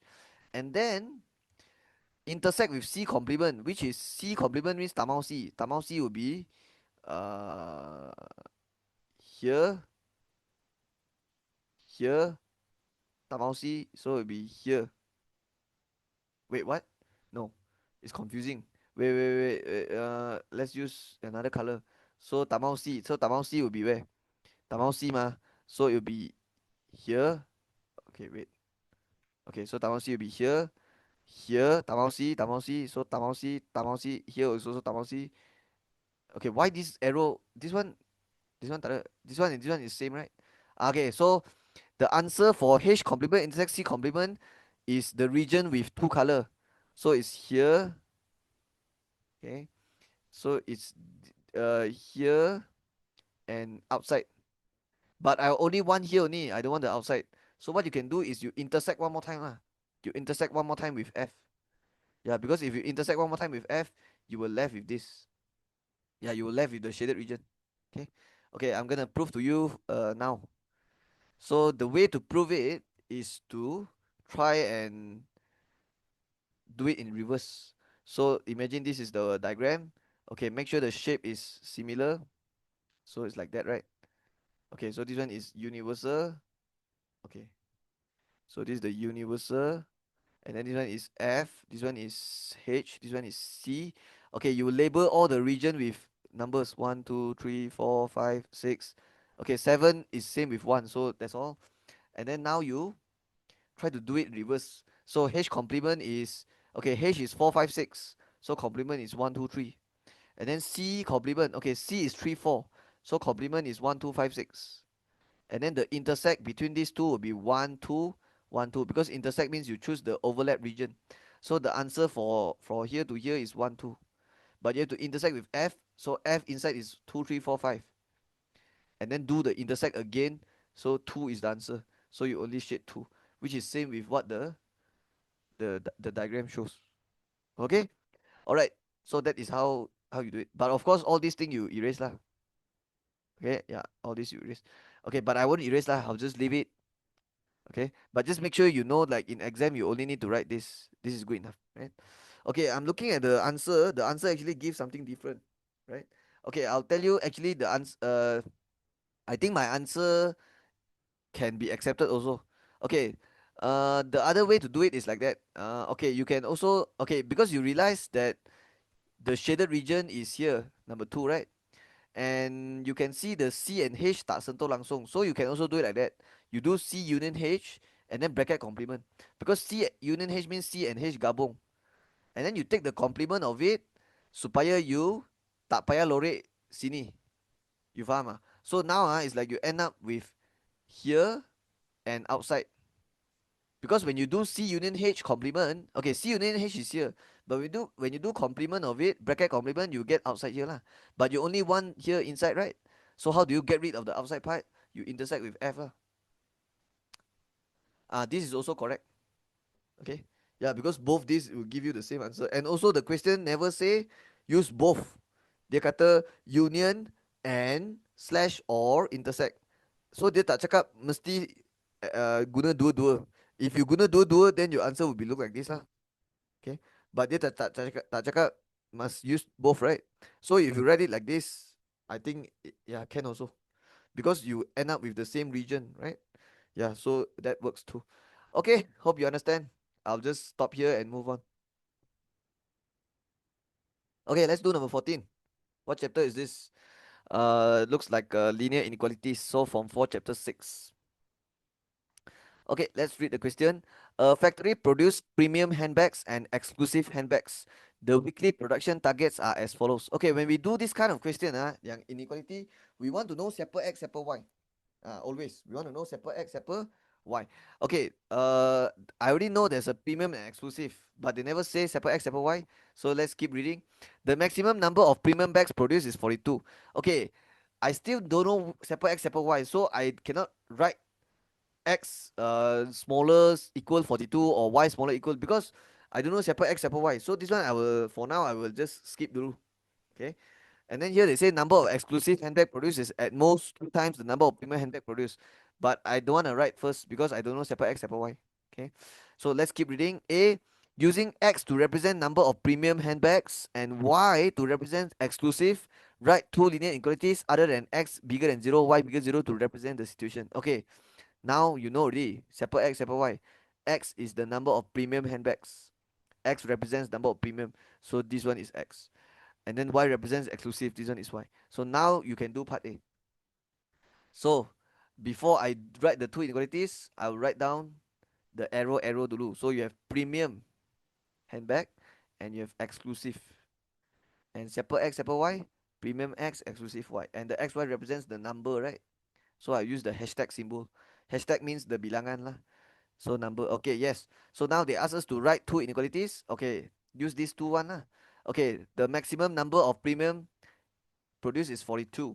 So soalan A, okay, number of premium, you use X to represent. Maximum means smaller or equals 42, so 42. Okay, that's the first one. Second one, number of exclusive handbag produced is at most 2 times the number of premium handbags. Okay, number of exclusive is Y. And then at most, so smaller equals 2 times number of premium, so 2 times X. Yeah, that's all. Okay, nothing much. That's all. Okay, done. Now what about part B1? The third weekly production target is shown by the shaded region on the graph in the answer space on page 161. Right inverse the inequality that represents the target. Oh, maksudnya it's not just two inequality. There's actually one more inequality, but they already draw for me in the graph in the answer space. So they ask us to write inverse the inequality. Okay, let's go to the graph and look for the third inequality. Oh, this one. Alright, so you can see the darker side here is the shaded region for this inequality alone. So you can see this line is a horizontal line. So let's write down the equation of this line. Okay. Alright, so you can see it's a horizontal line. For horizontal line, the equation will be y equals number. Okay. So you can see this horizontal line cut the y-axis at 45, 46. So the equation of the line is y equals 46 lah. And it's a dash line. So what happens? Okay, for the B1, I will do up here. So the B1 is y equals 46. But since it's a dash line, and also the shaded region duduk atas garisan, it will be bigger like that. Yeah, because when the line is horizontal, atas, kalau bigger lorek atas, smaller lorek bawah. Okay. If it's a vertical line, the right side is bigger, the left side is smaller. If it's sengit, atas bigger, bawah smaller. Sengit like this also, atas bigger, bawah smaller. Okay. So that's why for this line, atas bigger, that's why it's bigger. And also there is a dash line. That's why I never put, we don't have to put the line. So it's just like that. But I want to write it in words, right? Yeah, they say write in words. Okay, this is not in words. This is like in a mathematical sentence. So I have to convert into an English sentence. So how do you convert to English sentence? Okay, Y represents exclusive. So you have to go back in reverse. So you have to put in the word exclusive. So I will write the number of exclusive handbags because Y represents number of exclusive handbags produced. Wait, let me check. Number of premium. Yeah, produced. So we can use produced. Produced. Okay, so ini Y lah. Number Y represents number of actually produced. Okay, it must be bigger than 46. But you can use the word more than. So number of is more than 46. Okay, or you can also write greater than. Sama lah, more than, greater than. Okay, more than 46 or greater than 46. So this is how you write the inequality in words. Okay, if you convert this to the inequality, it will be this one lah. It will be this one lah. And then okay. But this question they asked me to do it in reverse, right? So that's why I read it in words. Okay, B1 done. B2, hence on the same graph, draw and shade the region that satisfy the system inequality AB1 X. Okay lah, this one I expect it already. So you remember in the graph paper they already have one inequality, but there's two more that we have to draw. Yeah, that's why they say that's what it means by apa? Draw and shade the region that satisfy system linear equality in A and B1. So A and B1 is referring to what? The A answer is this one lah, these two inequality lah. And then for the B1, okay, this one they already draw for me already. Okay, so I just have to draw this. Okay, but before you draw, you need to find coordinate, right? You need to find coordinate for the line. Okay, so I need space here. Okay, so what I will do, I will let. Okay, so question 2, I will let x. Okay, I will change this jadi equal 42. And if the equation ada x sahaja, that means it's not a second line. And if it's not a second line, you don't have to find coordinate. So I'll just write bawah. I'll just leave it like that. And then for the other one is y equals to x. Okay, this one other x, other y. So this one you have to open bracket because it's a second line. Okay, so I repeat one more time. If the equation ada x, ada y, then it's a second line, then kena cari dua point, kena cari coordinate. Tapi kalau dia ada x only ataupun y only, maksudnya dia x equals number, y equals number, then no need to cari point. Because this line will just be this line tak ada second one. It's just a vertical line, horizontal line. And you don't need to find coordinate when you draw horizontal line, vertical line. Okay, now let's garis this line, x equals 42. Alright, x equals 42. Okay, but before you garis, you have to make sure it's solid line or dash line. So kalau dia ada garisan bawah macam ni, is a solid line. So go to x42, draw a solid line. So I will use black color. Okay, 40. Okay, 41, 42. So it's here. 42. Okay, like that. Solid line, huh? Yeah, solid line. Okay, this is x equals 42. Let me make it longer a bit. And also, let's label the equation. Yeah, it's important to label it, huh? It's important. This part is important. The equation punya part kena tulis. Okay, what about the next line? It's y equals to x, but we have to find point. So we can find any 2 points we want. Usually we use 0. We use x0, y0. Okay, if I sub x0, 0 times 2, your y will be 0 times 2, which is 0 also. But for the other one, if you ganti y0, you will get back the same point. So let's find another point. So y equals to x. It means your y will be 2 times x. So you can go x 50, but 50 times 2 is 100. Tak ada 100 sini. Okay, let's take 40 lah. Yeah, let's take 40. So 40 times 2 is 80, right? So we can take x 40. Because when I sub x 40, my y will be 2 times 40, 80. Okay, let's plot 0, 0, 40, 80 and join. 0, 0 is here. 40, 80 will be okay, let me kecilkan sikit. Okay, let's get it. 40, 80 is here. Okay, now it's time to join lah. Okay, I'm using different color like that, but in exam you need to know you have to everything use pencil. Okay, something like that. Right. Okay, done. The equation is y equals to x. And also why I use solid line? Because the symbol is smaller or equals. Smaller or equals. That's why all solid line. Okay, belum siap lagi. Kena shade the region. So macam mana nak tahu shaded region dekat mana? Okay, actually there's one more line, right? This one, which is y equals to 46. But they already draw for me. And why is it dash line? I told you already lah, because dia tak ada line bawah lah. So it's dash line. And they already shade the region. But the region they shade is only for that one single inequality. Yeah, this one, the black color yang dia shade is only for this one. But now we have to consider the other two. Actually, we have to consider all three inequalities. Okay, okay. Let's look at the first inequality. Okay, when we want to know the shaded region, we have to look at the symbol bigger or smaller. Okay, and you have to make sure y positive dulu baru boleh tengok. So tell me, this one, adakah dia punya y positive? Okay, dia tak ada y kan? So kalau tak ada y, you check x. So you can see the x sudah positive. So boleh terus tengok is smaller 42. So smaller means you kena ambil bawah garisan or atas garisan? Bawah garisan, but this x equals 42 garisan is a vertical line. So takkanlah you ambil bawah. So you kena tengok kiri kanan lah. So for vertical line, smaller ambil kiri, bigger ambil kanan. So smaller kena ambil kiri garisan. So you will lorek, the shaded region will be on the left side. But of which line? The x42 line lah. So let's go to x42 and then ambil kiri kan. Okay, so ambil kiri. So kiri, kiri, kiri, kiri. So these are all possible answer. Okay. But you jangan lorek dulu. You have to still check the other two inequalities. So the next one is y smaller or equals to x. So check the y positive first. Okay, the y sudah positive. So boleh terus tengok dah. So it's smaller lah. So kena ambil bawah garisan. So tapi bawah garisan ini y2x. So let's go to the y2x, ambil bawah garisan. So y2x is this line. So if you ambil bawah garisan, yang ni confirm salah. Because you ambil bawah garisan. Ambil bawah garisan. Okay, so ini padam, ini padam. So you left with this two lah, right? This two.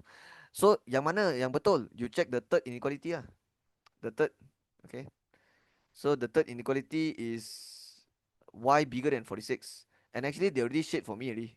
Yeah, y46 is this one. So ambil atas.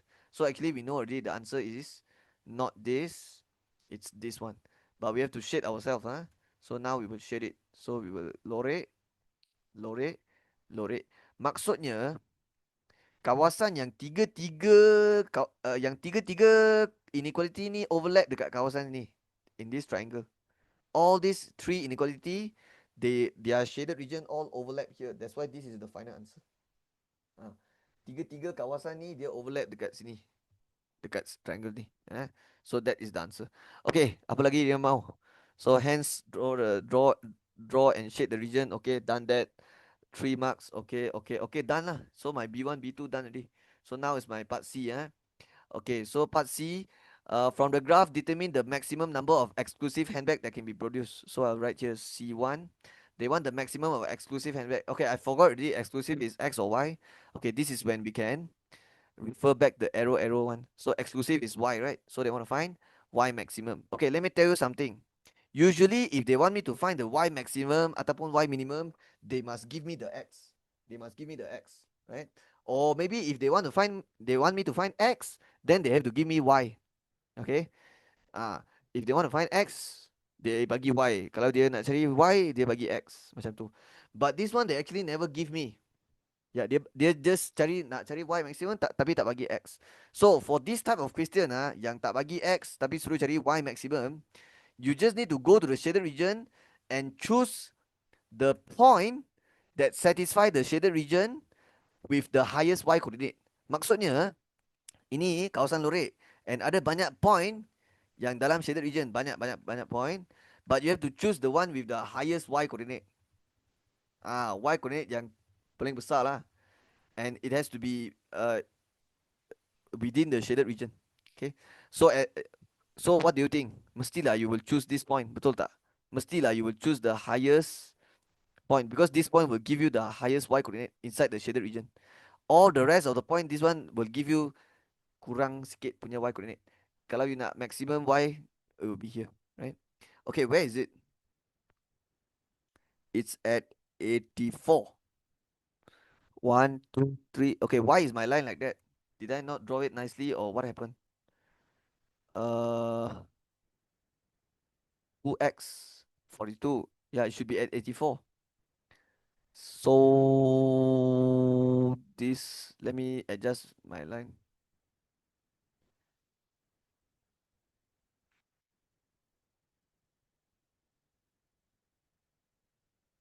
Okay, so dia kena passes through kosong kosong kan, 0 0, and then satu lagi point yang dia sentuh is berapa tadi, 40 80, right? So maybe I didn't draw nicely, that's why. Okay, so yeah, it should be 84. You know how I know? It's because if you ganti the 42 inside here, it's 84, right? Yeah, it means when the intersection point, yeah, it should be at here lah. It should be at 84. Okay, yeah, it should be at 84. Okay. Yeah, if you draw accurately, nicely, you will definitely get 84. Okay, and let me tell you why we can take this point. It's because these two lines are solid line, and another reason is there's no decimal. Because if this is decimal, let's say if I butcher the y maximum, and let's say this one they give me like 80.3 contoh lah, then you cannot take this point already. Because this represents number of handbag, bilangan tak boleh ada decimal. Then what happens kalau dia macam ni, you kena ambil maybe bawah sikit. You faham? You kena ambil bawah sikit. Kalau dia decimal so yang ni boleh ambil lah sebab dia tak ada decimal. And one more thing, you kena tahu kalau ini dash line, contoh kalau ini garisan putus tak boleh ambil dekat sini juga. Tak boleh ambil dekat bucu. Yeah, you cannot take the corner. Maybe you have to go down. You have to go down inside a bit, but make sure you take inside the shaded region lah. Okay.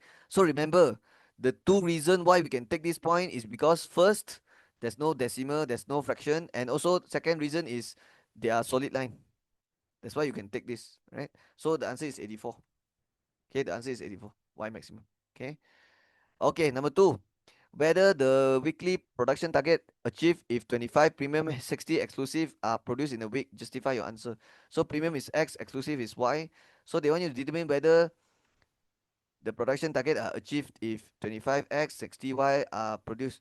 Okay, if you want to know whether the weekly production target achieved, it means they're asking you whether they got follow these three condition lah. One more condition is here. This three condition. Yeah, these three condition. Because only when you follow these three conditions, then only your weekly production target will hit, right? So of course you can also just take this point 25 60 and then you sub inside the three inequality and see whether you satisfy or not. But that's not the best way to do it. The best way to do it is actually just go to the shaded region and check whether this point 25 60 is within the shaded region or not. Yeah, but check whether this point adakah dia duduk dalam shaded region or outside of the shaded region. So let's check now. 25 60, where is it? So 25 is here. 20 30 middle. 60 60 is here. So as you can see, the point is not even inside the shaded region, is outside. Okay. Hey, what if the point is on the line? Like it's on the line. Okay, if it's on the line and if it's a dash line, then we say, yeah, they're satisfied. They actually other follow all the condition. Yeah, it satisfies. But if it's a dash line, then cannot. Dash line cannot. Okay. Macam tu. Okay, this one, but this one memang tak boleh lah. This one is outside. It's completely outside the shaded region. So we will say, whether achieve. So we say no lah. Okay. So we will say no. So right here, no, no, and because okay, because okay, let me erase this. Because the point 2560, the point 2560 does not satisfy the shaded region, or you can also say is outside the shaded region. Yeah, it's outside the shaded region. Okay. In other words, this 25x and 60y does not satisfy the three inequalities. You faham? It does not satisfy, because if it satisfy, it would be inside the shaded region. Okay. Yeah. So it's outside. Therefore, it means it doesn't follow. It doesn't satisfy the three inequalities. Alright, hope you understand. This is how I would do it. Okay, I think I'm done with the whole question. Alright, let's continue. Okay, number 15, let's get it. This is the last question in section B, right? Then after this, we go section C already. Okay, let's go. Table 4.1 shows the tax exemption, tax relief for Encik Ali in the year 2023.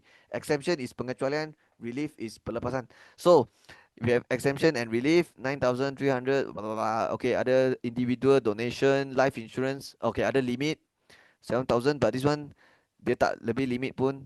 Limit 2500, but the amount is 1545, tak lebih limit. So, boleh ambil 1545. Limit 7,000, but this one 3,000, so tak lebih limit, so we can take 3,000 later. And then they say calculate the total tax relief that can be claimed by Encik Ali for that year. Okay, which one is relief, which one is exemption? Okay, donation is exemption. You see this word in every cukai punya soalan, in every tax punya soalan, okay, when it's income tax, there will always be donation one. And I always mention donation is tax exemption, always, okay. Yeah, it's the, you see this all the time, okay, donation. And individual, the rest, this one is all tax relief. Yeah, this one is TR relief, this one also TR, this one also TR, this one also TR. Yeah. So the total tax relief is what? Is 9,000 plus 3,105 plus 1,545 plus 3,000. It means everything add together except the 300. So let me press calculator. 9,000 plus 3,105 plus 1,545 plus 3,000. Okay, my calculator give me 16650. So just make sure you write the RM lah, because this is the final answer. Okay, that's all. Tak susah pun. Done. Okay, for B. Okay, I feel like B will use the answer in A, but I'm not sure. Let's read. In the year 2023, Encik Ali's chargeable income was 73,000. His wife's chargeable income is 5,000 less than his. Okay, I think I will straight away find out his wife's chargeable income. So I'll take 73,000 minus 5,000 and I get 68,000. So this one is wife punya chargeable income. Wife. And then table 4.2 shows some of the individual tax rate for assessment year 2023. So this is the table. We will need this table when we find income tax. And then based on table 4.2, use separate tax assessment to calculate income tax. Okay, I feel like I need to tell you how to find income tax now. Okay, is there any space for me to write the notes? Okay, I'll just use this space right here. Okay, this space. Okay. Okay, let's talk about how to find income tax. Okay, so how do you find income tax? Step 1. Step 1, find out the chargeable income. Dalam bahasa Melayu, pendapatan bercukai. And the way to do that is take the total annual income, pendapatan satu tahun punya income, minus with the tax exemption and minus with all the tax relief. That is step 1. To calculate chargeable income, ambil ni, tolak ni, tolak ni. Step number 2, refer table. Refer table. And when you refer table, you will use your chargeable income answer to refer the table. And after you refer table, you will get these two things. First is the base tax, and next is the balance. Dalam bahasa Melayu, cukai dasar dan cukai baki. Okay. What about step 3? Take your base tax and your balance, cukai dasar dengan cukai baki, tambahkan dia, and then minus with rebate. And rebate ada dua jenis, you kena hafal. First rebate is minus 400, but only when your chargeable income does not exceed 35,000. This is the one you kena hafal. So you minus 400 here, but only when your CI, chargeable income, is less than or equal to 35,000. Another rebate is zakat. But this one, kalau ada, dia akan mention dekat soalan. If you see the word zakat in the soalan, then ada lah zakat. Kalau tak ada, then tak ada lah. Okay. So just now I read the question already, and I don't see any zakat. I don't see this word appears. Sometimes they call it fitrah. Okay, zakat or fitrah. But this question tak ada, so we don't have to worry about it. We just have to worry about the 400 later, kena tolak ke tak. Okay, so ini semua step yang you kena tahu kalau you nak jawab soalan cukai dalam SPM. So for cukai pendapatan, you must know these steps. Without knowing these steps, you can't do it. But of course, you have to learn how to baca table, dapatkan base tax, balance also lah. Tapi nanti saya ajar. Later I'll teach you how to baca the jadual. Okay? But for now, make sure you know these three steps. Make sure you know that. And all the type of rebate also you kena tahu. Okay, with that being said, let's do it now. Dia nak cari using separate. Separate means you kira asing lah. You kira asing. Don't combine their income, don't combine their relief, don't combine their exemption. Just calculate it separately. So you just do it normally for Encik Ali. So the B1A, I will do it here. So what's the step? First dapatkan chargeable income dulu. So I will write here chargeable income for Ali lah. Okay, for Ali. Because A dia suruh cari for Ali. Okay, for Ali chargeable income dia dah bagi dah sebenarnya. 73,000. Okay, I want to ask you, this 73,000, do I have to minus with all this exemption relief? Yes or no? According to the formula, to find chargeable income is total annual income minus exemption minus relief, right? So tell me, do I have to take 73,000 minus all this relief? Because these are all Encik Ali punya relief exemption, right? So kena tolak ke tak? Do I have to minus? The answer is no. The answer is no. Because this 73,000 is already the chargeable income. Dia sudah chargeable income already. It means this 73,000 is like they already minus the exemption, minus the relief. Dia sudah tolak siap-siap for you already. Ini 73,000 adalah chargeable income dah. Dia adalah amount yang sudah ditolak dengan exemption relief semua. Dia dah tolak siap-siap. So the 73,000 is already the chargeable. That means I can skip my step 1 already. Step 2 already. So refer table, get your base tax and balance. So later I'll teach you how to refer table. For now I'll write this first, base tax equals and then balance. Okay, your balance will be something minus something and then multiply with a percent.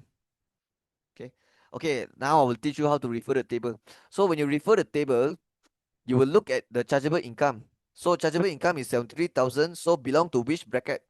73,000 is between 70,000 and 100,000. So it belongs to here, right? So what you have to, and then you go to this part and you will only look at this, and this. The rest all useless. The rest jangan tengok. You tengok ini 3 cukup dah. So you tengok this one, 70,000 pertama, first 70,000, and then the 3,700 inilah cukai dasar. This is the base tax lah, cukai dasar. Okay. And then the 19% you will use it later to find cukai baki. Okay, let's write the cukai dasar first. So cukai dasar is the first 70,000 punya. So this is the amount RM 3700. So you go to your base and you just write 3700. So that is the base tax. But later the base tax have to plus with the balance, and the balance is you have to tengok these two things. So they say first 70,000 and 90%. Apa maksud? It means you have to take your 73,000 tolak dengan 70,000 because the first 70,000 you already pay 3,700 to cover the first 70,000. Okay. Maksudnya cukai sebanyak 3,700 ni adalah diguna untuk cover the first 70,000 sahaja. Tapi you punya chargeable sekarang 73,000. That's why you kena tolak dengan 73,000 and then yang balance darab dengan 19%. So you will be 73,000 minus with 70,000 and then followed by 19% darab macam tu. Okay. So it will be 3,000 times 19%. So that's the answer. Okay, let me press 3,000 times 19 divided 100. Okay, 570. So that should be the balance tax. Let me just explain one more time. So now you understand why the table have to tengok ni, tengok ni, tengok ni. Because this will tell you the base tax and this will tell you what you have to minus. Yeah, this will tell you the chargeable income kena tolak berapa and this will tell you after tolak kena darab berapa persen. So this three is important lah. The rest all rubbish. The rest all tak payah tengok. Okay, now step 3. So after you get your base tax balance, what is step 3? Base tax plus balance tax and then tolak rebate. And the rebate you have to check yourself whether ada rebate ke tak. Sometimes ada, sometimes tak ada, depending on the question. So now let's write down the step 4. So this one I'll write income tax already. Okay, income tax. So it'll be the base 3700 plus with 570 minus with the rebate. Okay, I want to ask you, ada zakat tak? Tak ada, because tak ada mention dekat soalan. Okay, what about this one? Minus 400. Okay, this one they won't mention in the question one. You have to check sendiri. So minus 400, is only when your chargeable income tak melebihi 35,000, does not exceed 35,000. If you look at it now, your chargeable income is 70,000 lebih dah. So that means your chargeable income already exceed 35,000. Maksudnya dia tak dapat rebate 400 sini. That means you income tax is just this. Dia tak ada rebate lah. Maksudnya tolak, tak payah tolak anything lah. Tolak kosong lah. So 3700 plus 570 is your answer. So the answer is 4270. But during exam nanti you must make sure you ada check You must make sure you ada check rebate tu ada ke tak ada. Bukan semua soalan tak ada tau. There are some questions yang ada. So when will you have to minus 400 when your CI chargeable income is less than or equal to 35,000. Maksudnya you punya chargeable income tak melebihi 35,000, kena tolak 400 sini. Okay? Yeah. Alright. For B, I will do it here. Okay, for B apa pula dia mau? For Encik Ali's wife. So I will use the same step, chargeable income. Okay, and then I write the wife punya kali ni, and then I find out the base tax for the wife, and then for the balance, yeah, just follow the same step. Something minus something, darab dengan percent, and then income tax, and then what lah? Alright, what is the wife punya chargeable income? 73,000 minus 5,000 tadi, 68,000, right? So 68,000 here, and then baca joral again to get the base and the balance.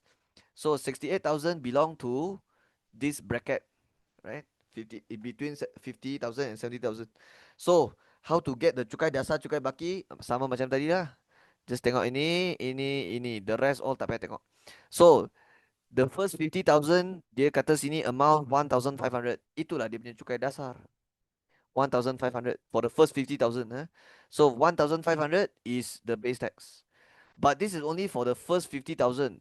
That means you have to take your chargeable income minus with 50,000, get the balance, and then darab with the percent yang bawah. So percent yang bawah is 11. So you just write 11. Now it's time to press calculator. 68000 minus 50,000, and then answer times 0.11. Okay, 1980. Now take your base tax plus balance 1500 plus with 1980, but don't forget to minus with the rebate. Okay, rebate ada dua jenis. Satu yang 400, satu lagi yang zakat. Okay, zakat this one tak ada. Kalau ada zakat dia akan mention dekat soalan. So dia tak ada means tak ada lah. And then 400 you kena check sendiri. 400 you kena check you punya chargeable income. Kalau tak melebihi 35,000 kena tolak 400. Okay, sekarang sudah melebihi so tak payah tolak. So that is the answer. 1500 plus 19080. Okay, 3480. And I will write RM because this is the final answer already. So what the question asked for? Encik Ali and Encik Ali wife punya income tax kalau guna separate taksiran cukai asing berasingan. So inilah jawapan dia. Okay, continue. Second question pula. Okay, I'll do it here. Okay, second question apa dia mau? Hence calculate the total income tax of Encik Ali and wife using joint tax assessment. Okay, joint means what? It means you gabungkan dua-dua orang punya income. You gabungkan lah. Everything gabung. So you will also do the same step. Yeah, step untuk calculate income tax still the same. But this time your amount is different because you gabungkan the amount already. Okay, but you don't go and take this one tambah this one. That is wrong. That is wrong. You tak boleh ambil. Let me think about it. Boleh lah saya buat macam ni. Yeah, actually can, right? Yeah, can. Because the chargeable income come from. Oh, wait. The chargeable income for Ali is coming from total annual income tolak semua ni, right? But the wife punya tax relief, let me think. The this one is claimed by Encik Ali. But for the wife, let's think about it. The wife chargeable income is this one, right? You know what I'm thinking now? What I'm thinking now is like the wife punya tax relief because the tax relief ada limit tau. So if I gabung with the wife punya tax relief, you might go up to the limit. Then maybe I cannot take this amount. But the masalah here is this table is for Encik Ali punya tax relief saja. So does that mean the wife has zero tax relief? We don't know, right? They never tell us. So that is a big problem. Okay, I think I'll just assume that the wife punya tax relief is kosong lah. Because they never, because here it says the table is only for Encik Ali, right?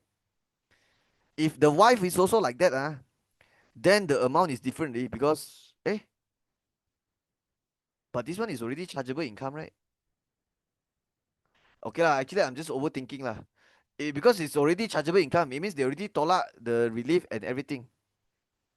So we don't have to worry already. Yeah, sorry, I just overthink already. So actually, we can just take these two tambah together. Yeah, no problem. Because this one is like the amount yang sudah tolak semua relief, tolak semua exemption. So we don't have to worry about the relief value or the exemption value anymore. So just tambah je lah, 73 plus 68. So what you get? 141. So it's 141. Sorry, 141 and then 0, 0. Wait, let me try again. 73000 plus 68000. Oh, one more zero. One more zero. Okay, now, same like just now, get the base tax and get the balance. Okay, 141000. Let's refer the table. It's 100,000 lebih already. So it's belong to this bracket. So tengok ini, the rest tak payah tengok. Okay, the first 100,000 is 9,400. That is the base tax. Cukai dasar dia 9400. So the base tax I can write it here. And then for the balance it will be something minus something multiply with the percent lah. Okay, the chargeable they say this 9400 the cukai dasar base tax is only for the first 100,000. So you have to take the chargeable income minus 100,000 and then darab with the 25%. So darab 25% and then the 141000 have to minus with 100,000 like that. Okay, let's press this. 41,000 times 25 divided 100. Okay, 10250. And now you can find your income tax. Income tax. It will be the base tax 9400 plus with the balance 10250 minus with rebate. Okay, adakah dia layak dapat rebate 400? No, because your chargeable income sudah melebihi 35,000. This one is 100,000 di. And also dia tak ada zakat, so itu saja. Alright, just tambah, you get the answer now. Plus 9400. Okay, 19650. So RM 19650. Okay. Okay, let me tell you something. Usually for joint tax assessment, dia akan susahkan you dekat limit tau. Like the tax relief. Because when you gabungkan semua relief, usually the amount sudah lebih limit one. And you will take the limit instead of the thing. But the masalah is, they never tell me the wife punya. Yeah, they never tell me the wife punya. Uh, Wait, why do I feel like I have to take 7,000 for the, I don't know, like, okay lah, whatever lah. Yeah, I don't know. This question is a bit weird because usually for joint tax assessment, they will try to main dekat tax relief. They will try to, how to say, take the two husband and wife punya relief tambah and see whether dia sudah lebih limit or not. Kalau sudah lebih, then it's like you cannot take the amount really. You have to take the limit. Tapi this question dia tak bagi wife punya relief kan. Okay lah, tak apalah. I'll just assume that the wife relief is kosong. Okay, so anyway, let's continue. So ini jawapan untuk question 2. Okay, now for question 3, they say determine whether individual tax assessment or joint is better for ahli wife. Explain your answer. Tentukan sama ada taksiran cukai individu atau bersama adalah lebih baik. Jelaskan jawapan anda. So, yang mana lebih baik? Okay, you check which one is cheaper lah. Yang mana lagi murah itulah yang lagi baik. So, if I pay using berasengan means separate. Like this. And if I add these two, 4270 plus 3480, I get 7750. Kalau tambah, I dapat 7750. Tapi kalau bersama, I have to pay like 19650. So, as you can see, berasengan lagi murah. Berasengan lagi murah. So, we write that for the answer. So how they ask whether individual or joint is better. So individual better lah. Question number 3. Actually, it's not called individual, it's called separate tax assessment. Okay, so I'll just write individual separate tax assessment.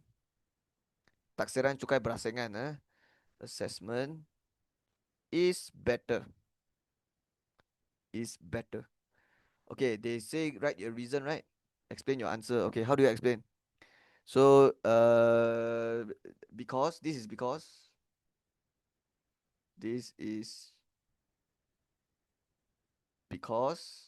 okay, usually the reason for okay, let me tell you why the reason separate is always better. Is because when you joined when you join the husband and the wife punya relief usually when you join there's a limit for the tax relief, and this causes the payment for the joint tax assessment to be higher.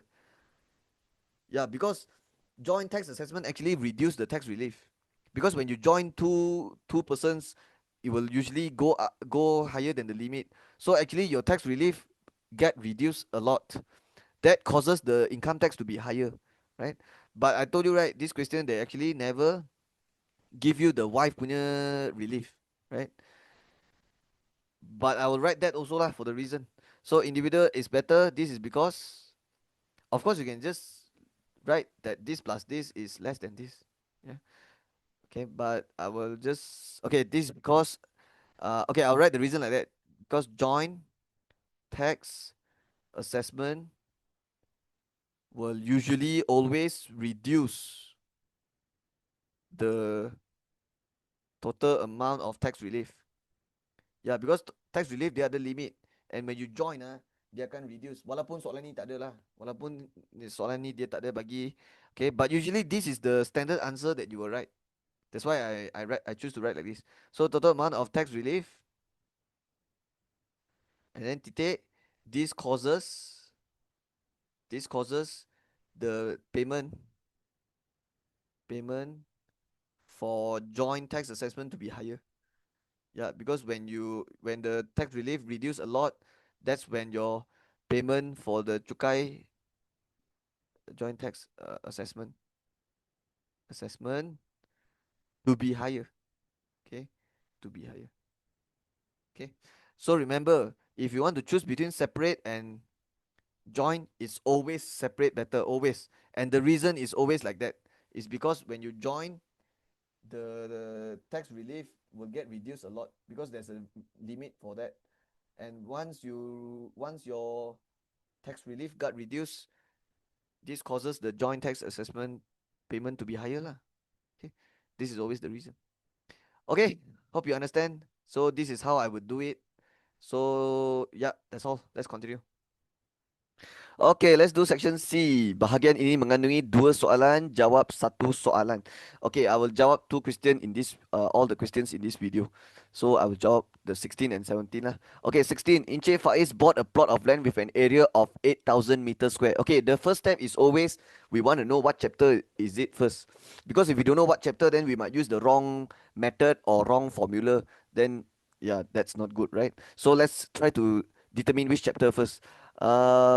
He plans to plant papaya trees and banana trees. Okay. The land needs to be cleared before he plants the trees. Table 5 shows the cost of clearing. Okay, so this the land area, this is the cost, clearing cost. So C is the clearing cost for some areas of land L. So if your area of land is 2,000 meters square, you spend 800 ringgit to clean. If it's 4,000, it means double the amount here.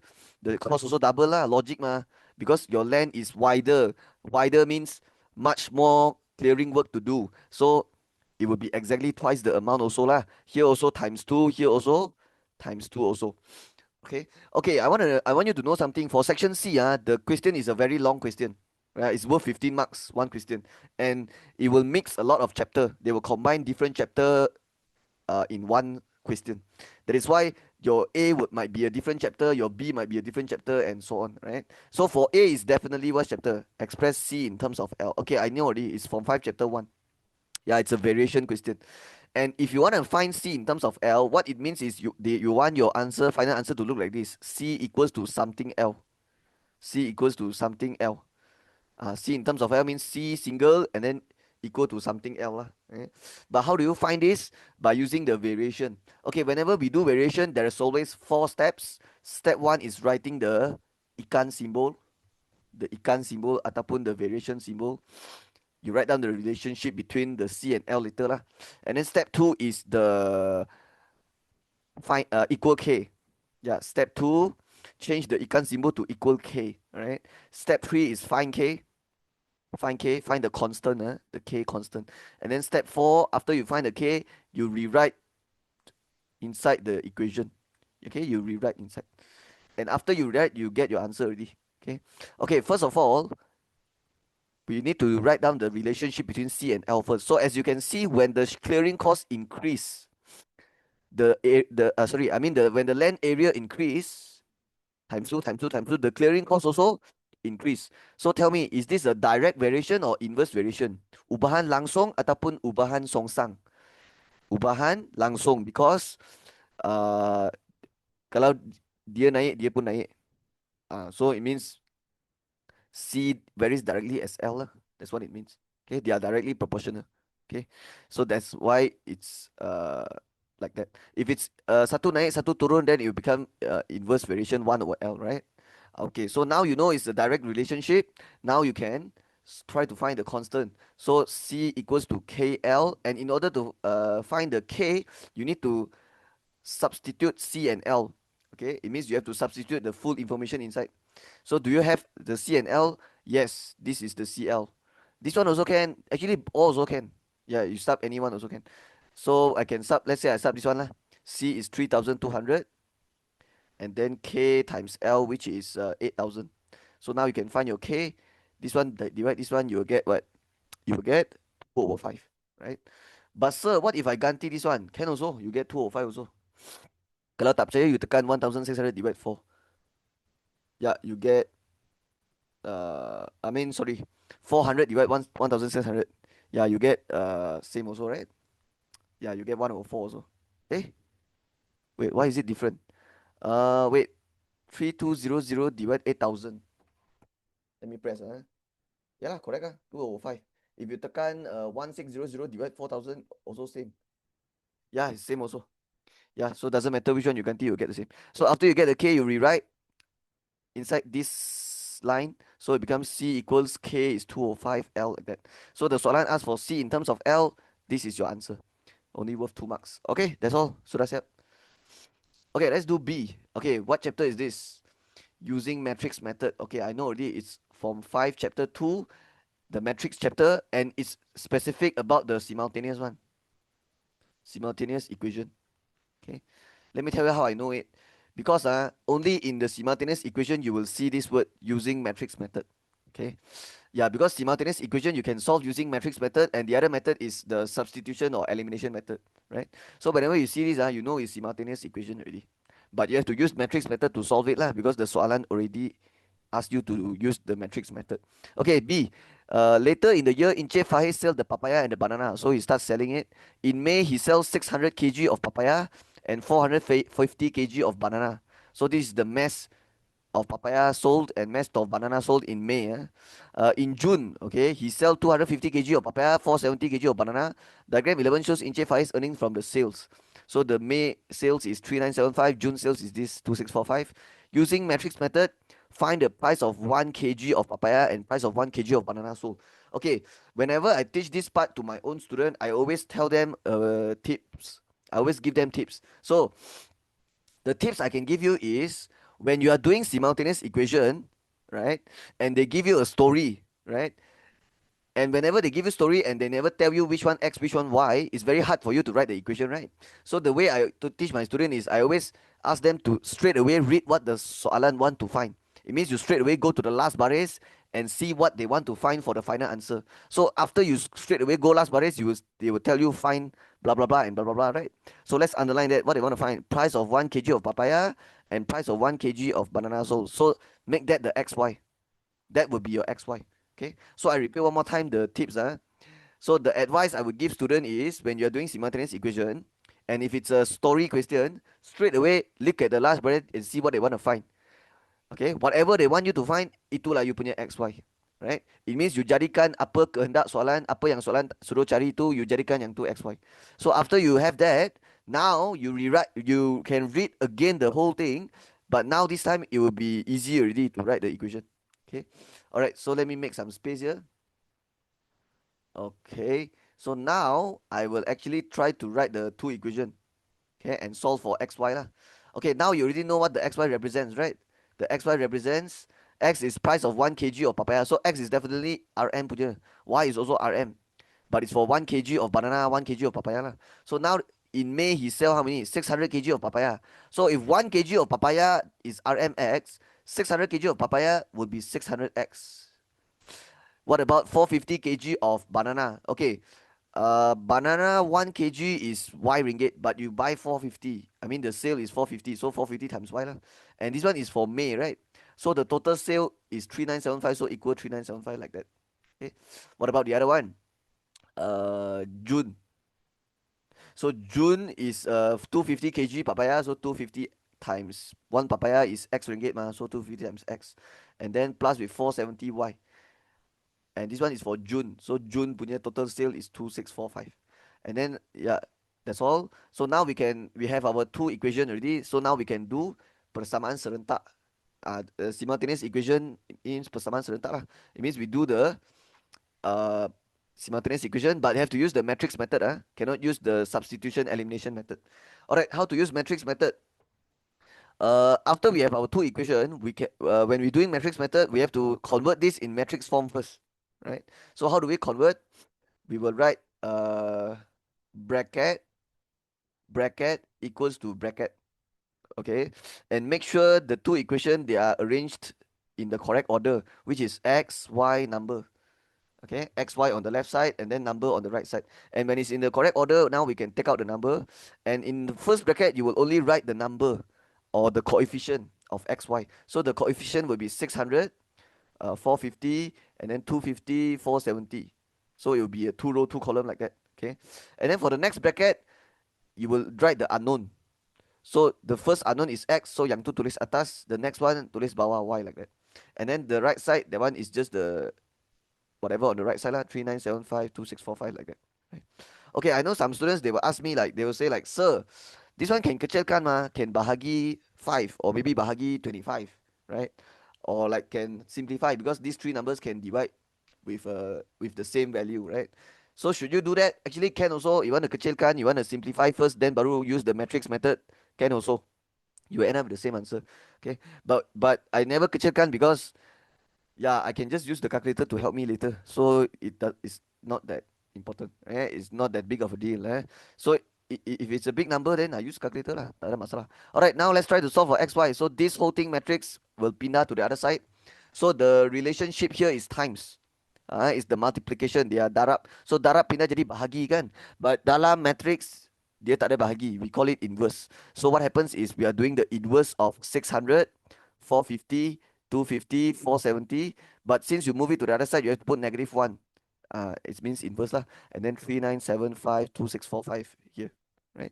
So now it will be xy equals, okay, the formula to find inverse is 1 over AD minus BC. In other words, you have to take the A, the number atas, darab silang minus darab silang. So it becomes what? 600 multiply with 470 minus 250 times 450. Okay, like that. 250 times 450. That's the formula. And then open the bracket, and then your A and D, you have to terbalikkan. You have to tukar tempat. So change, switch place. So it becomes 470, 600. Switch already. And then the 450, 250, tak payah tukar tempat, but you have to tukar tanda. It means you have to change the sign. So 450 become negative already. 250 also become negative already. And now you are done. Don't forget there's one more bracket here. 3975, 2645. Okay, now you reach here already. Okay, I don't have enough space, so I'll continue here. So your xy now will be what? 1 over, okay, you can quickly press this in your calculator and see what you get. So you will get 1,800. Okay, 1800. Okay, let me try with my calculator. 6160 times 470 minus 250 times 450. Actually, no. Yeah, it's not this. Okay, so what you get? 169500. Okay, let me just double check one more time. 600 times 470 minus 250 times 450. Oh, yeah, correct lah. Okay, there's a name for this value down here. Ada satu nama untuk nilai ni. We call it the determinant. Dalam bahasa Melayu is penyentuh. And this determinant cannot equal zero. If it equals zero, then the inverse cannot find already. Yeah, it means the inverse does not exist, right? But now it's not zero lah. So this is important to know also. It's called determinant. So the determinant is this. Now we can take these two metrics and multiply them together. Okay, when you multiply two metrics together, the order of the new matrix will be what? Okay, the way to do it is, this is a 2 row 2 column matrix, this is a 2 row 1 column, this number and this number same, so cut, you left with 2 times 1. So the matrix that comes out here will be 2 row 1 column, which means satu number sini, and then that's all lah. 1 column, 2 row 1 column, right? Which is exactly same with the left hand side. The left hand side also 2 row 1 column, right? So later you can compare X dengan atas, Y dengan bawah lah. Okay, now you will start to multiply. Okay, the correct way to multiply is always horizontal times vertical. So horizontal times vertical, like that. And it has to be 470 times 3975, write down. And then 3975, 3975, okay. And then negative 450 times 2645 beside. Okay, so let me make space. So negative what is it, 450 times 2645, like that.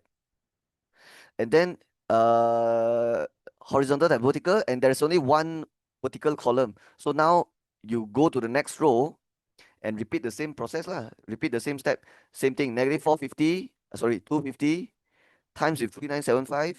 It has to be like that, huh? And then plus with 600 times 2645. Okay, if there's nothing in between means plus, like that. Okay, this one is 2645, huh? Okay, let me continue here. XY equals 1 over 169500. Okay, this one definitely I need my calculator. So you wait for me. I press 470 times 3975 minus 450 times 2645. Okay, 678000.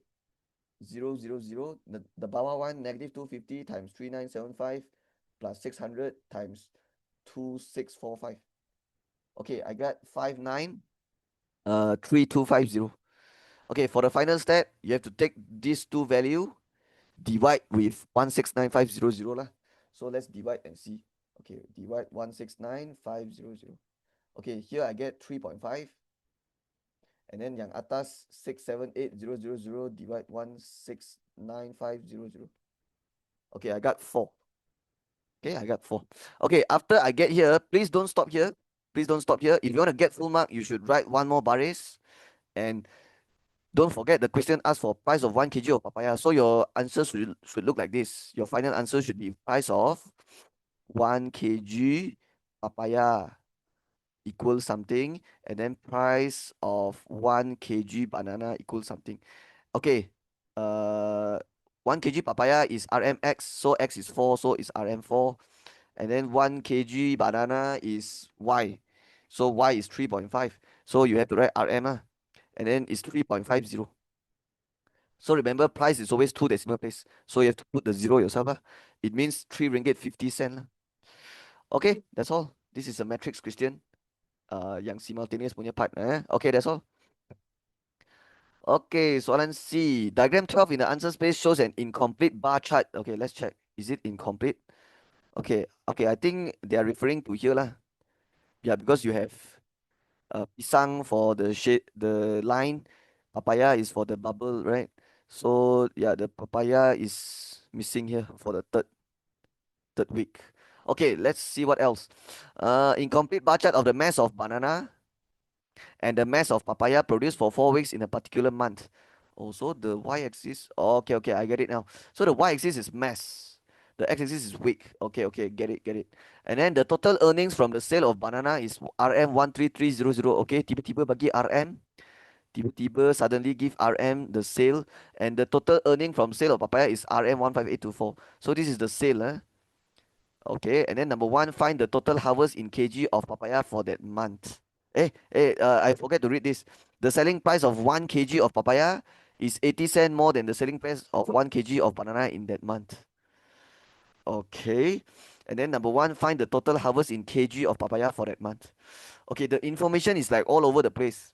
They give you week, they give you mass, they give you sale, and then suddenly say selling price of 1 kg is 80 cent more than and then suddenly want to find total harvest. So it's like all over the place.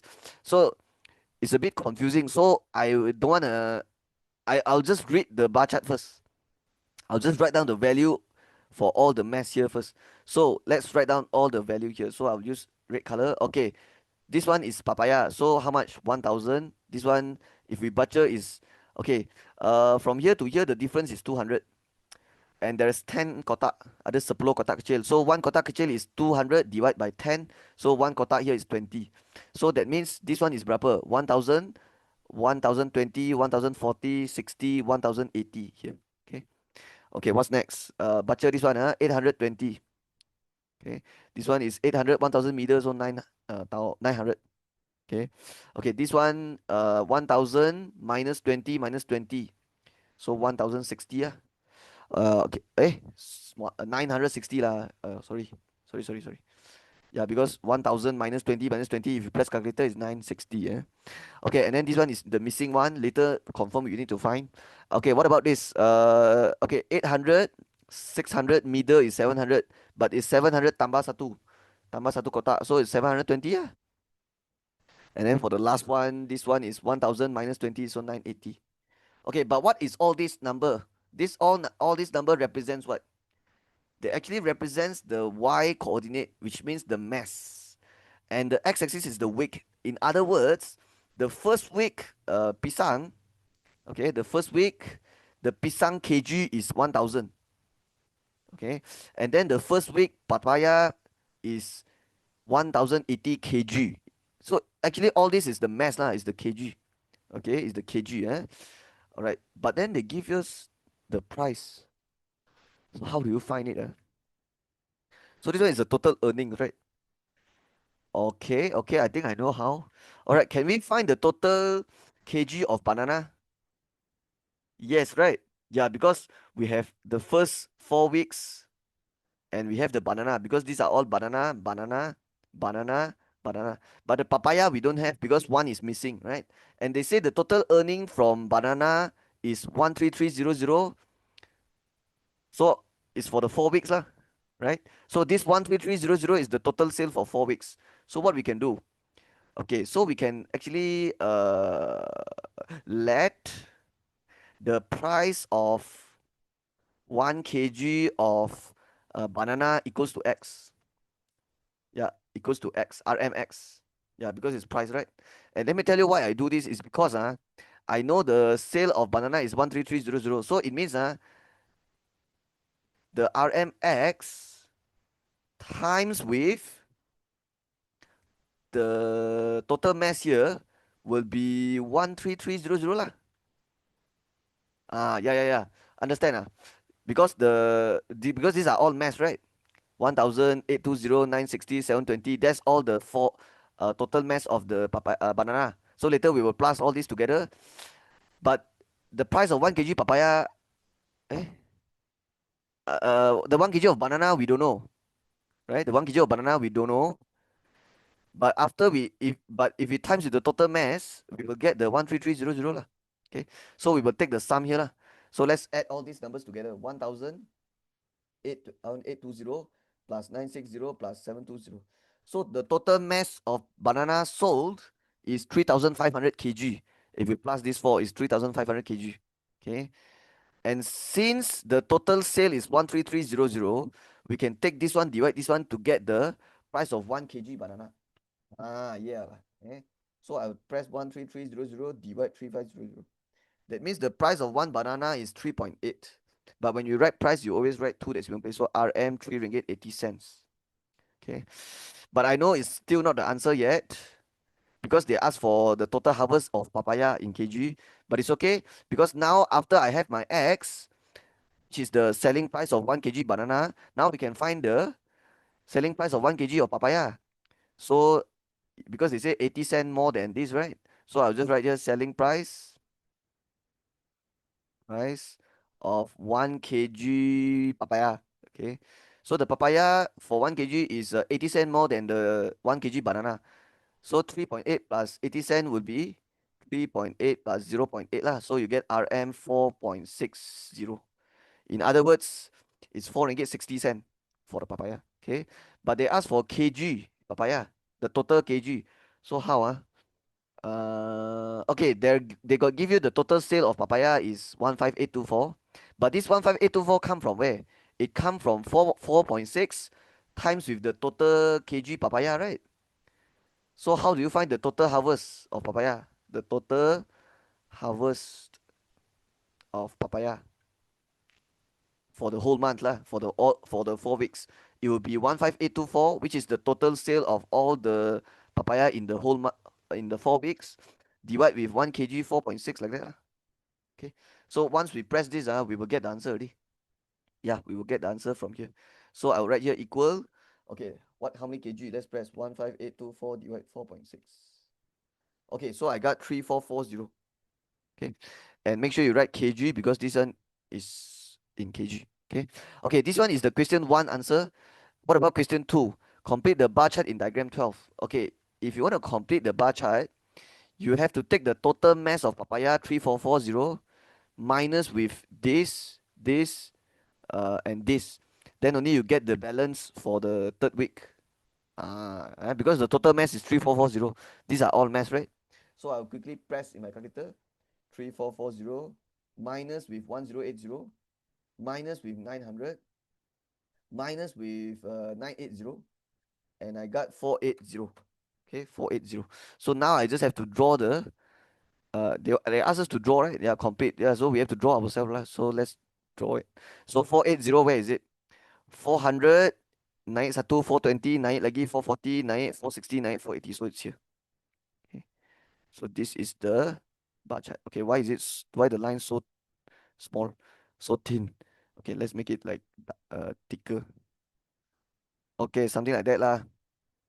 And then draw down. Okay, but we have to use the bubble, right? So we have to draw bubble, bubble, bubble, bubble, bubble, bubble, bubble, bubble, pop, bubble, bubble, pop, pop. Okay. Okay, if you know that song, you are OG K-pop fan. Okay, this is how it looks like lah. Okay, but make sure you use pencil during exam. Yeah, when you draw anything in SPM, must use pencil. Okay, so complete the bar chart. That's the answer, Surasya. Okay, done. Let's move on. Okay, soalan D. Let's go. Encik Faiz want to save 70,000 in a fixed deposit. Okay, I know already from chapter 3. The consumer mathematics and the one you learn about, right? Interest, savings, semua tu lah. Okay, table 6 shows the interest rate offered for a fixed deposit from 2 banks. You have Bank P and Bank Q. Interest rate 5%, 5.5%. Saving period 3 year, or both also 3 year. Okay, so you see the word compound. Definitely, you will use the compound interest formula, and the formula is MV equals to P bracket 1 plus R over N power NT. Okay, MV is the matured value. Matured value. What's matured value? Matured value is the value including the interest. It means matured value is the original value plus with the interest already. That's the matured value. T is the original value or the starting value. I will just write here starting amount. The starting amount, or like the starting amount you want to save lah. The starting punya amount. 1 is just 1 lah. Nothing to explain. R is the rate. The rate. In other words, the interest rate. Okay, the interest rate. And then N is number of times compounded in a year, in 1 year. Okay. And then this T is the same. This T is the years. This one is years. Okay. Okay, so let's go through one more time. MV is matured value, P is the starting amount, R is the interest rate, which is this one lah. And then the N is the number of times compounded in 1 year, and T is the amount of years. Right? Okay. So later we will use this formula. Okay, they say which bank give more return on its savings? Give your justification. You must show your booking and it's worth 4 marks. Okay, we have to use this formula 2 times. 1 time to calculate for Bank P, one time for bank Q, and then see which one give you a higher matured value lah. Which one give you higher matured value means which one give higher return lah. Because they ask for the higher return, right? Yeah. So we will calculate now. Okay, let's do the bank P first. So I will write here MV equals to P, which is the principal, and the principal starting amount is 70,000 because this is the starting amount 70,000. So he placed the 70,000 in the account. But you have to multiply with 1 plus R over N power NT. So the R over N, R will be the rate interest, which is the 5%. So 5% means 5 over 100. So you 0.05. It's better to write in decimal because later you have to over N. So if you write in fraction, later it'll be something over something over something. So tamang macam tu. So change to decimal better. So 0.05 is the decimal for 5%. And then over N. N is the number of times compounded in 1 year. So if you look over here, it says compounded every 3 months. So you will take 12 divided 3, you will get 4. So that means the N is 4 here. Because 1 year has 12 months, right? 12 months. And if you compound every 3 months, you combine 4 times lah. Faham? It means every 3 months. So it means like January, February, March. Okay, so March you combine sekali, and then April, May, June, and then June you compound another time, and then July, August, September you compound again, September, and then August, September, October, November, December. Yeah, so how many times you compounded in 1 month, 1 year? 4 times. Okay, if you compound every 3 months, it will be like 4 times lah. Hey, what about for bank Q? Once a year. It means like 1 lah. This one N is 1 lah. This one N is 4. Okay. Because N is number of times compounded in 1 year. So if you compound every 3 months, in 1 year you compound 4 times. But if you compound once a year, then your N is 1. Okay. Okay, so now we can continue here. This one is NT. So N is the 4, just now I told you. And then times with T, which is how many years you save, like the period lah. In total, how many years? So 3 years here, so 3 years. Okay, later I'll press this. I want to write for bank Q first. So MV, okay, the starting amount is same, 70,000 times with 1 plus R over N. This time the rate is 5.5%, which is 5.5 over 100. So change this to decimal is 0.055. Because 5.5 divided 100, you move 2 times. So 0.055. Bukan 0.55, 0.55 is 55% already. Wrong already. Okay, over with the N. N is 1 here. I write already. And then times 1 times T. T is 3 also. Okay, now it's time to tekan. So you tekan this. Make sure you write RM lah because it's the final answer. So 82196.90. Okay, so that is the first answer. Okay, the other one. Sorry. I silap tengok pula. This one is the other one. Sorry. Okay, this one if you tekan, you will get 8,125,2.82. Okay. Yeah, and then this one if you tekan in your calculator, you will get 8RM 82196.90. Okay. So just tekan in your calculator, but make sure you tekan this one first. Tekan this part and then answer power 3 and then answer times 70,000. Okay. Yeah. Okay, after you are done with this, now you can answer the question. Which bank give higher return? Give your justification. So I will just write here. Since okay, which one higher? 82. This one 81. So this one higher, right?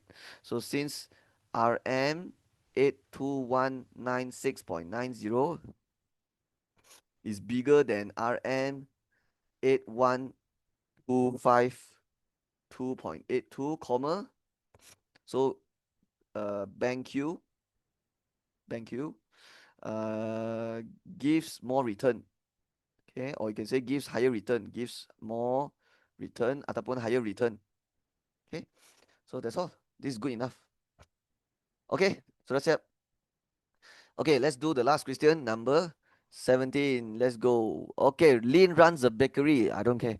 Okay, Lin needs 600 grams of flour and 400 grams of butter to make 240 mini tarts. Okay, let's read the whole thing and determine which chapter first. Because I still don't know what chapter is this. Like which chapter. Okay, it is given that the number of mini tarts made and varies directly. Okay, I know already. Form 5, chapter 1. Just like the question 16A lah. 16A also variation, right? Okay, so variation, the 4 step, you remember? What's the 4 step? Let me show you one more time. Step 1, write down the ikan symbol, the variation. Step 2, change the ikan symbol to equal k. Step 3, find k. But when you find k, you need full info. Okay, full info. And then step 4, rewrite. So let's do that for this question. Okay, let's read again.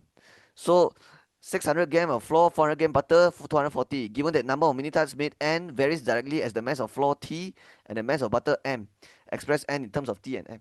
Okay, step 1 is to write the variation, and we can write it from here. They said n varies directly, so n, and then varies means the ikan symbol. This is the symbol for relationship, and the relationship is direct or inverse. Direct as T and M. So kalau direct, atas dengan atas, so atas atas, so T atas, M also atas, because both also direct. Okay, but don't forget what the N represents and what the T represents, what the M represents, because later when you find K, you need to sub the NTM value inside. But if you don't know what the NTM represents, you might silap masuk. It means maybe the value for T, maybe you silap masuk dekat N, then the whole thing wrongly. So N represents what? Tengok betul-betul, number of mini tarts. So number of tarts. And then T represents what?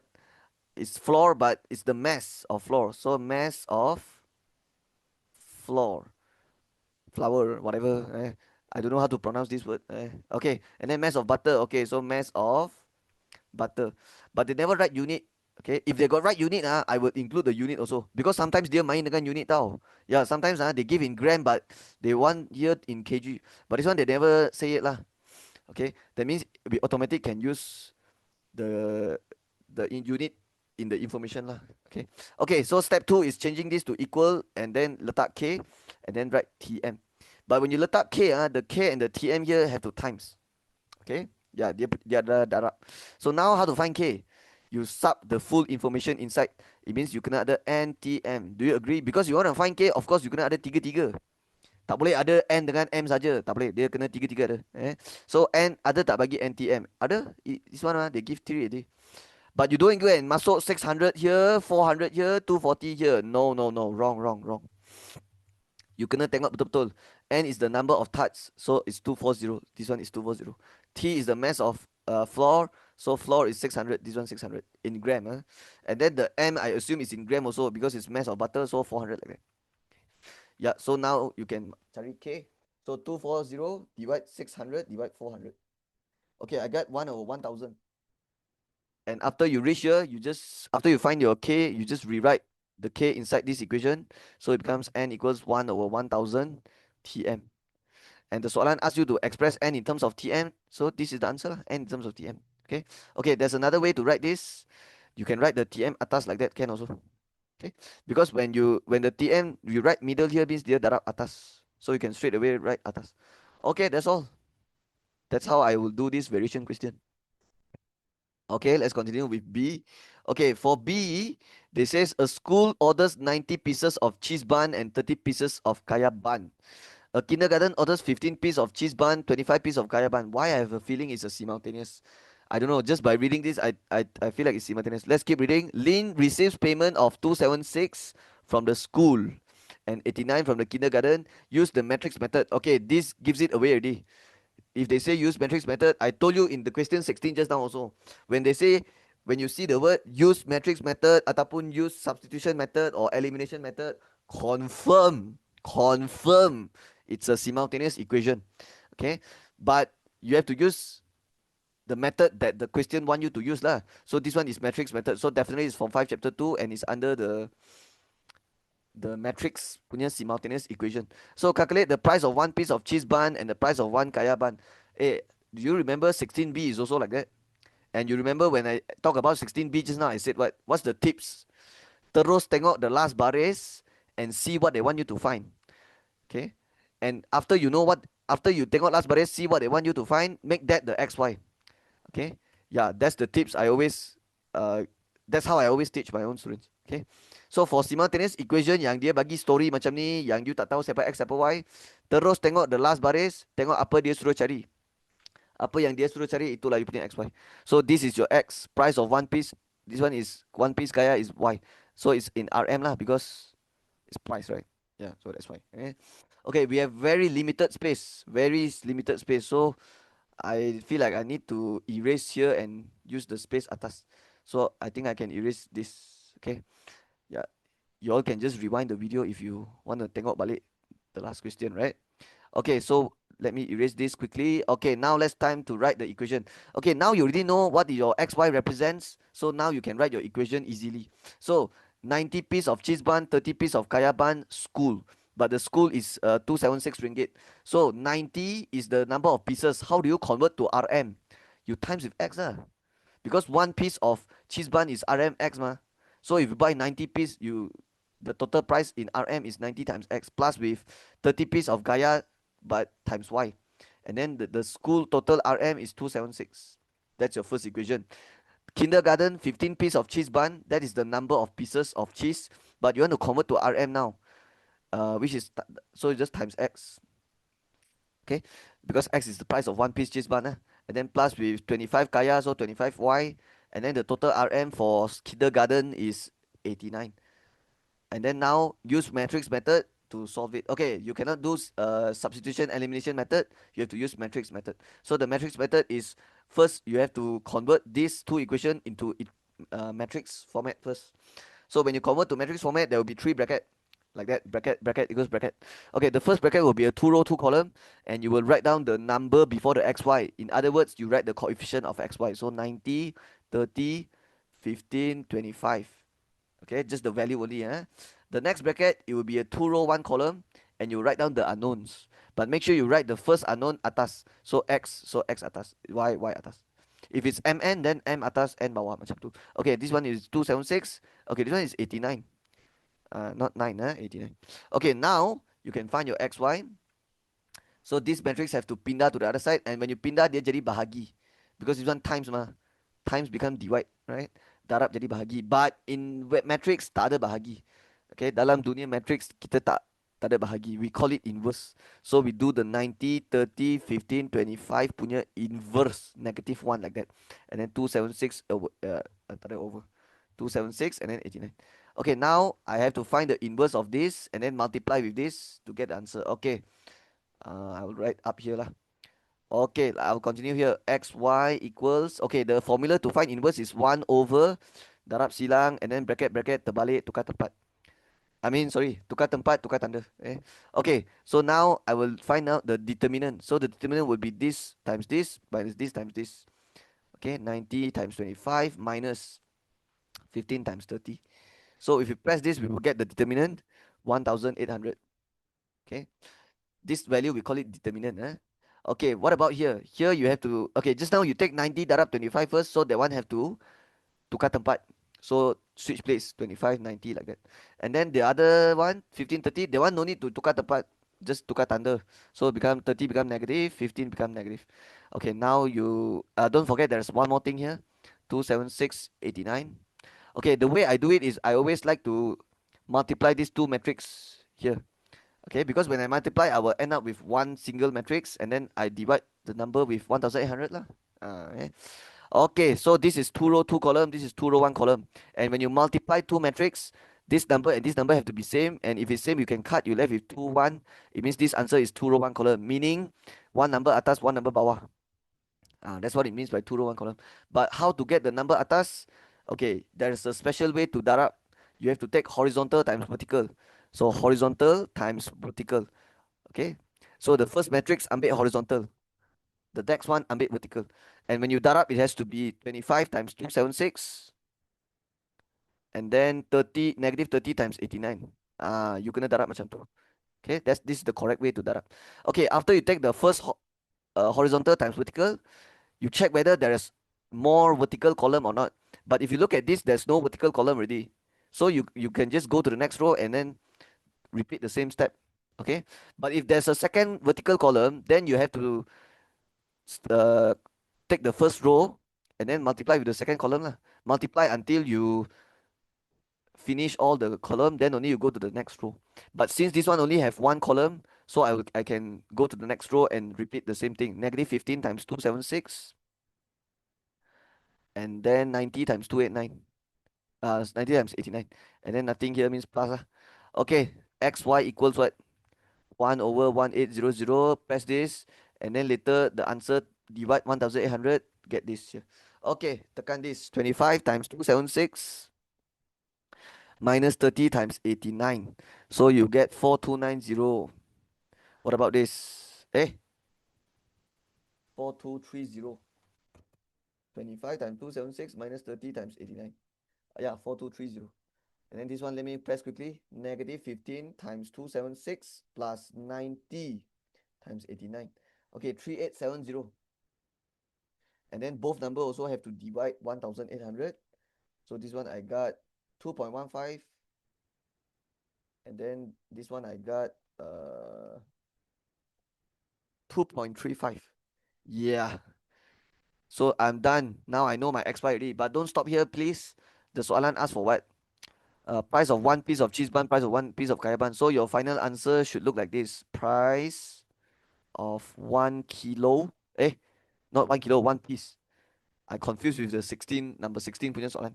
Okay, because the number 16 is 1 kg punya, right? Okay, this one is one piece, one piece cheese bun equals, and then price of one piece, what is it? Kaya bun equals. Okay, which one is X? Which one is Y? So let me make space. Okay, price one cheese. I jadikan X tadi kan. So X is cheese. So RM 2.35. It means the price of one cheese bun is 2 ringgit 35 cents, and then the kaya is Y. So Y is 2.15. So it's 2 ringgit 15 cents. 2.15. Okay. Okay. So for price, it's always two decimal place. Okay. That's all. Done. Okay. C. Diagram 13 shows an incomplete bar chart. Wait. Why this question so similar with the 16? Like not just the 16C now. The 17C, 16C similar. The 17AB also similar with the 16AB. Okay lah, whatever lah. Okay. So it's an incomplete bar chart. So I can see it's not complete. Right? So okay. So we have the shade. The line one is the chocolate. So chocolate, chocolate, chocolate, chocolate, chocolate. And then the one yang other bubble is lemon. So lemon, lemon, lemon. Okay. And it's incomplete. Yeah, because as you can see, the first Monday and the what Wednesday, yeah, they never give the lemon bar chart. Okay. So it's an incomplete bar chart of the sale of two type of cake by Lean for 5 days. Let's check. Monday, Wednesday, Friday, Saturday, Sunday. Where's Tuesday? And where's Thursday? So maybe Tuesday and Thursday dia punya kedai tutup lah, tak buka, right? That's why tak ada sale during that day. Okay. Okay, so this one is number of cake. Okay. Table 7 shows information about the selling price and the cost of two cake. Mana table? Oh, this one. So lemon cake, the selling price is 50 ringgit. Okay, what is cost? Cost is also a price, but it's the buying price. Okay. Ataupun the price you spend to make the cake. Okay. Yeah, the price you spend to make the cake. So this is the price, right? So imagine the price you spend is 24 ringgit, but you sell 50 ringgit. So you earn some profit there lah. 50 minus 24, right? Same thing here for chocolate cake. The money you spend to make the cake is 30, right? But you sell it for 52.5. So you take 52.5 minus 30 to get the profit, right? Okay, so far everything I understand. Okay, now what else? Down here. The number of lemon cakes sold on Monday is half of the number of lemon cakes sold on Wednesday. Okay, so number of lemon cakes sold on Monday is what? Lemon is the bubble one. On Monday, wait, they didn't give. So I'll just jadikan X for now lah. Okay, so X for now. And the X is the number of lemon cake sold on Monday. So I jadikan X. So your X is half what? Is half 1/2 number of lemon cake sold on Wednesday. Where's Wednesday? Ayah tak bagi also. Okay, let's call it Y for now lah. Because they never give, right? So it's like I just use Y to represent first. So X represents number of lemon on Monday, Y represents number of lemon on Wednesday. Okay, we don't know both the X, Y value is okay. The total number of lemon cake sold on Monday, which is X also. Okay. And Wednesday, so X plus Y lah. Betul lah. Lemon Monday and Wednesday. So sum total up together. So X plus Y equals to what? 1/4 total number of chocolate cake sold for the 5 days. So I think I need to find out total number for chocolate 5 days and masuk sini. So let's find out what is the total chocolate cake. So I'll write here total number of chalk cakes. Okay, total number of chocolate cake. So let's write down all the chocolate one. Chocolate is the one yang ada line. Okay, 8. This one is 9. 17 plus this one is 14. This one is 17. This one 12. Okay, plus everything. 17 plus 14 plus 17 plus 12. Okay, 60. That's the total chocolate 60. So 60 is the chocolate. So this one times 60. Yeah, because they say 104 total number of chocolate sold for the 5 days, right? Okay, so far so good. So now this one I can simplify a bit. Jadi 15 lah. 60 divided 4, right? Okay, they say Lin says the sale of lemon cake made more profit than the sale of chocolate cake for these 5 days. Is Lin correct? Give a reason for your answer. Okay, I think I know what I need to do now. I need to find out the profit for lemon cake and the profit for chocolate cake and check whether the profit lemon is more than the profit chocolate for the 5 days. Okay, yeah, that's what I need to do now. But in order to find the profit, first we need to know the number of cake sold for lemon and chocolate for 5 days. Okay, I already know the total number for chocolate cake is 60 ringgit, but for the lemon total, I don't know because I don't have the XY, right? But later we can use the simultaneous here. Yeah, we can actually do simultaneous to get it, right? Okay, but let's do this first. Let's find out the profit for a piece of lemon cake first. So 50 minus 24 is 26. 52.5 minus 30 is 22.5. You all understand, right? Because the formula for profit is the selling price minus with the buying price. I mean the cost lah, okay? So 50 minus 24, this is the profit. But this one is only for one piece, okay? But they want to find profit. They don't want to find profit for one piece. They want to find profit for 5 days. So for 5 days, you sell a lot of pieces of cake. So you have to know the total lah. So actually the profit of chocolate I can find already. Just 22.5 times 60 lah. Okay. But the lemon one, I have to take 26 times with the total number of lemon and we don't know that. So what we can do is we can do simultaneous here. Right? So I think what I can do is I can do substitution method. So you remember they say x is 1 over 2y. So I can sub this inside here. It becomes 1 over 2y plus y equals 15. Okay, 1 over 2y plus 1y. I can press calculator. 1 over 2 plus 1 is 3 over 2y equals 15. So your y equals to 15 times 2 over 3. So that gives you y equals to 15 times 2, 30 divided 3, 10. And the 10 I can sub here. X equals 1 over 2 times 10. X equals 5. And do not forget, X is the number of lemon cake on Monday. So X is 5. So let's go here. So this one is 5. So it's here lah. And this one got bubble one. Bubble, pop. Bubble, pop, pop. Okay. So next one is Y10. Y10. So this one is Y, right? So 10. So here. Okay, also got bubble lah because it's lemon cake. Okay, but this question never asked us to complete the bar chart, right? So actually, you will not get marks for drawing this, but I draw it also lah to make you understand. Okay, so now we can find the total number of lemon cake already. Total number of lemon because I know for the all 5 days punya pieces cake.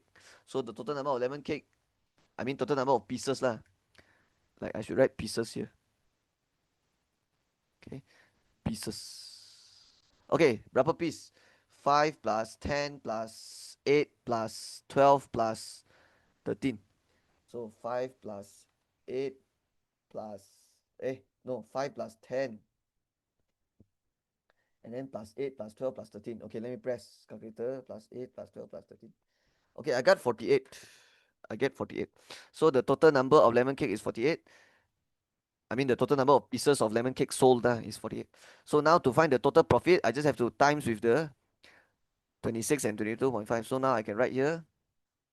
So I'll just write here profit or total profit. Okay, total profit of lemon. Okay, I'll just write lemon like that lah, lemon.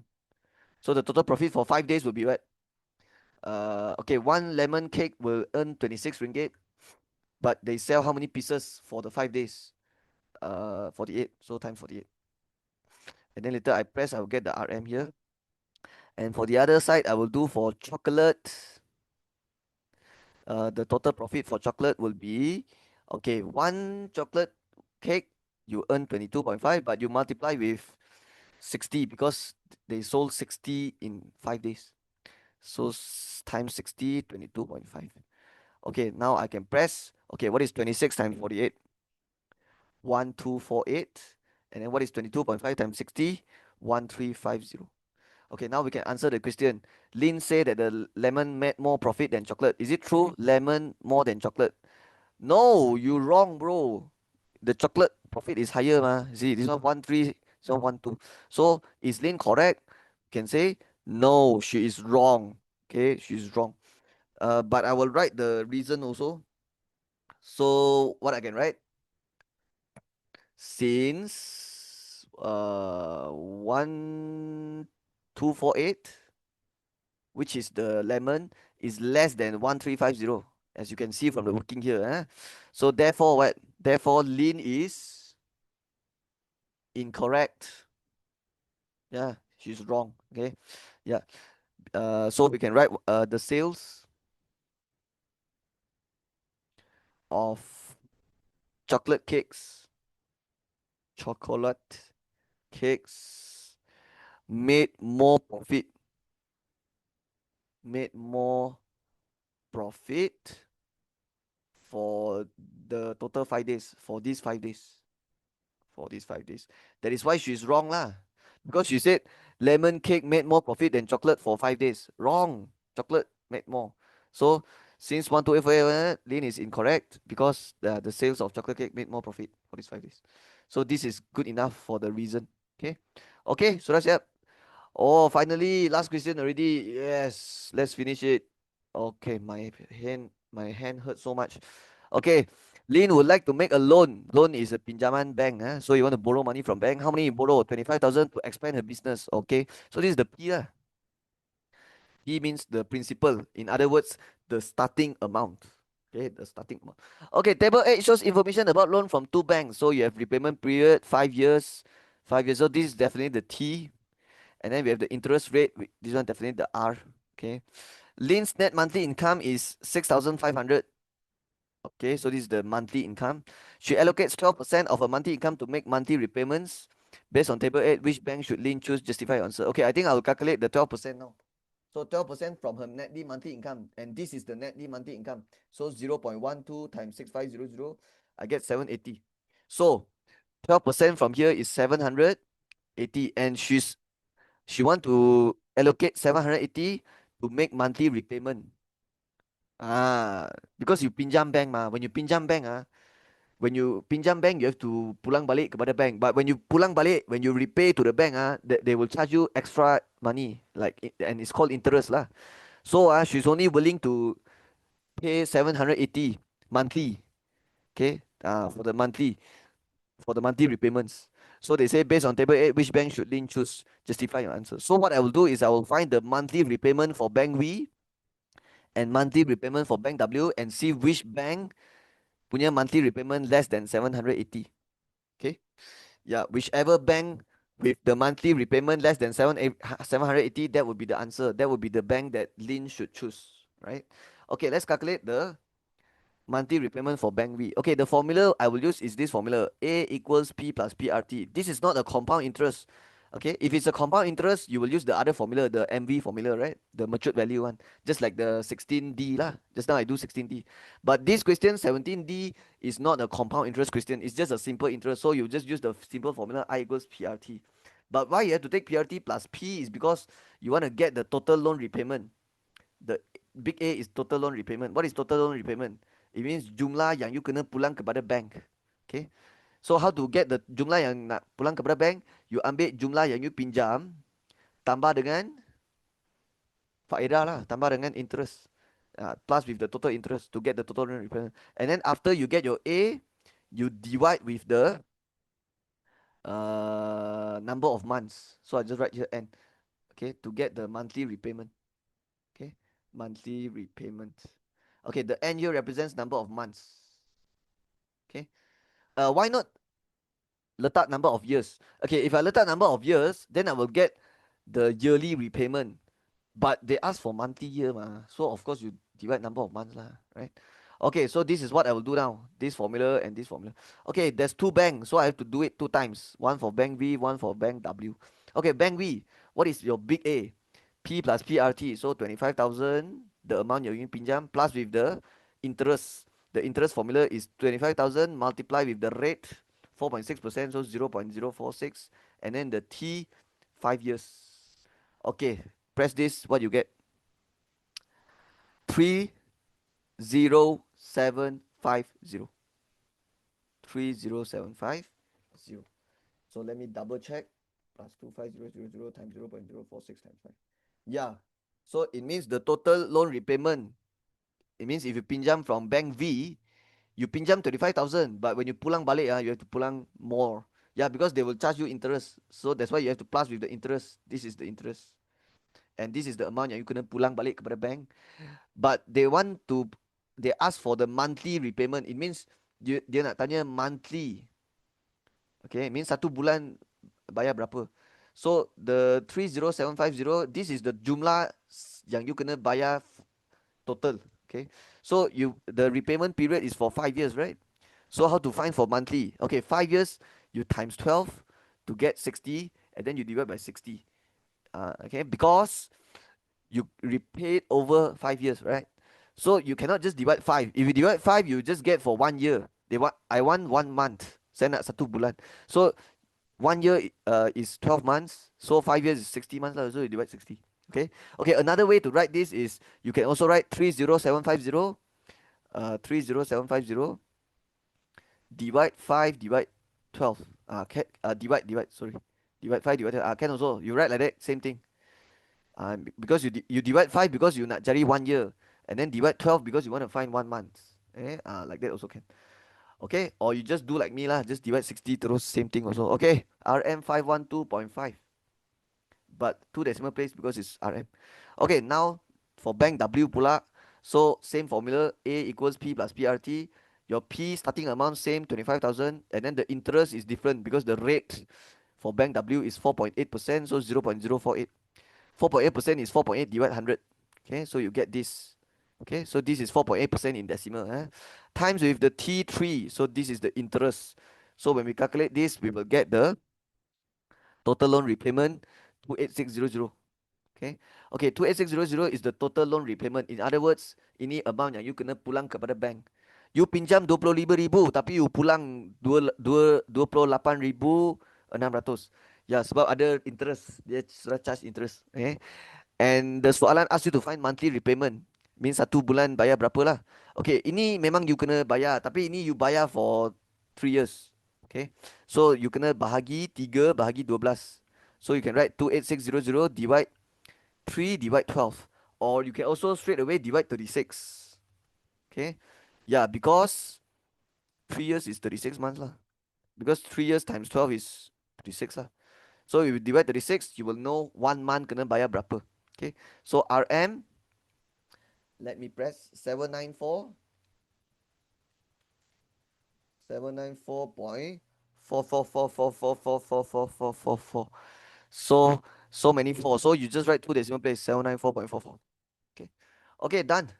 Now we can answer the question. Which bank should Lin choose? Justify your answer. Okay, she's only willing to spend 780 for the monthly repayment. So which bank do you think she should choose? Of course, this one lah. Yeah, this one is already more than 12% already. Yeah, so logic lah. So I'll just write what? Bank V. So I'll just write Lin